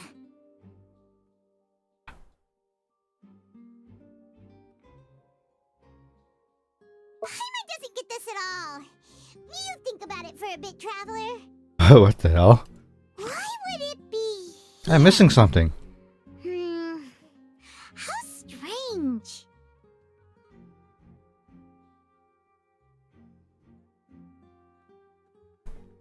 Gosh, no wonder the serial disappearances never got solved. We all heard that noise, didn't we? The performance would not have been visible from where the doors were guarded.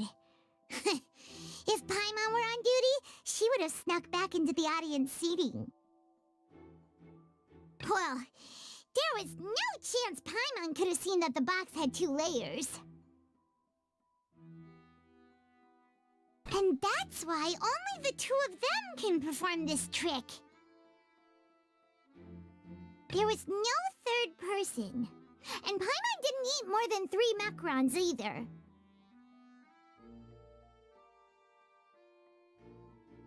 Digging a tunnel just for a magic trick? Whew, that must have been a lot of work.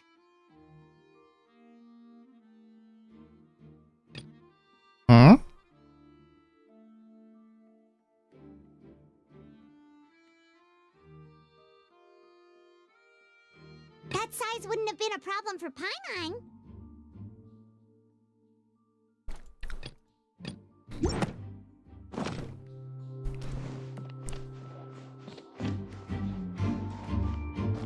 Where am I?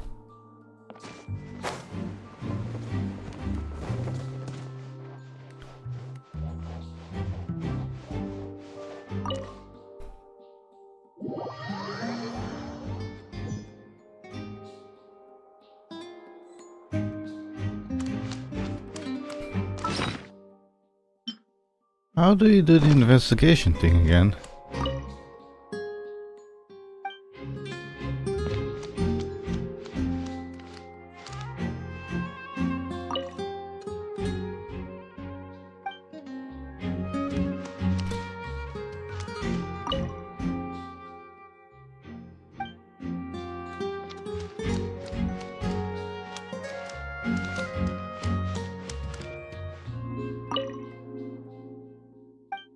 I'm seeing if I missed anything.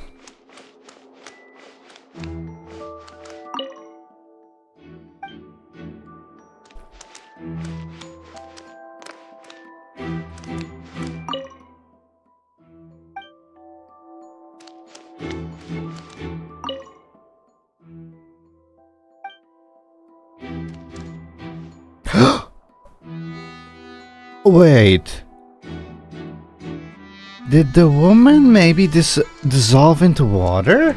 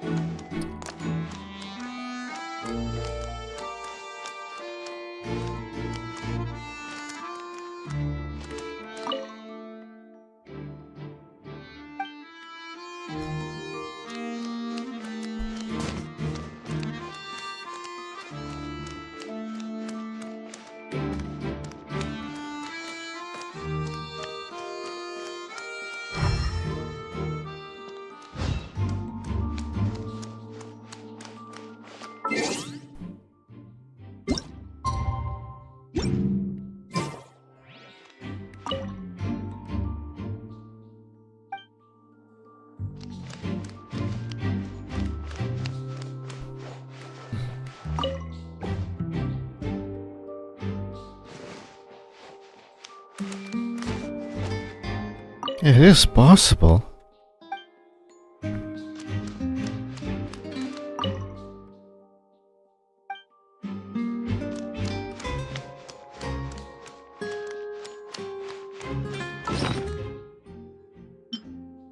Why would it be him? Digging a... That size wouldn't have been a problem.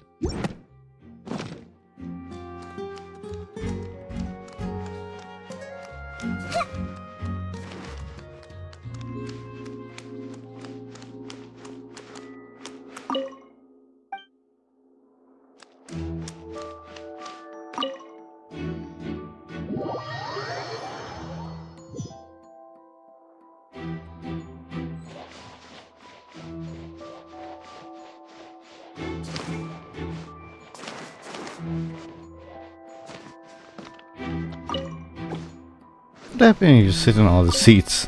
Did I get an achievement for that?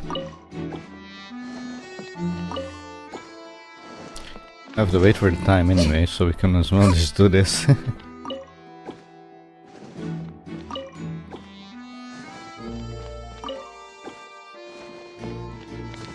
Actually...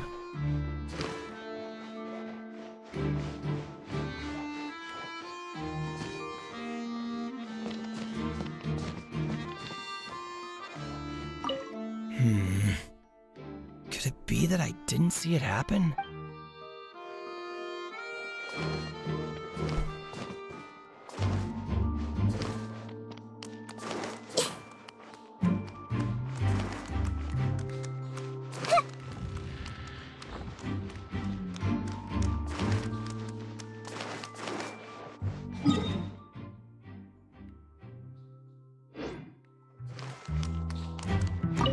Apologies, but access to the venue is restricted at this time. Please register first.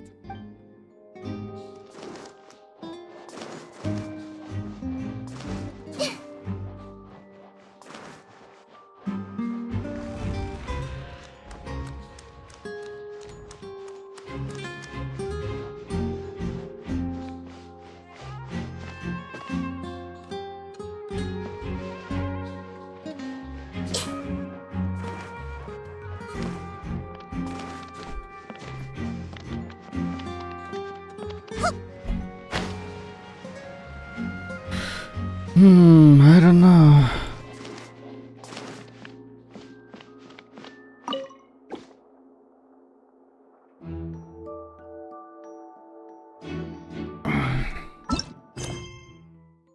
A sudden accident occurs at the scene of the mag show, and the chosen audience member is also nowhere to be found. All indication point toward Lynette led, but you have your doubts.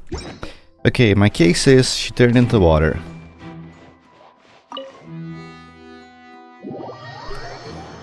But how did Crowell end up in the box? Ooh. unless the enemy came through there. And turn her into water and put Cowl in the box.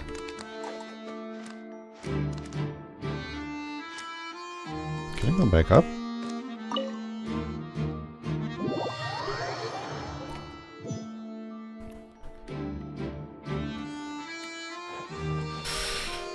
Okay then, let's wait for the investigation and we'll see what happens.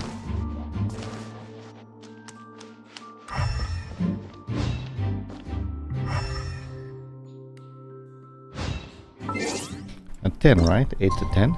3. Okay.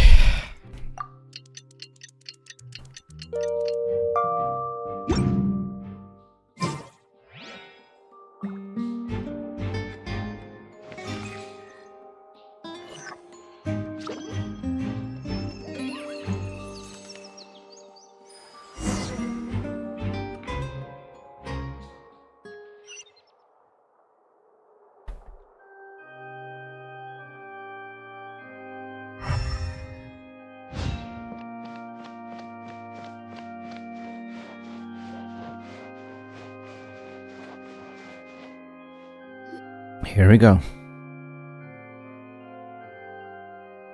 do we do? The whole situation is so confusing. Good plan. Impossible things don't just happen. We'll get to the truth one way or another.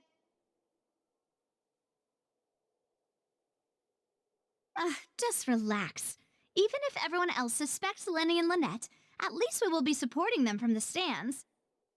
Besides, I doubt Farina understands any more about what happened than we do. Thanks, Navia. Well, we'll be going then. Best of luck to you.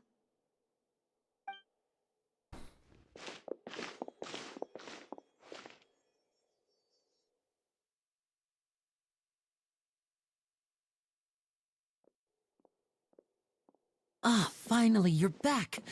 Well, how did your investigation go? Terrible. To be honest, you might be disappointed. No. We're already very grateful that you were willing to help. Well now, don't you all look disappointed. Don't tell me that your investigation came up empty-handed. That was to be expected, of course. The guilty can never produce proof of their innocence. But don't let that stop you. I shall be terribly disappointed should you, my most anticipated foe, concede so easily. Since both parties are present, I declare that the trial regarding the magic show incident is now in session. Firstly, in order for the audience to understand the causes and results of the incident, could we please have Mr. Linney explain the trick? Yes, of course. I will explain while Lynette demonstrates on stage. All the necessary items have been prepared.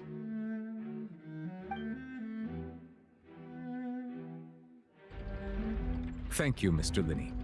In that case, I take your statement to be that you ran to and remained hidden within the magic box in the audience stands once the trick began, and thus could not have committed the crime. Is this correct? Yes, that's correct, Your Honor. In that case, I call upon the prosecution. Lady Farina, do you wish to refute his statement in any way? Why, of course I do. Allow me to take the first shot and break this case wide open. Mr. Linney is clearly lying. Based on what? There is no way you could have been in the box the whole time if you were to abduct Halsey and murder Cowell. In fact, I'd say you were hardly in that tunnel at all. Does she even listen to what she's saying? That is simply your hypothesis based on the presumption that I'm guilty. Oh, is that so? And if I may ask, what did you hear while you were inside your box? The roaring countdown of the crowd, of course. That's how I kept track of the time and built anticipation for the finale. And you didn't hear anything else at all? Nothing that might The leave thud. an impression of any kind? No, nothing. I see. But when the count reached 30 seconds or so, there was a thud. One so loud that I believe practically everyone heard it. Huh? What thud? Hey, hang on. Something's not right here. Yeah, I'm sure he could have heard a noise that loud from inside the box. I was right by the box and I definitely heard the thud. Look at those scales. Could those mean... Well then, ladies and gentlemen, allow me to use the words of the magician himself. You never know what can happen in the blink of an eye. Indeed, it seems his alibi can also collapse in the blink of an eye. Of course, I have armed myself to do far more than smash your alibi. Confidence cannot go unfounded, and my foundations are rock solid. Tell me, aren't you and Lynette actually from the House of the Hearth? And The House of the Hearth? they're Fatui? No wonder they did something like this. So the serial disappearances were the Fatui's doing. Now it all makes sense. I've got a feeling that what happened on stage probably wasn't just an accident. That's irrelevant. Our identities have nothing to do with what happened. Indeed. Then perhaps you could tell us everything that happened during that 1 minute. Your first priority is to prove yourself innocent after all. I'm sure there is little that needs to be kept secret now. Unless your script already has holes in it. The Outlander is speechless. My, oh my, don't they look flabbergasted? Now comes the infighting and discord, I suppose. This was almost too easy. Good thing I made all those preparations. Seems the all-nighter I pulled last night is really paying off. Hey, Lenny!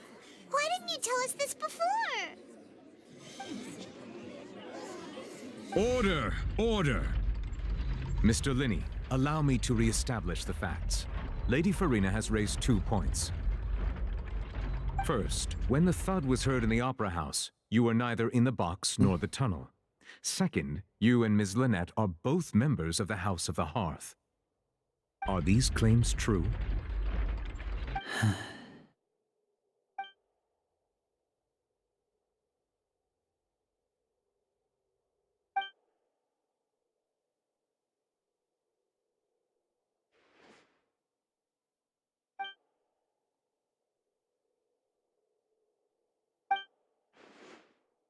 Please answer my question, Mr. Linney. I'm sorry. Yes, they're true, Your Honor. I knew it! Well, that's it. We might as well move on to the sentencing already. What should we do now? Permissions to speak, Your Honor. My client has withheld some key information. In that case, what is your I request a brief adjournment. There are things that must be discussed. Is that really necessary? They're already as good as guilty. The defendant deceived their own attorneys. What is there left to discuss?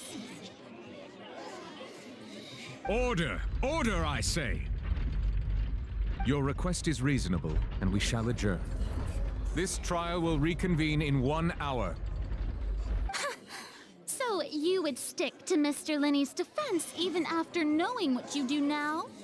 You certainly have more professionalism than I thought.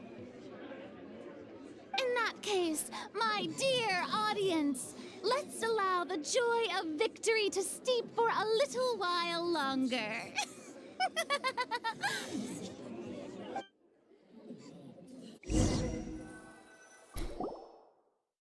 While Curtis adjourn, you meet with Lini and Lynette backstage in the opera house.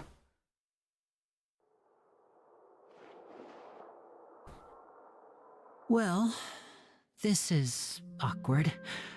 I didn't think the Hydro Archon would dig all that up. I'm sorry, Traveler and Paimon. Yeah, sorry. Paimon just knew where to start. We trusted you two. We based our entire reasoning on the assumption that you weren't bad guys. Not to set the wrong tone or anything, but Paimon's really mad. I'm very sorry. I know you're angry, and reasonably so, but please, let me explain. I know you've clashed with the Vitui several times before. I wouldn't be surprised if just hearing the word is enough to make you upset.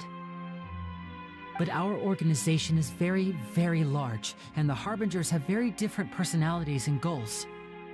Right now, we want to save people. As many as we can. That's right. I'm sure we're on the same page when it comes to this nation and the disaster that its people might face. I knew if it weren't for our respective identities, we could become good friends. That's why I didn't wish to flat out lie to you, but chose to hide some details instead. The truth is very important, but being completely transparent about everything would see us spending more effort than we need to. But how can we know this isn't all just another lie? So, you be the judge. Heck, if I were you, I fear that I'd even struggle to trust me at this point. You know what the thing is? I had a suspicion that they were Fatui, and the reason for that is I saw their upgrade materials needed for level up, and specifically Lini here had Fatui badges needed for his level up. Lynette did not have any Fatui stuff. So, and if they're brother and sister, I'm like, maybe it's just a coincidence. But apparently it's not a coincidence. You met a Fatus who works as a magician, a trickster by trade. All by coincidence, too. But still, I'm asking you to trust me. I am no criminal. At least, not in this case. Sorry. Please forgive us. Well, you both say that, but... Explain the other issues first. Right. Let's hear your answer first, and no lies now. Of course. I'll answer any question you ask. We've been trying to find out how the Oratrice operates. We want to know why it has a consciousness. Why can it deliver sentences accurately? During our investigations, we learned that the machine's core is beneath it. From that moment on, Lynette and I have been designing this box swap trick with the objective of getting close to the core. Is that why you needed a whole minute? That's right. In truth, the audience would take about 75 seconds to count down from 60, while I would only need 15 to get to the opposite box. So, after jumping into the tunnel, I accessed the Opera House basement via the vent, and went to investigate the room in which the core is stored. That air vent was created during the construction of the tunnel specifically to execute this step. And what did you find? Well, nothing. As soon as I reached that room and was about to investigate, I heard someone's voice. Which should have been impossible, of course. I was quite certain that I was the only one in the room. That voice seemed to recognize me and tried to speak to me. I chose to err on the side of caution and retreated the way I came. On the way back, I saw the broken vase and the clothes on the ground, but the countdown was almost finished, so there wasn't time to give it any thought. After that, the homicide occurred just as you saw. Well, that explains why you didn't hear the thud. But why do you want to understand how the Oratrice operates? Because of that prophecy I told you about, of course. We must know all we can about this nation's secrets in order to deal with that prophesized crisis. Why? That's the only way we can save everyone. Why? So, This there is you about have it, Fontaine, not the whole Naya. truth. I swear, I didn't hide anything from you this time. It was never my wish to proceed under this cloud of mistrust either. But like I said earlier, you can be the judge. If you want to leave because you don't trust the Fatui, there's nothing I can do to stop you. Uh-huh. Well, Traveler, you decide. Paimon will follow your lead however you choose. Do I have a choice? No, I don't. I believe in the facts.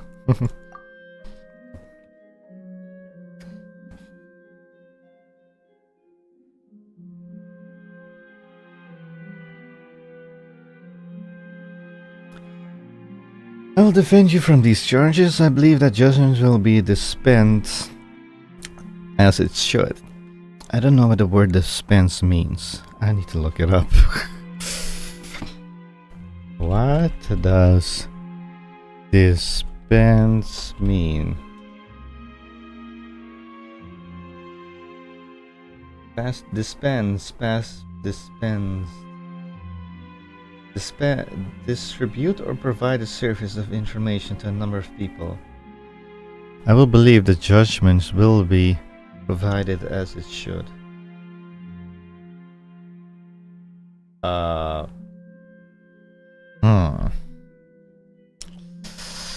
Ooh. That's an interesting one. I'll defend you from these charges. I'll believe that judgment will be dispensed as it should. I don't know. Okay, thank you. Thanks for giving us a chance. The current problem is that the scales are tipped pretty badly against you two. If we want to refute the Hydro Archon's accusations, we're gonna need a seriously watertight defense. Actually, we have the key evidence we need. We do? Huh? The adjournment's almost. Let's go back. Oh, Paimon thinks she gets what you mean. What? We'll blame it on child?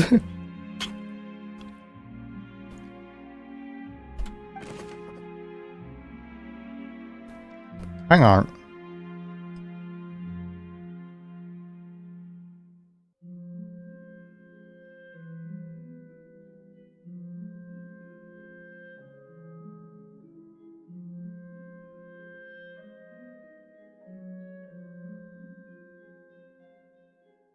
Okay, Linne's statement. Linne claims that he is headed to the chamber containing the Aura Trace core upon entering the tunnel and did not witness the crime taking place, and thus did not hear the thud. The voice in the Aura Trace core chamber. Linne claims to have heard a mysterious voice within the chamber that houses the Aura Trace core within the Opera House underground structure.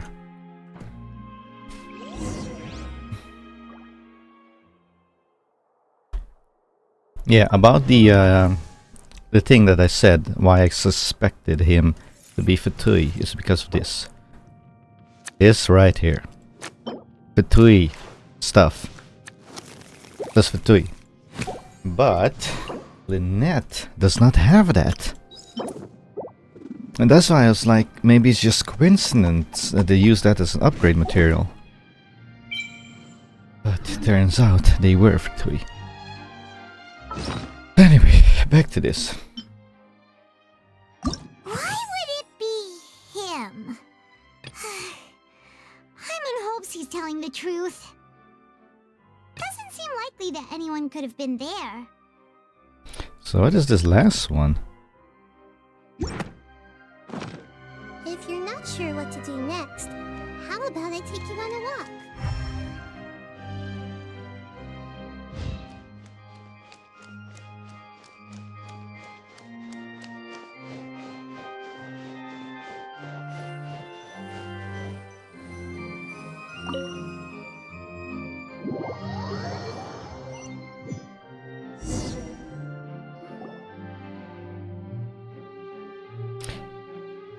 Both parties have returned to their positions. Let us continue the trial. When last we left off, Mr. Linne acknowledged the new evidence presented by Lady Farina as fact. Therefore, Lady Farina may continue stating her reconstruction of the events. Ugh, that took long enough.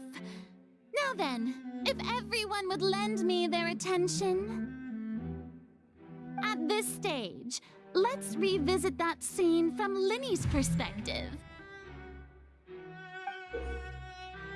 What is this now? Based on the opposition's account of events, you can identify loopholes in their statements. Okay.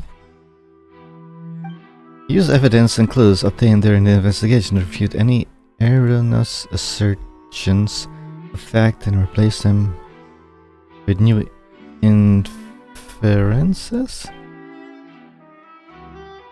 Use your refutations to convince the audience and obtain more support from the people.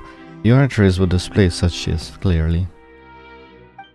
If you find and refute all incorrect content, you can complete the cycle of refutation and unveil the truth.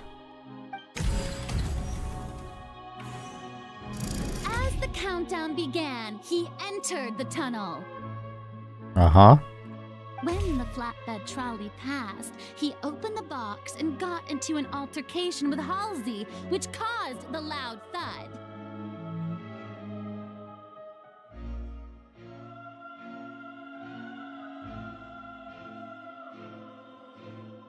He did not realize that the sound could be heard by everyone in the opera house, which is why he claimed earlier that he could not hear the sound. Finally, he used the vase to knock her out, before making her change clothes to prevent others from recognizing her. At this time, Cowell arrived in the tunnel, having heard that strange noise, and caught Linny red-handed. Question though, that tunnel only has 2 entrances. So Linny proceeded to knock him out too before stuffing him into that box. Afterward, Linny passed the unconscious Halsey to his accomplice through the magic box in the audience stands, before operating the devices such that Cowell's death would be ruled an accident. Afterward, Linny passed the unconscious Halsey to his accomplice through the magic box in the audience stands, before operating the device such that Cowell's death would be ruled an accident. Okay, so you're saying that Halsey was in the magic box in the audio stand. But where is she then? If she was in that box, as you claim.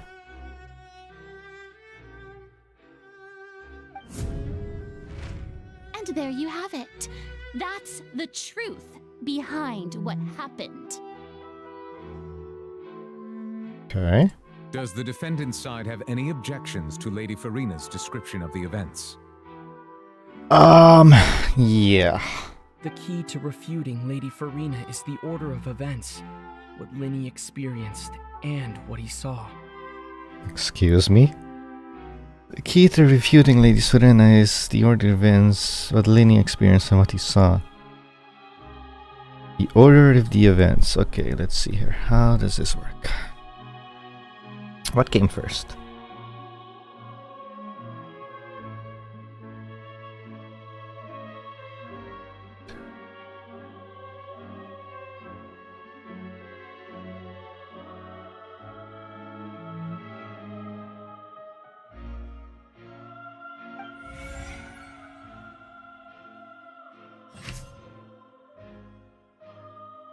Lily entered the tunnel as the countdown began. Identify loopholes? What the? Holy moly. Lily claims that he headed to the chamber containing the Usher's score upon entering the tunnel and did not witness the crime taking place, and thus did not hear that thud.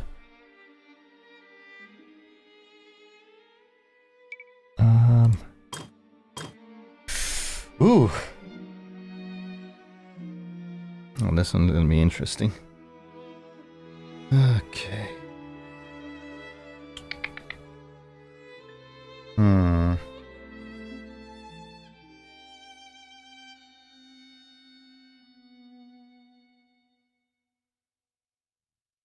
Okay, let's see, how does this work? Oh.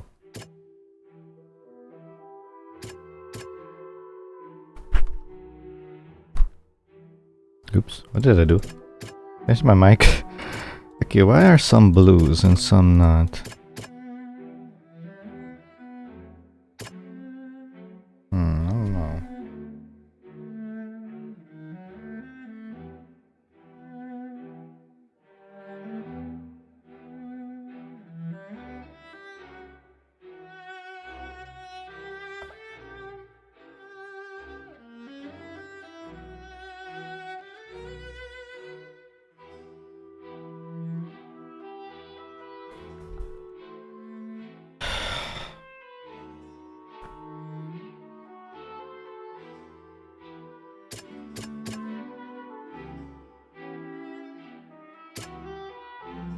Wait, are these the statements?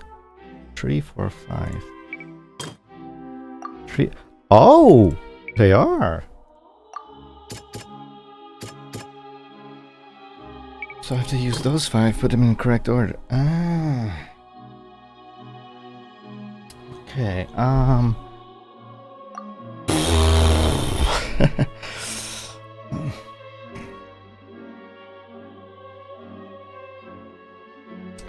Man, I need the bathroom. I drank a little bit. Hang on. Be right back again.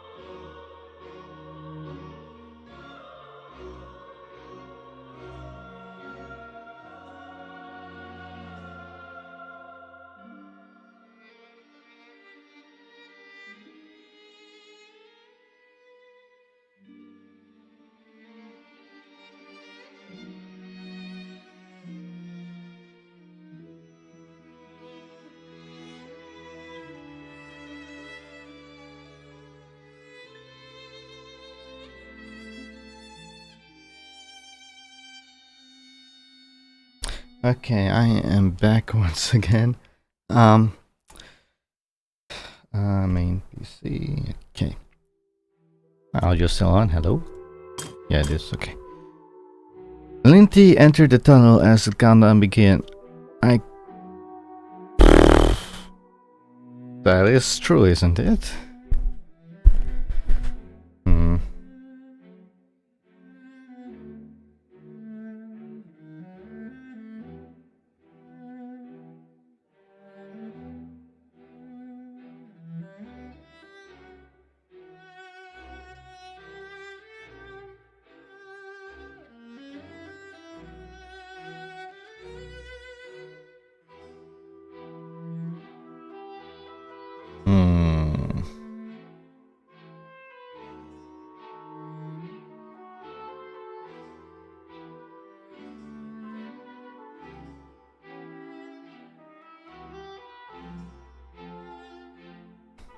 Okay. I think this is just truth. The sound was from Linny and Halsey's fight. Lynn claimed that he heard nothing in order to cover truth. That was for him being in tunnel. Linny knocked Halsey out using the vase and removed her closest to prevent her from being identified. We cannot disprove that.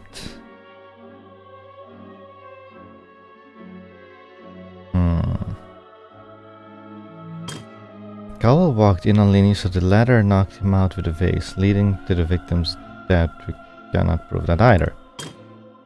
And this is just truth. A Metallicus design magic provoke the vid concentrate. Isn't that just truth?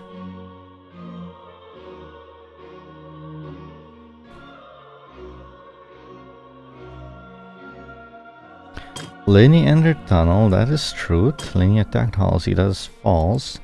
Linny kidnapped Halsey, we don't know. Linny knocked Cowell out, don't know either. These two would be truth, wouldn't it? Because these three we have to refute. These two are truth.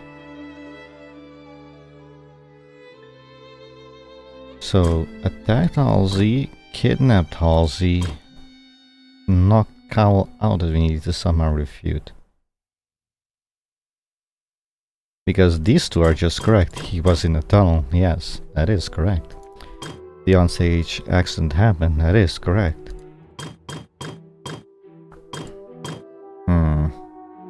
Last sound was from Linny and Halsey's fight, but Linny claimed that he heard nothing in order to cover the truth up. Okay.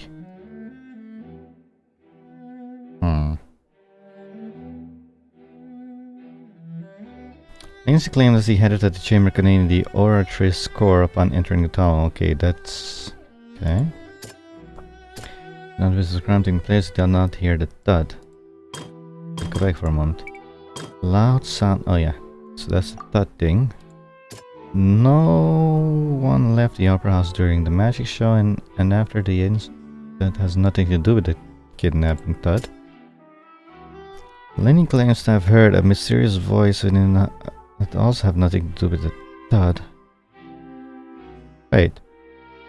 Heard a mysterious voice that could do with the kidnapping stuff or the punchy thing.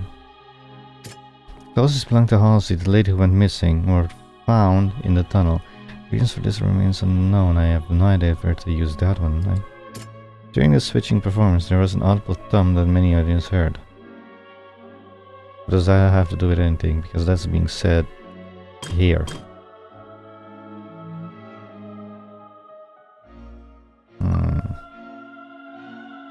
Okay, we're gonna use Linny's statement for this one because he said he was in a tunnel, so he couldn't have done this and heard the thud either.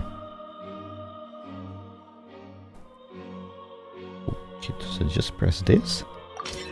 According to Linny, he left via the vent after entering the tunnel. He couldn't have had that altercation with Halsey.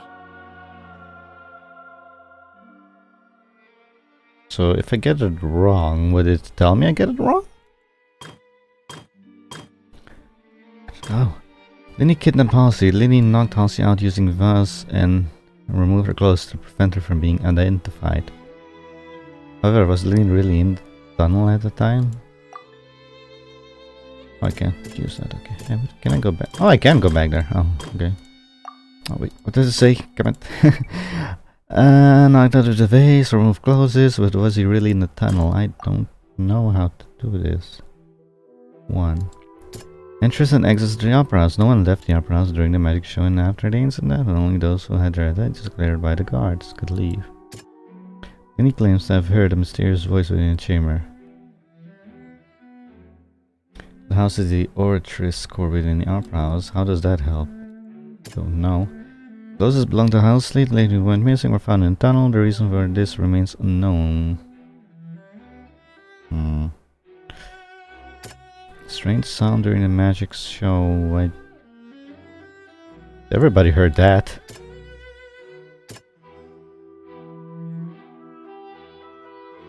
No, I don't know how that works. I don't know how to use this one. This one doesn't make sense at all. Voice in the chamber that you heard? Try? Oh. Linny went to the room that contains the Oratrice's core. This is the actual truth.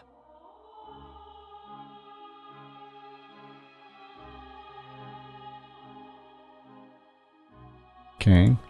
These two here are true because, yeah, he was in the tunnel, yes. The accident did happen, so there's Nelly knocked him out. Kawa walked in on Lenny, so the latter knocked him out with a vase, leading to the victim's death. The existing evidence indicates that when Lenny returned to the tunnel, the crime had already taken place, and all he saw was the dress. Lenny did not take part in the underground altercation. He only witnessed traces of the aftermath. Huh? Attention! Ace Detective Paimon has something to say! Okay. Go ahead. Oh, I need to click. When the countdown started, Lenny did indeed go into the tunnel. But he immediately used a vent to access the Opera House basement, which is where the underground core of the Oratrice is stored.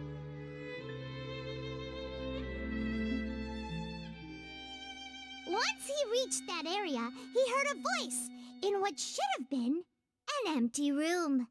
Since he felt something was amiss, he returned immediately.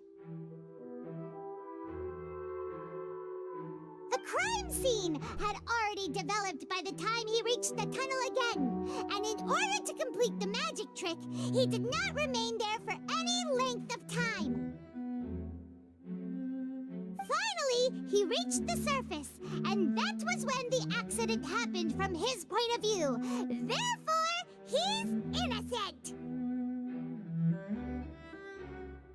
Spider-Man really have to talk like that?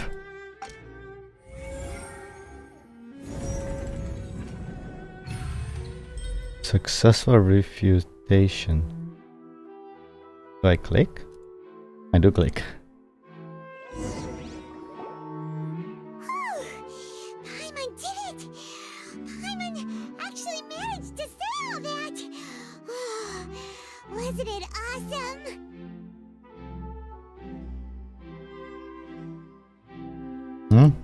Oh, click work. Click? In other words, you believe that he knew nothing of the incident? That's right! My reasoning?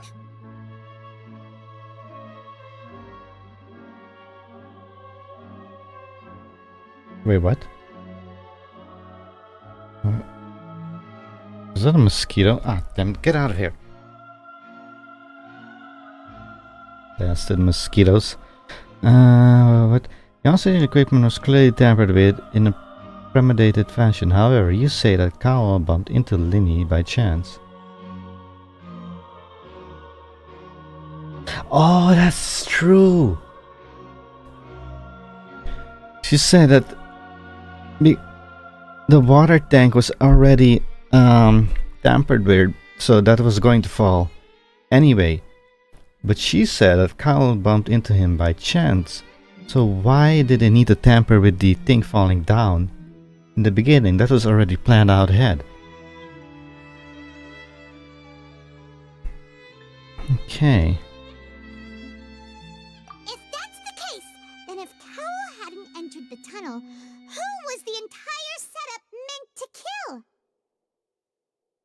Assuming that what you say is true, Lenny only needed to kidnap the young girl to cause a new disappearance case. What would the point of killing someone on stage be? Oh, they have a point.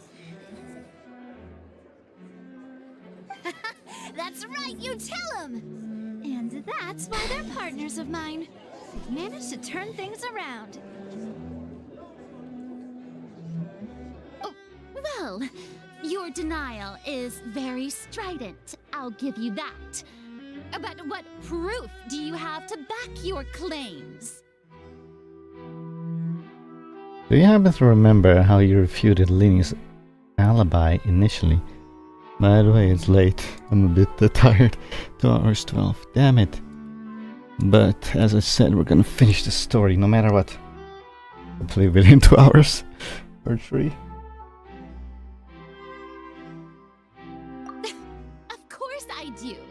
If he had been in the magic box the whole time, how could he have not heard that sound? Why do you ask? You're saying that he wasn't?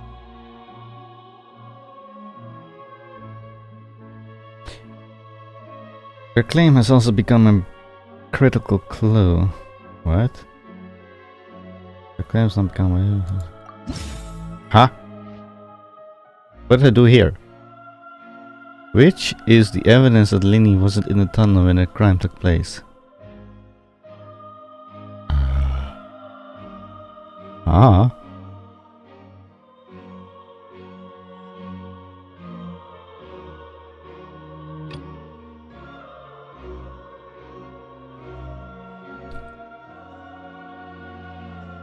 I think maybe the sound? Because he didn't hear it, so he wasn't in the box. My guess.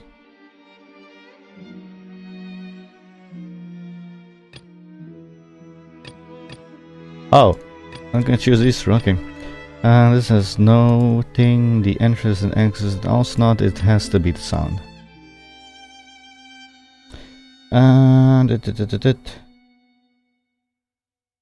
And sound select. Whatever, press here. Nothing. Nothing, right? Okay. Strange sound. That's right! Lenny wasn't in the box or in the tunnel. That's why he didn't hear anything strange during the performance.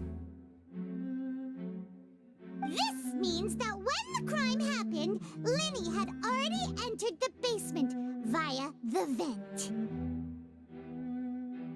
The same clue you used to disprove his alibi has now become the best proof! How do you like that? Well played. Sit down, Navi. Navia. To think you'd use such logic. Well then, if it wasn't Lenny who committed the crimes, then who was it? The mirror was... Select the gear icons in the interface to check the corresponding case questions. Select answers and fill all the empty gears to verify the correctness of your deduction. If you have made mistakes, you must make another selection from the remaining options. Once you have answered all the questions correctly, you complete this logic chain. Okay. The guard's investigation reports indicates that the fireworks released near the end of the show ignite and burn through the ropes suspending the water tank above the stage.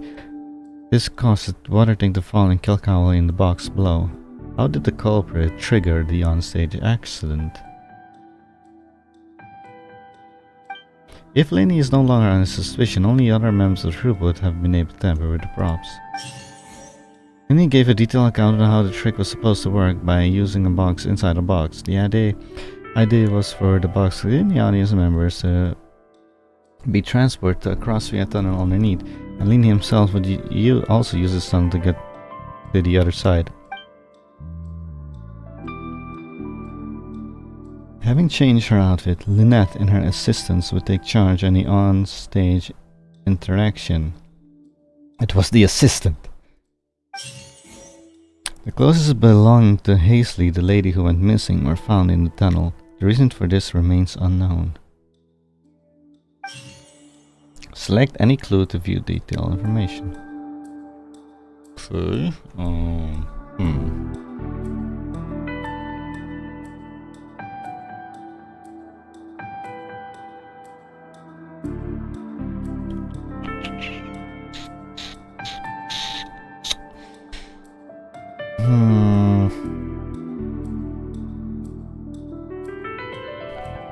This is...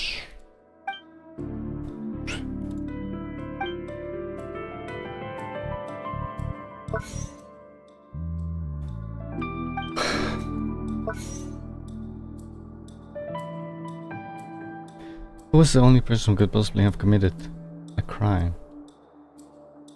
The assistant, wasn't it? Or was it Hazley herself? Wait. I didn't think about it. It could have... yes, it can be her as well. Y'all cannot have done it because he's dead. But where did she go then?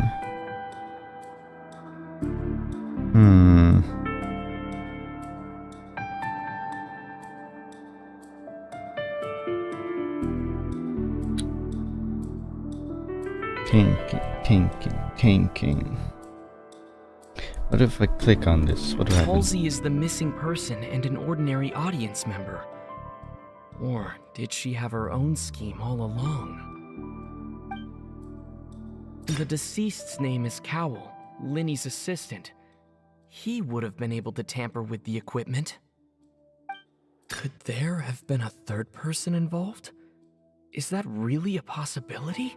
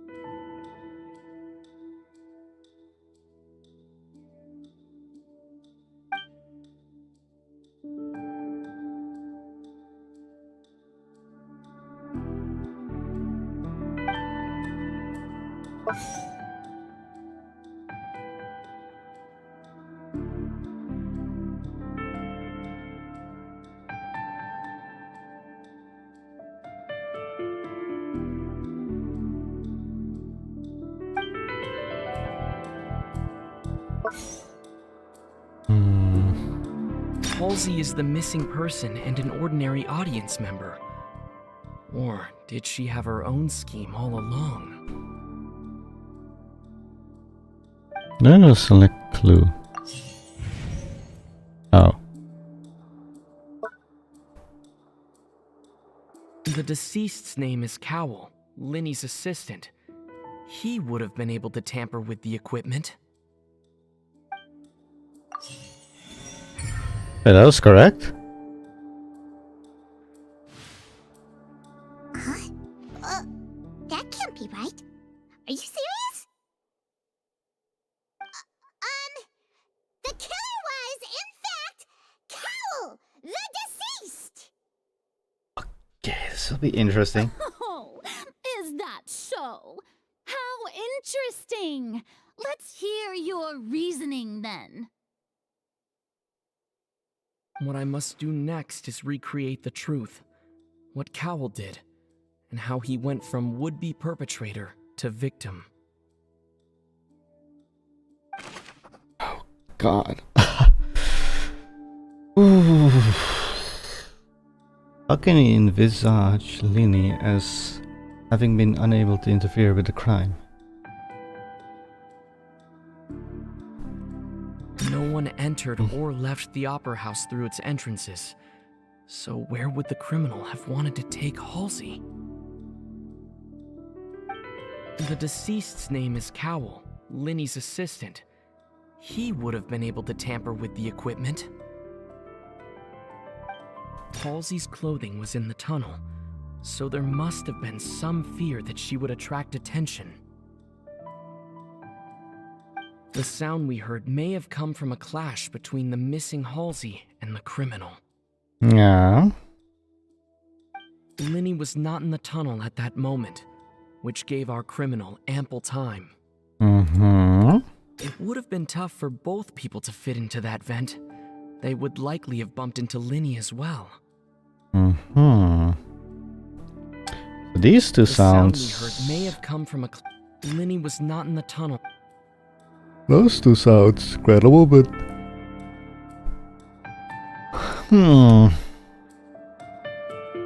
How Lini having been unable to interfere with the crime.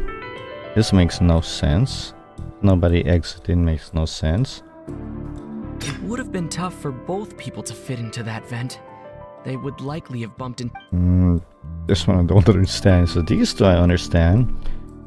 But.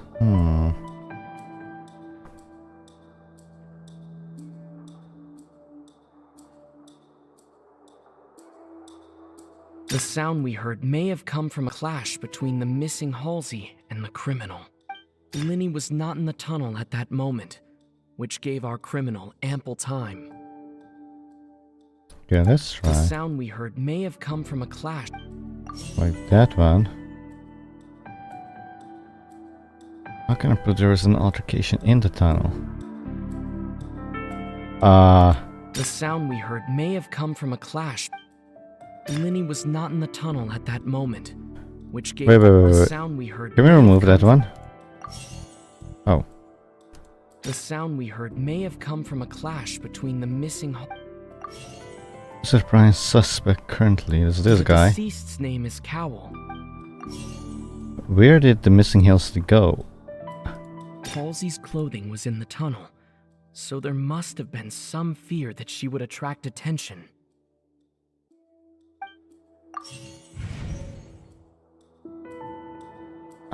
No one entered or left the opera house through its entrances. It would have been tough for both people to fit into that. Okay, so this one, I guess.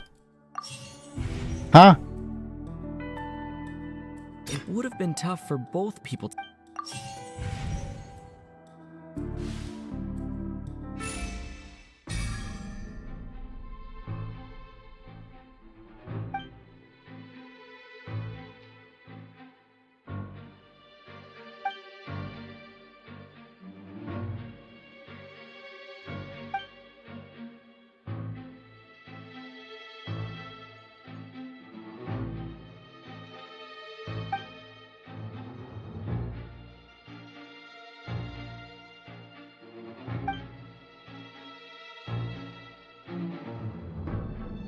What's wrong, Traveler? Are you still having trouble figuring things out?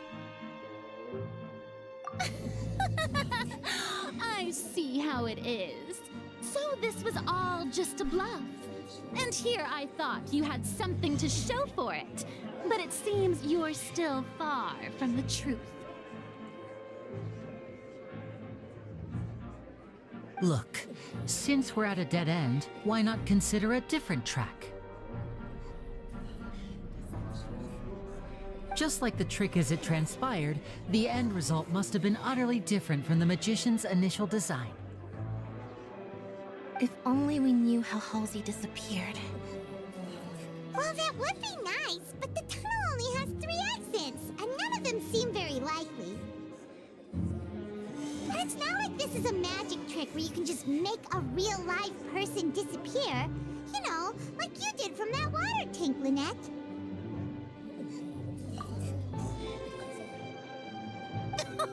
Excuse my interruption, dear opponents, but do you not see that the crowd is growing impatient? There is no greater sin in this opera house than an awkward delay in the performance.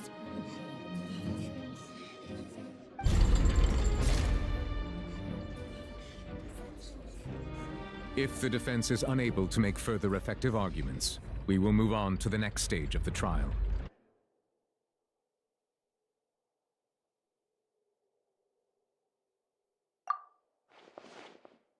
Linny was not in the tunnel at that moment, which gave our criminal ample time. The sound we heard may have come from a clash between the missing Halsey and the criminal. The deceased's name is Cowell, Linny's assistant. He would have been able to tamper with the equipment.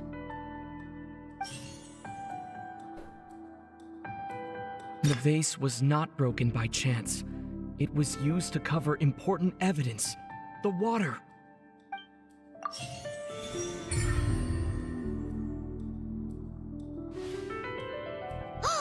Paimon gets it! It all comes together if Halsey disappeared instead of being kidnapped. Lynette escaped from the water tank, vanishing gradually and leaving only clothes behind. If there's a similar method where a person could be transformed into water... Oh, just a moment, please. I do hope you know how preposterous you sound at the moment. How could a person ever be transformed into water? This is reality we're talking about here, not some magic trick. Must we really? I should think that of anyone. Your friend Linny already knows this truth very well. Magic tricks are ultimately just illusions and misdirection. But Halsey's disappearance is very real. We're talking about two completely different things. Even so, I trust the Traveler's judgment. The truth must be out there somewhere. Perhaps some new line of reasoning may open if we try to gather all the focal points that don't make sense.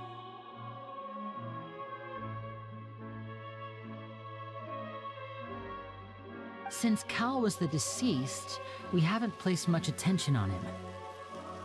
But given that we aren't making much progress with the case, it wouldn't hurt to have a look at his belongings, would it?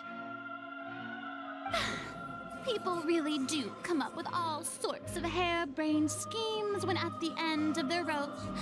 The way I see it, your suggestion that we broaden the scope of our investigation is nothing but a tactic for stalling the trial. Nevertheless, I believe that this is a reasonable request on the part of an attorney. Since the trial does indeed appear to be at an impasse, I believe that additional evidence may help us make more progress. Guards, please step into the lounge and examine the personal effects of the deceased, Cowell.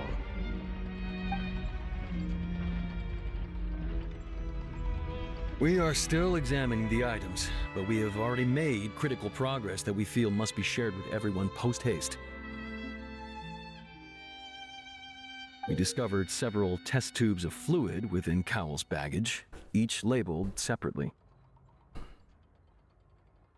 The notebook in his backpack claims that these fluids are water from the primordial sea.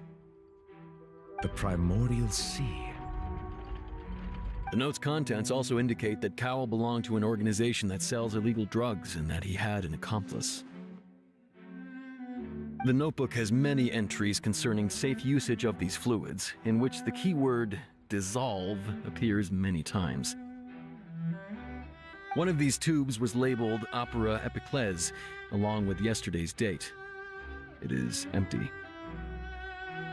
The notes also state that these dissolution properties work exclusively on people from Fontaine.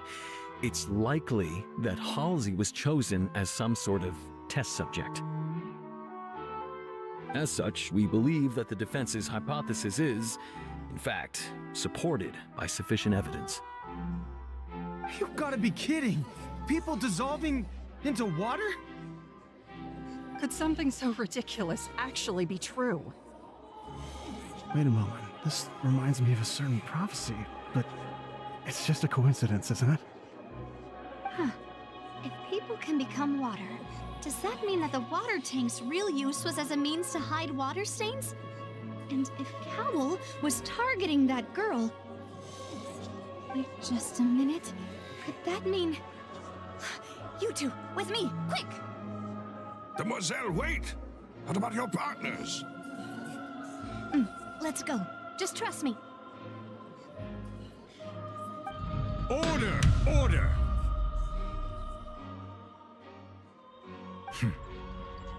It is undeniable that further examination of the deceased's personal effects has yielded some surprising results, but we cannot yet verify the veracity of these clues. Still, let us assume that these clues are indeed authentic, albeit with the understanding that Ms. Halsey has yet to be found.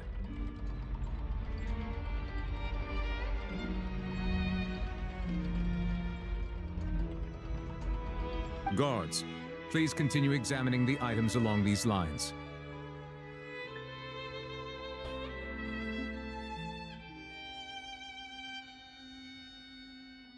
Mr. Linney, it appears your hypothesis is supported by the evidence, so please continue speaking.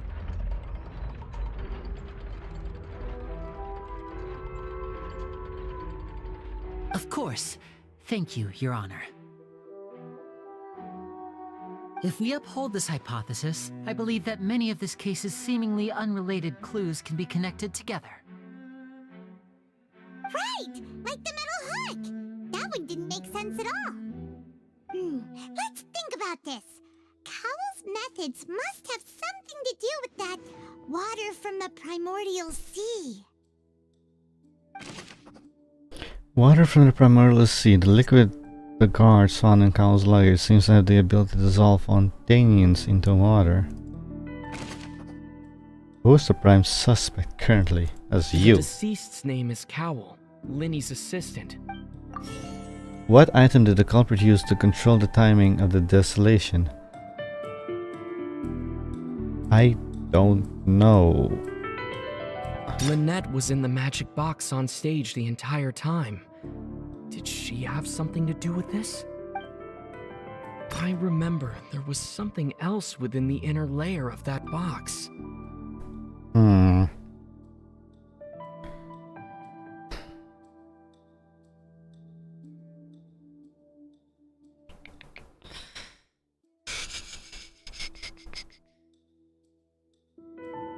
The rope that held the water tank up was lit by the fireworks and snapped. As such, the focus here is on the water and not the tank.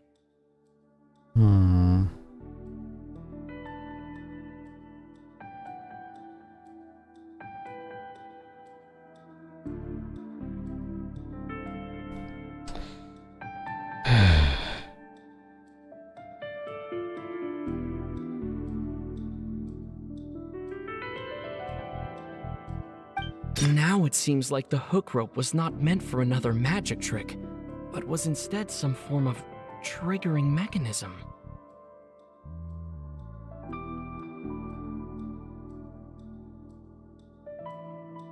The water from the primordial sea should already have been prepped before Halsey entered the magic box. So that has nothing to do with timing. Now it seems like the hook rope was not meant for another magic trick, but was instead some form of triggering mechanism.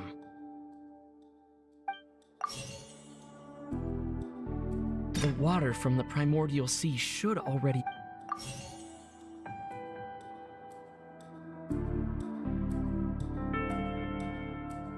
The rope that held the water tank up was lit by the fireworks and snapped. As such, the focus here...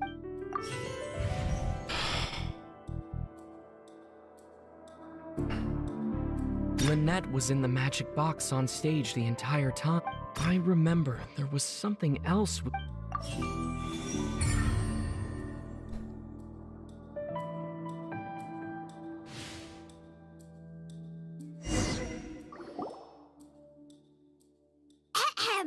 It's Ace Detective Paimon's time to shine again!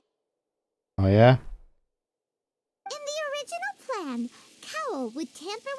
water tank rope, and the number selector securing his target. When the magic box containing Halsey was lowered, the metal hook would retract gradually and pierce the balloon at the top of the box.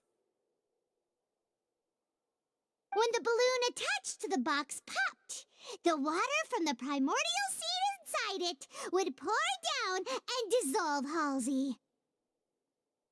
Afterward, Cowl would enter the tunnel and break the flower vase to conceal the water inside the tunnel, with the remaining evidence being covered up by the water tank on stage.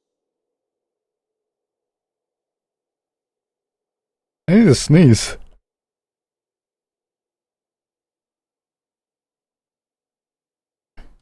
But he encountered something unexpected in the tunnel, and wound up being fatally hit by the same water tank he meant to use to cover his tracks. Huh. That does make sense. That actually links together a lot of the more confusing pieces of evidence.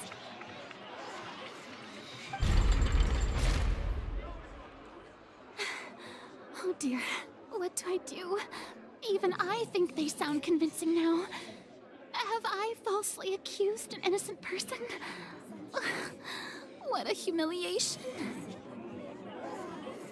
Now, it seems like the only point of contention remaining is the exact circumstances that led to Cowl's death. His notes mentioned he had an accomplice who could be related to the situation. On that note, the guards have just contacted me indicating that they uncovered new evidence. I shall now invite him on stage to share it with us. Thank you, Your Honor. We were just inspecting the luggage of the other people involved in this case. And we found an identical sample of the water from the primordial sea among Linny's personal effects. What? That can't be. Oh, I see. Well, how wonderfully comedic to have your own counterattack only to come back and wound you. Does this not clear all doubt? My dear citizens, my loyal audience, allow me to present my reasoning and bring this performance to a swift close.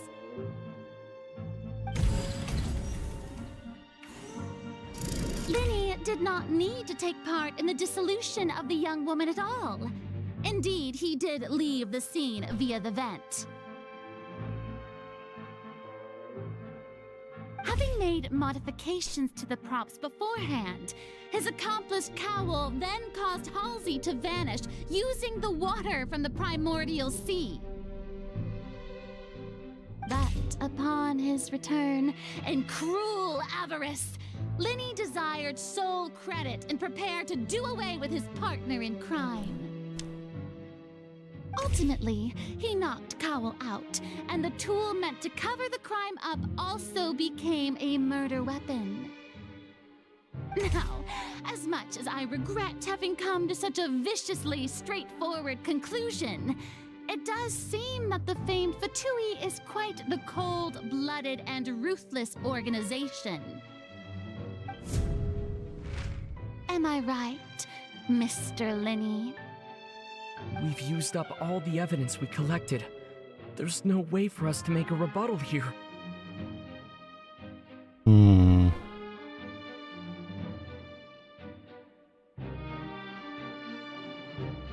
Is this the end of the road?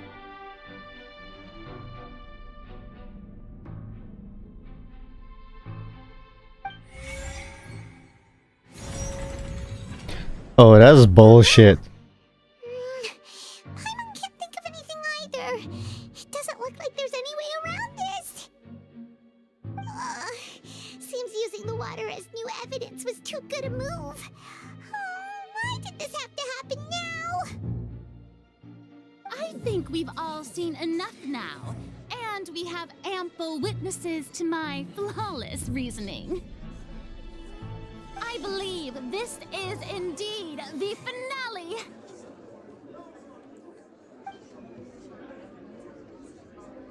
Now then, my good, noble Chief Justice, should we not, in your view, move...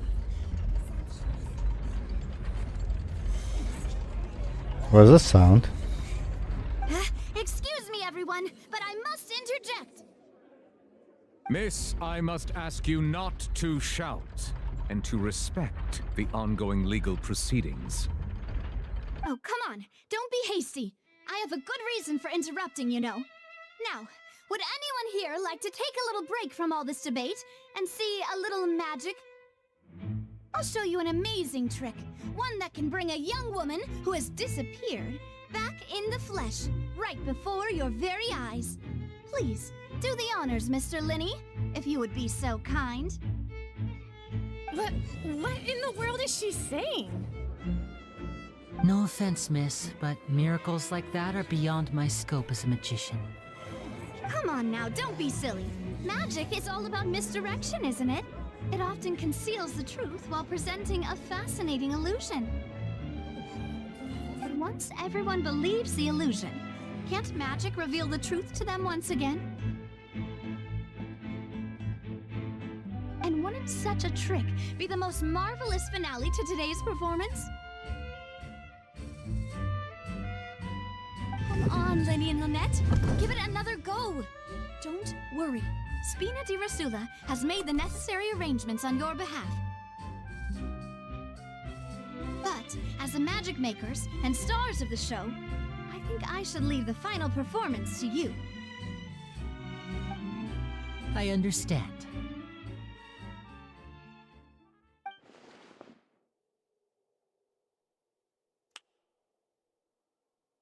And voila!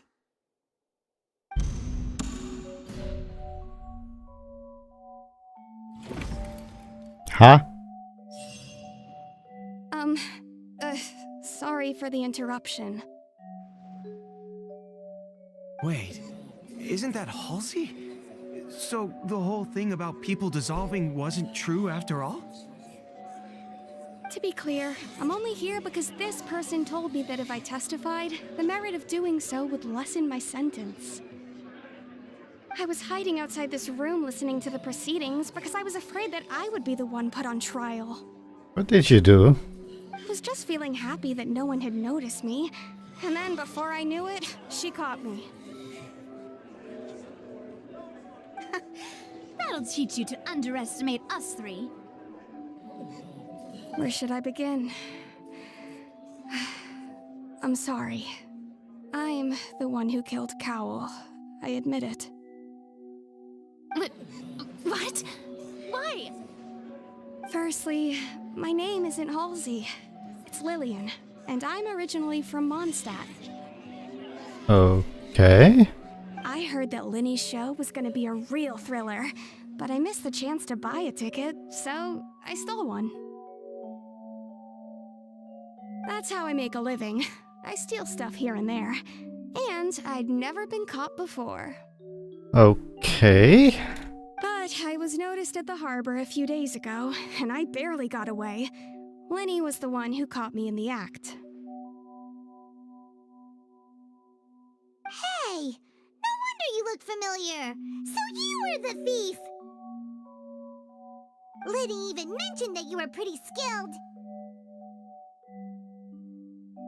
Well, and I thought that would have been the end of it, but then the number selector chose me.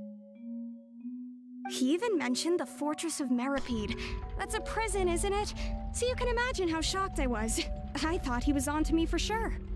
So I played along with the show while looking for an opening to flee, but then I got water poured on me for no reason, and then someone jumped into the tunnel to nab me. I wasn't going to take that lying down, so I knocked him out and stuffed him into the box. There was nowhere to run from there, though, so I had to change my clothes and hide in a box containing performance costumes. So wait, the dissolve thing does work, but because she's from Mondstadt, it did not work on her. I slipped out after the first guard arrived at the scene and continued hiding inside the opera house. Guards, you suck. How didn't you find her? Can a person even hide in there? With your practiced hand at concealment, probably a professional thief could make it work. But I swear, I didn't know that the water tank would fall down. Really, I swear it. Had I known that, I wouldn't have put him in the magic box. I may be a thief, but I'm no killer. Well, that makes everything pretty clear now, doesn't it? Yeah, now it's time to refute the Hydro Archon's previous reasoning. This time, we need to tell the entire story from Lily-Ann's perspective.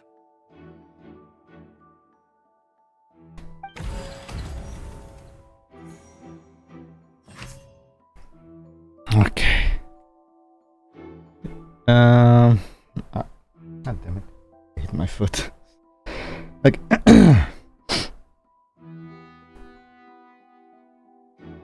What's this? Lenny entered the tunnel after the beginning of the countdown. However, he used ventilation to leave the tunnel, did not perceive his young woman. Come plan to use to prepare the apparatus for the magic trick to dissolve hastily inside the magic box as he has appeared completely unharmed before all of our eyes. Farina's conjecture no longer holds water, and how would hastily react when the water from Burma's sea suddenly began to trickle in? Huh?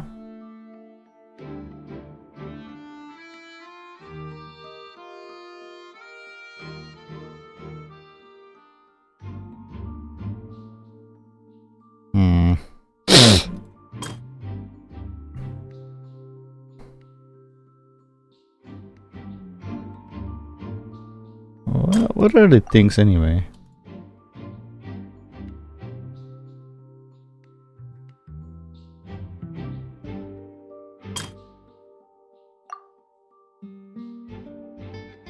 This is weird.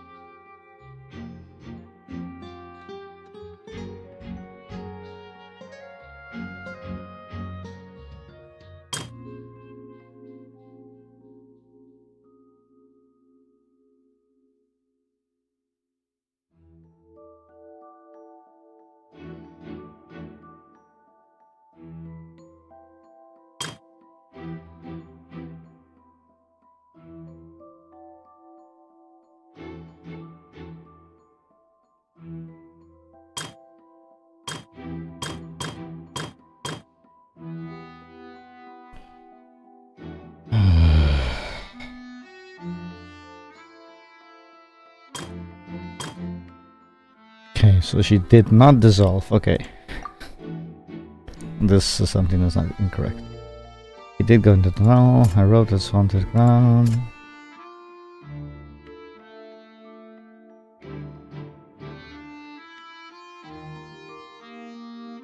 It's because of the broken flower vase that the water was there, it seems.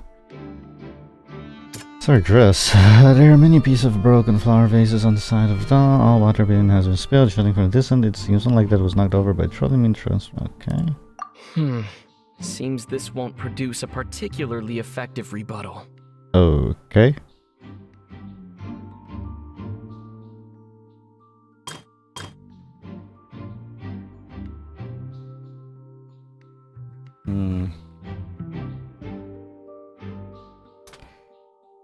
I don't know.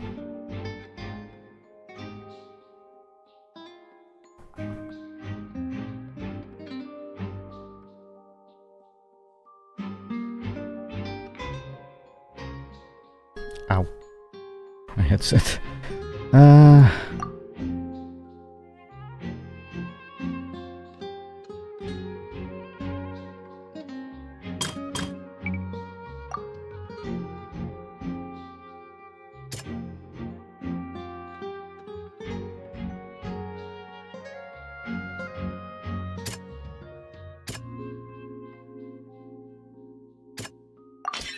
The strange sound wasn't from a fight.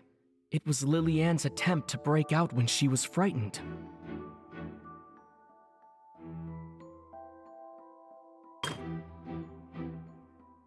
There was no infighting between the two.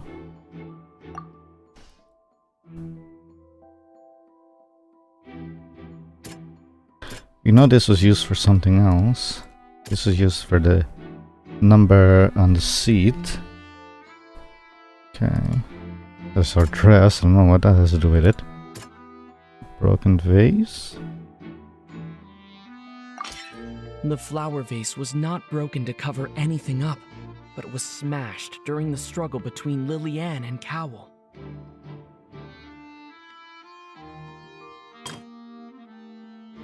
Okay, this is false because he did not add application with him. This is true, so... What about this one? What's the thing it said? Lee knocked Cowl out and used the method to dissolve the young girls. Got rid of Cowl in disguise as accidents as a complete unarmed before all eyes, but he conjectured and also. Ooh. What was it?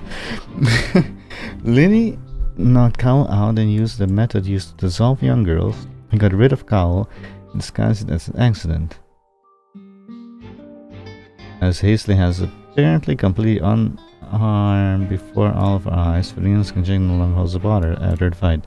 What did Hazley do?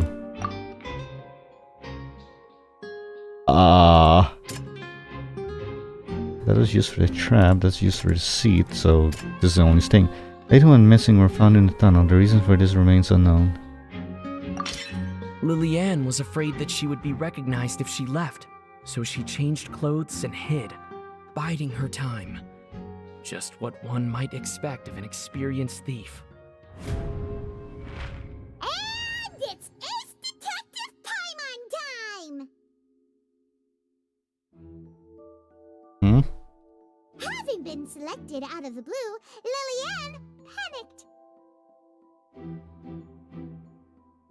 Her panic only intensified after she entered the tunnel and had water poured on her head. So she kicked the door open, producing the thud we all heard.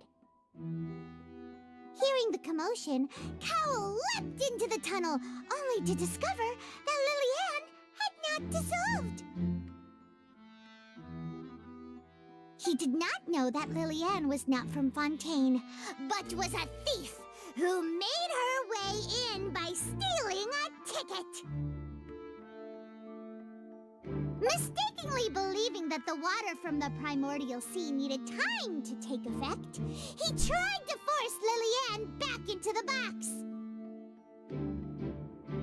The two broke the flower vase during the struggle, but Lillian came out on top, knocking Cowl out and putting him in the box.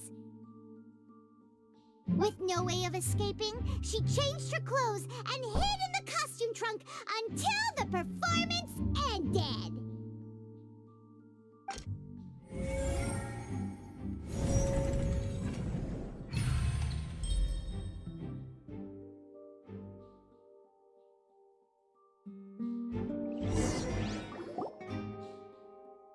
She knew that she would have to go through guard inspection if she tried to leave afterward. So, she has been trapped in the Opera House these last 2 days. She had already become desperately hungry by the time we were chatting over macarons. So, she swiped 2 of them right under our noses. Talk about a sneaky thief. Paimon only ate 3. At this point, all the events that happened in the tunnel have now come to light. Ah, so that's the whole story. Bravo! Bravo! I want to hit these people. Now then, Lady Farina, do you wish to speak against the defense's statements?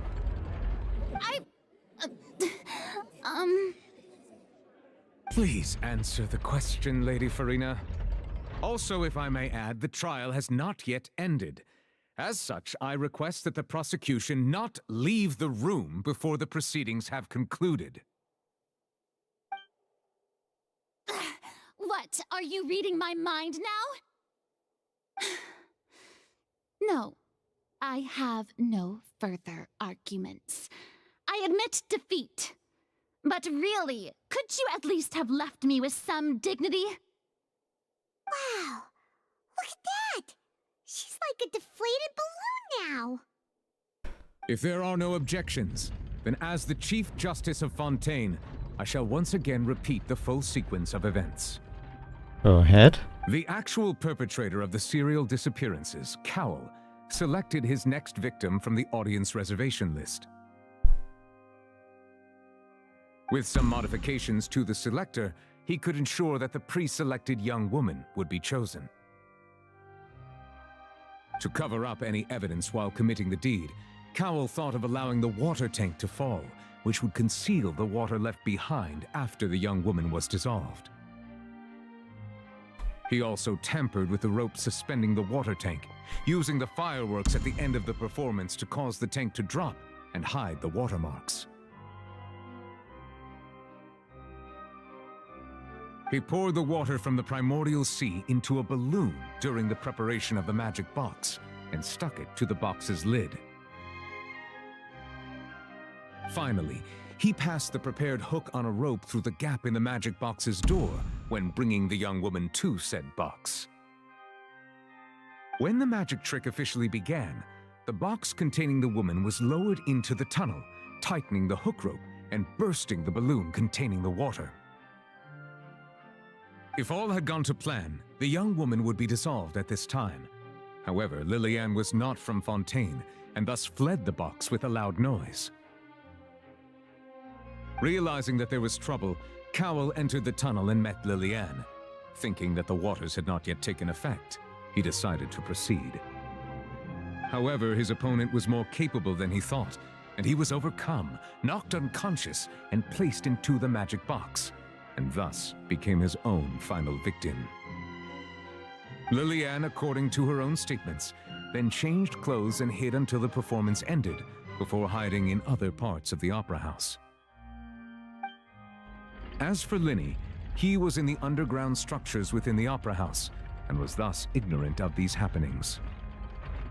From this reconstruction of events, we can conclude that Linny, the accused, is in fact innocent.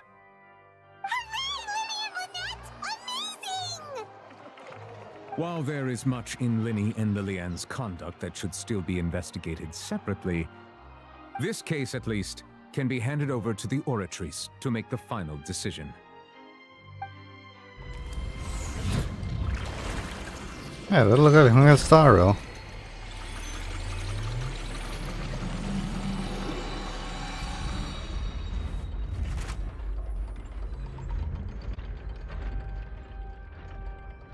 As such, Linny and Lynette are officially declared not guilty.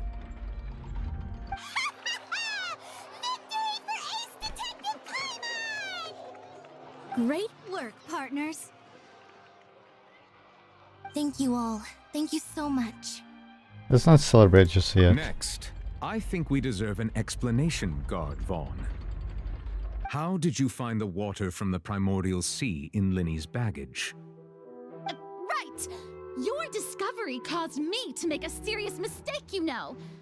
Or was that not a discovery, but false evidence that you dare to bring before this court? Please, stop talking. I suspect that the accomplice mentioned in Cowell's notes was not Linny, but you, yes? I'm sure you know what you must do to lessen your sentence. Speak quickly, unless you want to earn yourself a one-way ticket to Coupon Town.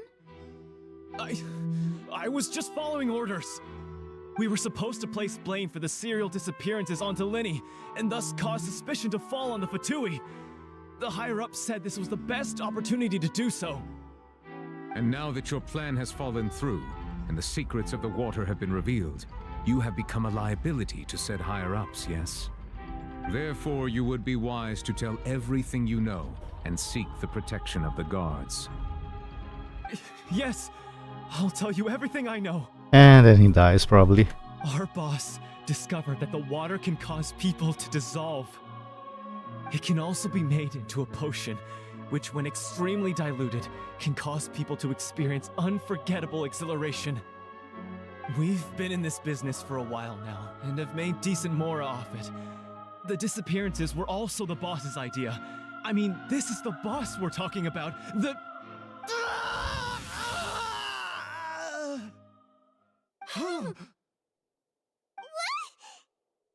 He turned into water. And now he can no longer talk. Such ruthlessness. I shouldn't have expected any less of them. An outrageous act. All present, please submit to inspection immediately.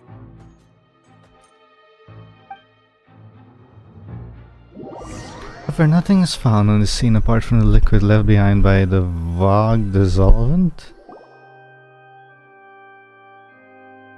So, we're just going back now? Problem seems to solve for now. Hang on a moment. Let me sit down. Standing long enough.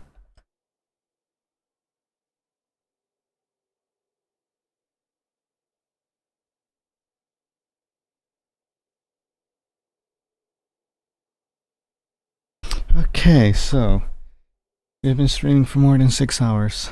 6 hours, 3 minutes. The problem seems to have been solved for now. We're not needed here anymore. That's true, but... Traveler, Paimon! Please wait. Hmm? Lenny... I know you may not want to speak to me right now. Maybe you don't even want to look at me. But still, let me thank you again for defending me to the end, even after you learned that I'm a member of the Fatui. I just didn't wish to see anyone be falsely accused, so don't be sure we were square. I guess. But regardless, I'd like the opportunity to set things straight. I didn't approach you with any ulterior motives or ill intent. I've spoken to you as myself, just plain Linny this entire time. As for why I'm a Fatus, it's because the goals of the House of the Hearth align with those of an orphan like me. That's all. That was how Father, who you might know as the Knave, approached recruiting us back then too. Who? Who's that supposed to be? Hang on. Oh, that's...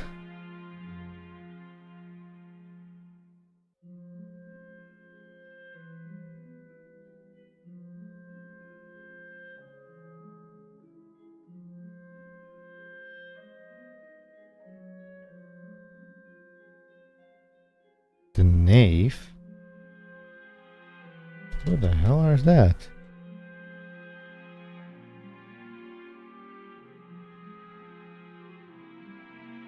Her? Are you kidding me?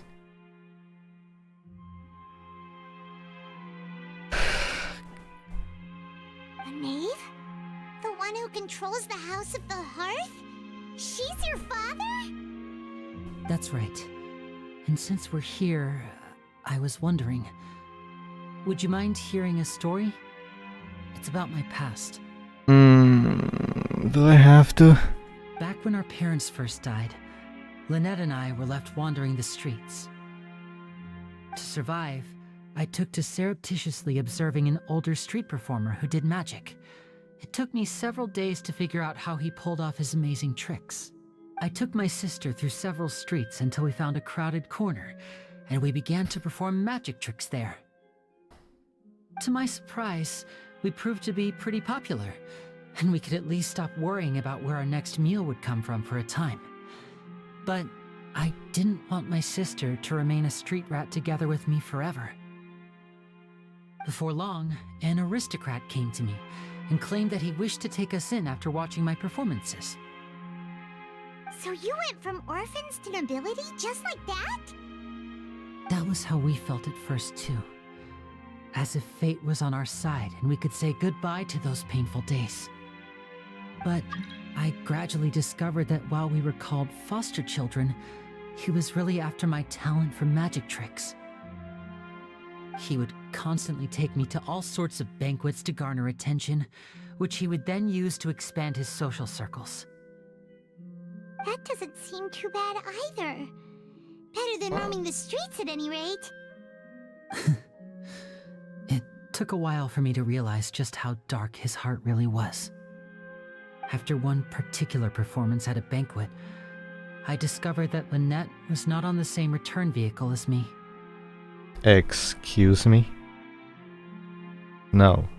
No. I waited a long time after we returned home, but she did not come back.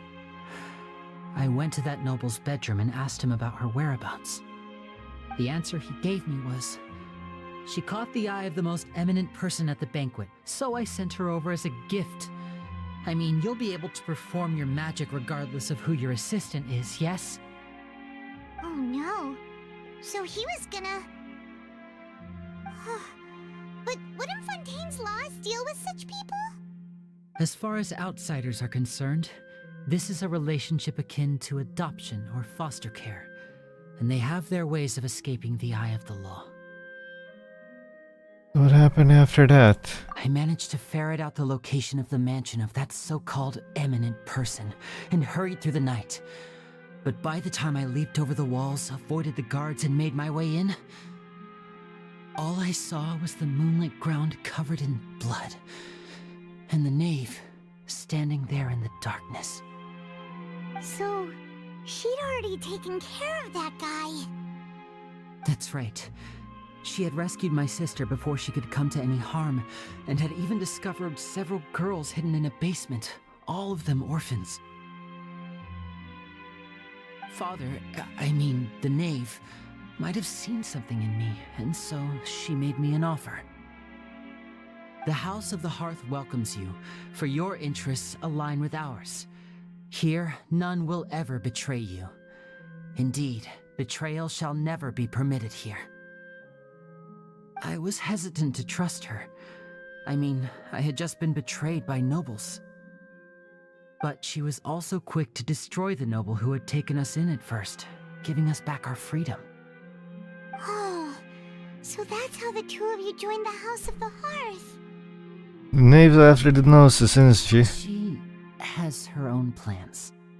Oh my god, is Child the one after the Gnosis? She has gained permission from the Sarita to first use the Gnosis' power when she obtains it. She plans to use it to find a way to break the prophecy and save Fontaine. Yeah, you believe that? So, she believes in that prophecy too? That's right. The whole House of the Hearth is currently working to combat that crisis. Today's case has also proven that people from Fontaine can indeed dissolve into some sort of water, thus further supporting the prophecy. All of us house members here, Lady Arlecchino herself included, are from Fontaine. We won't give up on defending our homeland. To us orphans, the only connection we have left to this world, apart from our family, is our homeland. So, from small deeds like distributing magic pockets to huge schemes like stealing a Gnosis, everything is aimed at dealing with that prophecy. I can't trust you. Right. I understand. The only thing I can do is relate all this to you. I just hope you can understand that even as a member of the House, I have never stopped making my own decisions, and that I believe what I'm doing is right. If you should need anything at all in the future, feel free to find me. I will do my best to help you, as plain Linny. Goodbye. Bye, Linny! I'm sorry, Linny, but right now, as it is, Fatuis are Fatuis, so how much we can trust your word right now is we will see in the future. A taste of great magic.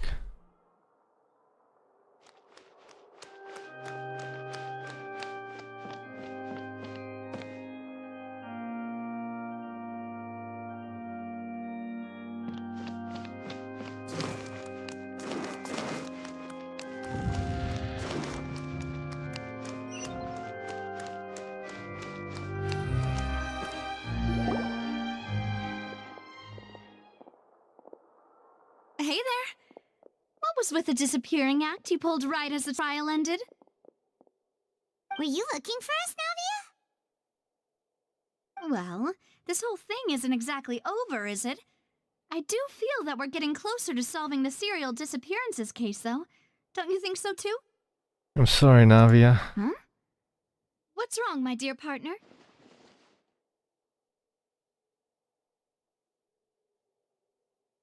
I was only trying to defend Lenny. Besides, are you sure we're the ones who can crack a case that's been cold for decades now? And given that there's new evidence from the trial, there should be a trail of breadcrumbs for the Hydro Archon's people to follow now, right? Huh? I see. Well, I won't lie. I'm a little shocked to hear that from you. But I suppose you are just travelers who have only arrived in Fontaine after all. Oh my god, now I remember what the dragon of Sumeru's name is a pep. Sorry. I might have been too presumptuous. Don't say that, Navia. Ah, and we were having so much fun investigating with you, too. It was like having new waters flowing into a stagnant mire, causing new hope to spring forth, and the reflection in the murk to become clearer. Well, sorry about that. I'm a bit prone to nostalgia. Don't mind me. Wait, shall we have a farewell meal? You know, to commemorate our time as partners? Huh? Do we really need to get that formal? Well, guess you really did treat us as partners, huh? Well, I'd just like to have a proper ending to every important memory. That way there are no regrets later. Anyway, it would just be a meal, so it shouldn't take up too much of your time. Let's go have that meal then. You don't have to twist Paimon's arm. If Boss Navia's treating, count Paimon in! Oh, wonderful. In that case, why don't we return to the court of Fontaine and head to the Hotel de Boer? I believe we'll make it just in time for dinner. All right then, let's have our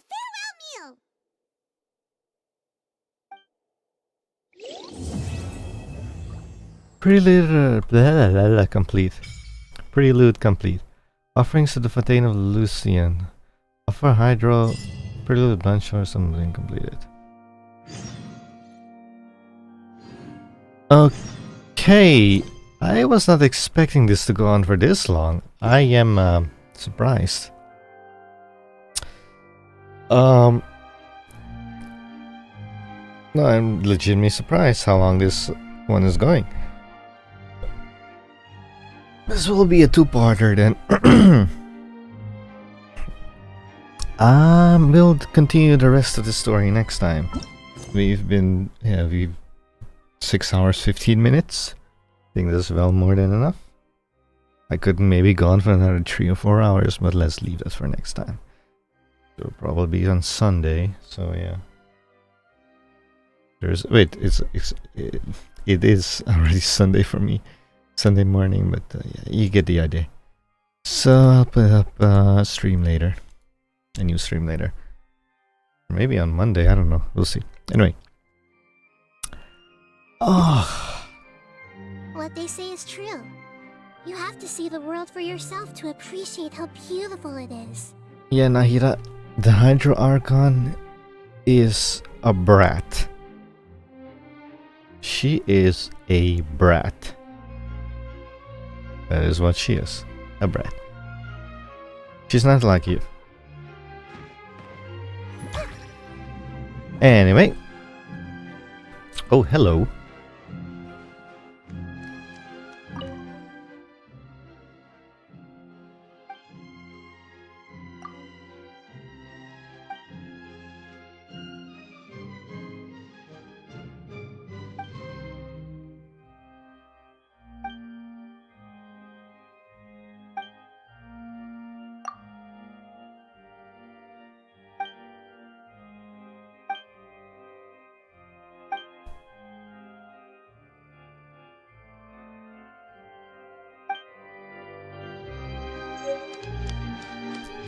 Got an item.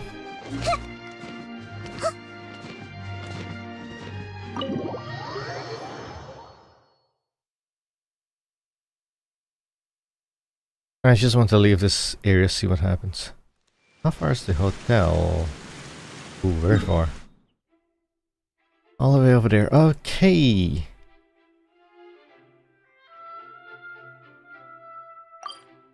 Offering? What the wait, what?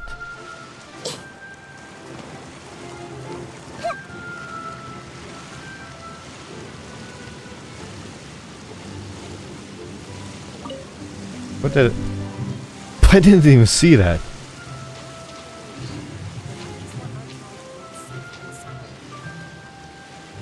Eh? Oh.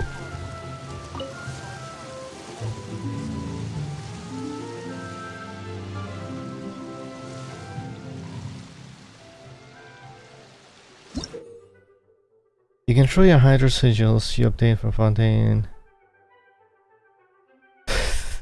Okay. So Sumeru had the big giant plant and Fontaine has this fountain. Okay.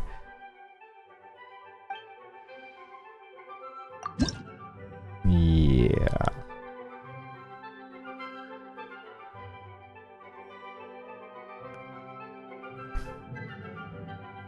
And Inazuma had the fox tree. That is here. And Sumeru had the where is this thing here? Leeway and Monster didn't have any of those. Anyway, now we know. Okay, main quest. And the bosses are over there. I actually want to go beat them up real quick.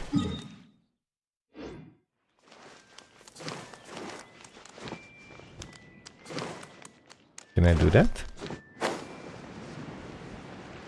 Oh look, they're there.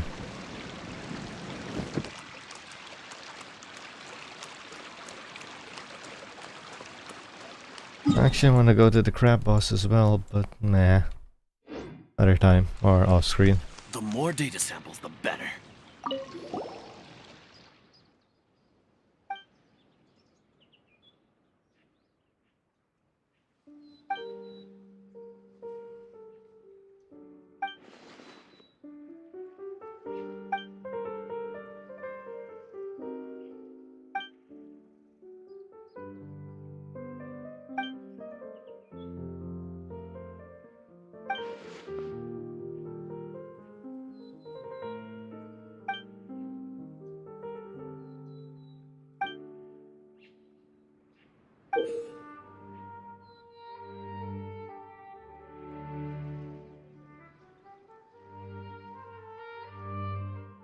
I have to select a play?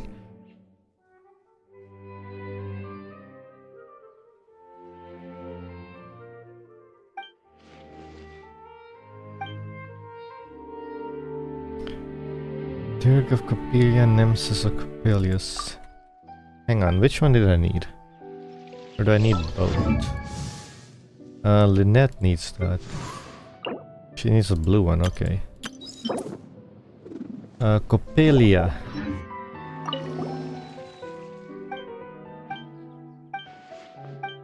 I always have talked so long to you, god damn it.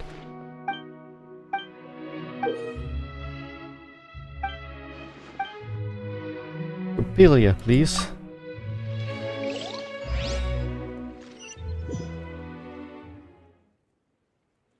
Is it raining?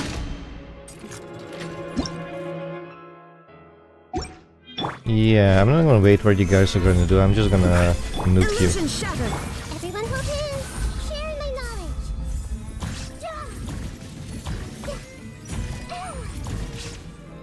Hey.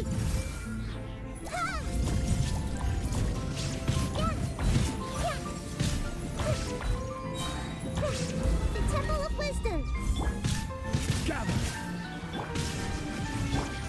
I see everything.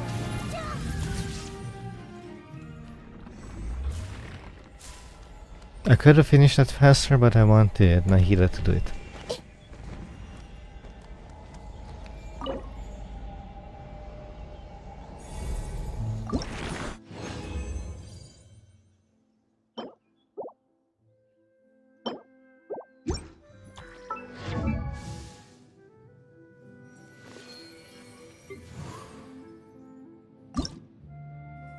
All you need is bloody things. Need to find Gardamex. I think they were named Gardamex. Machine guys. Hey, there's a seat here. I rule this land now. Me, another bratty child. Or a Zong. I don't have Venti.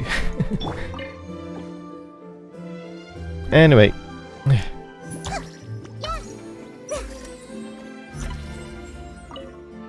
We're gonna end it here.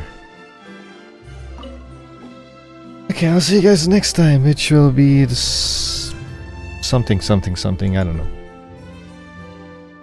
I'm a bit tired.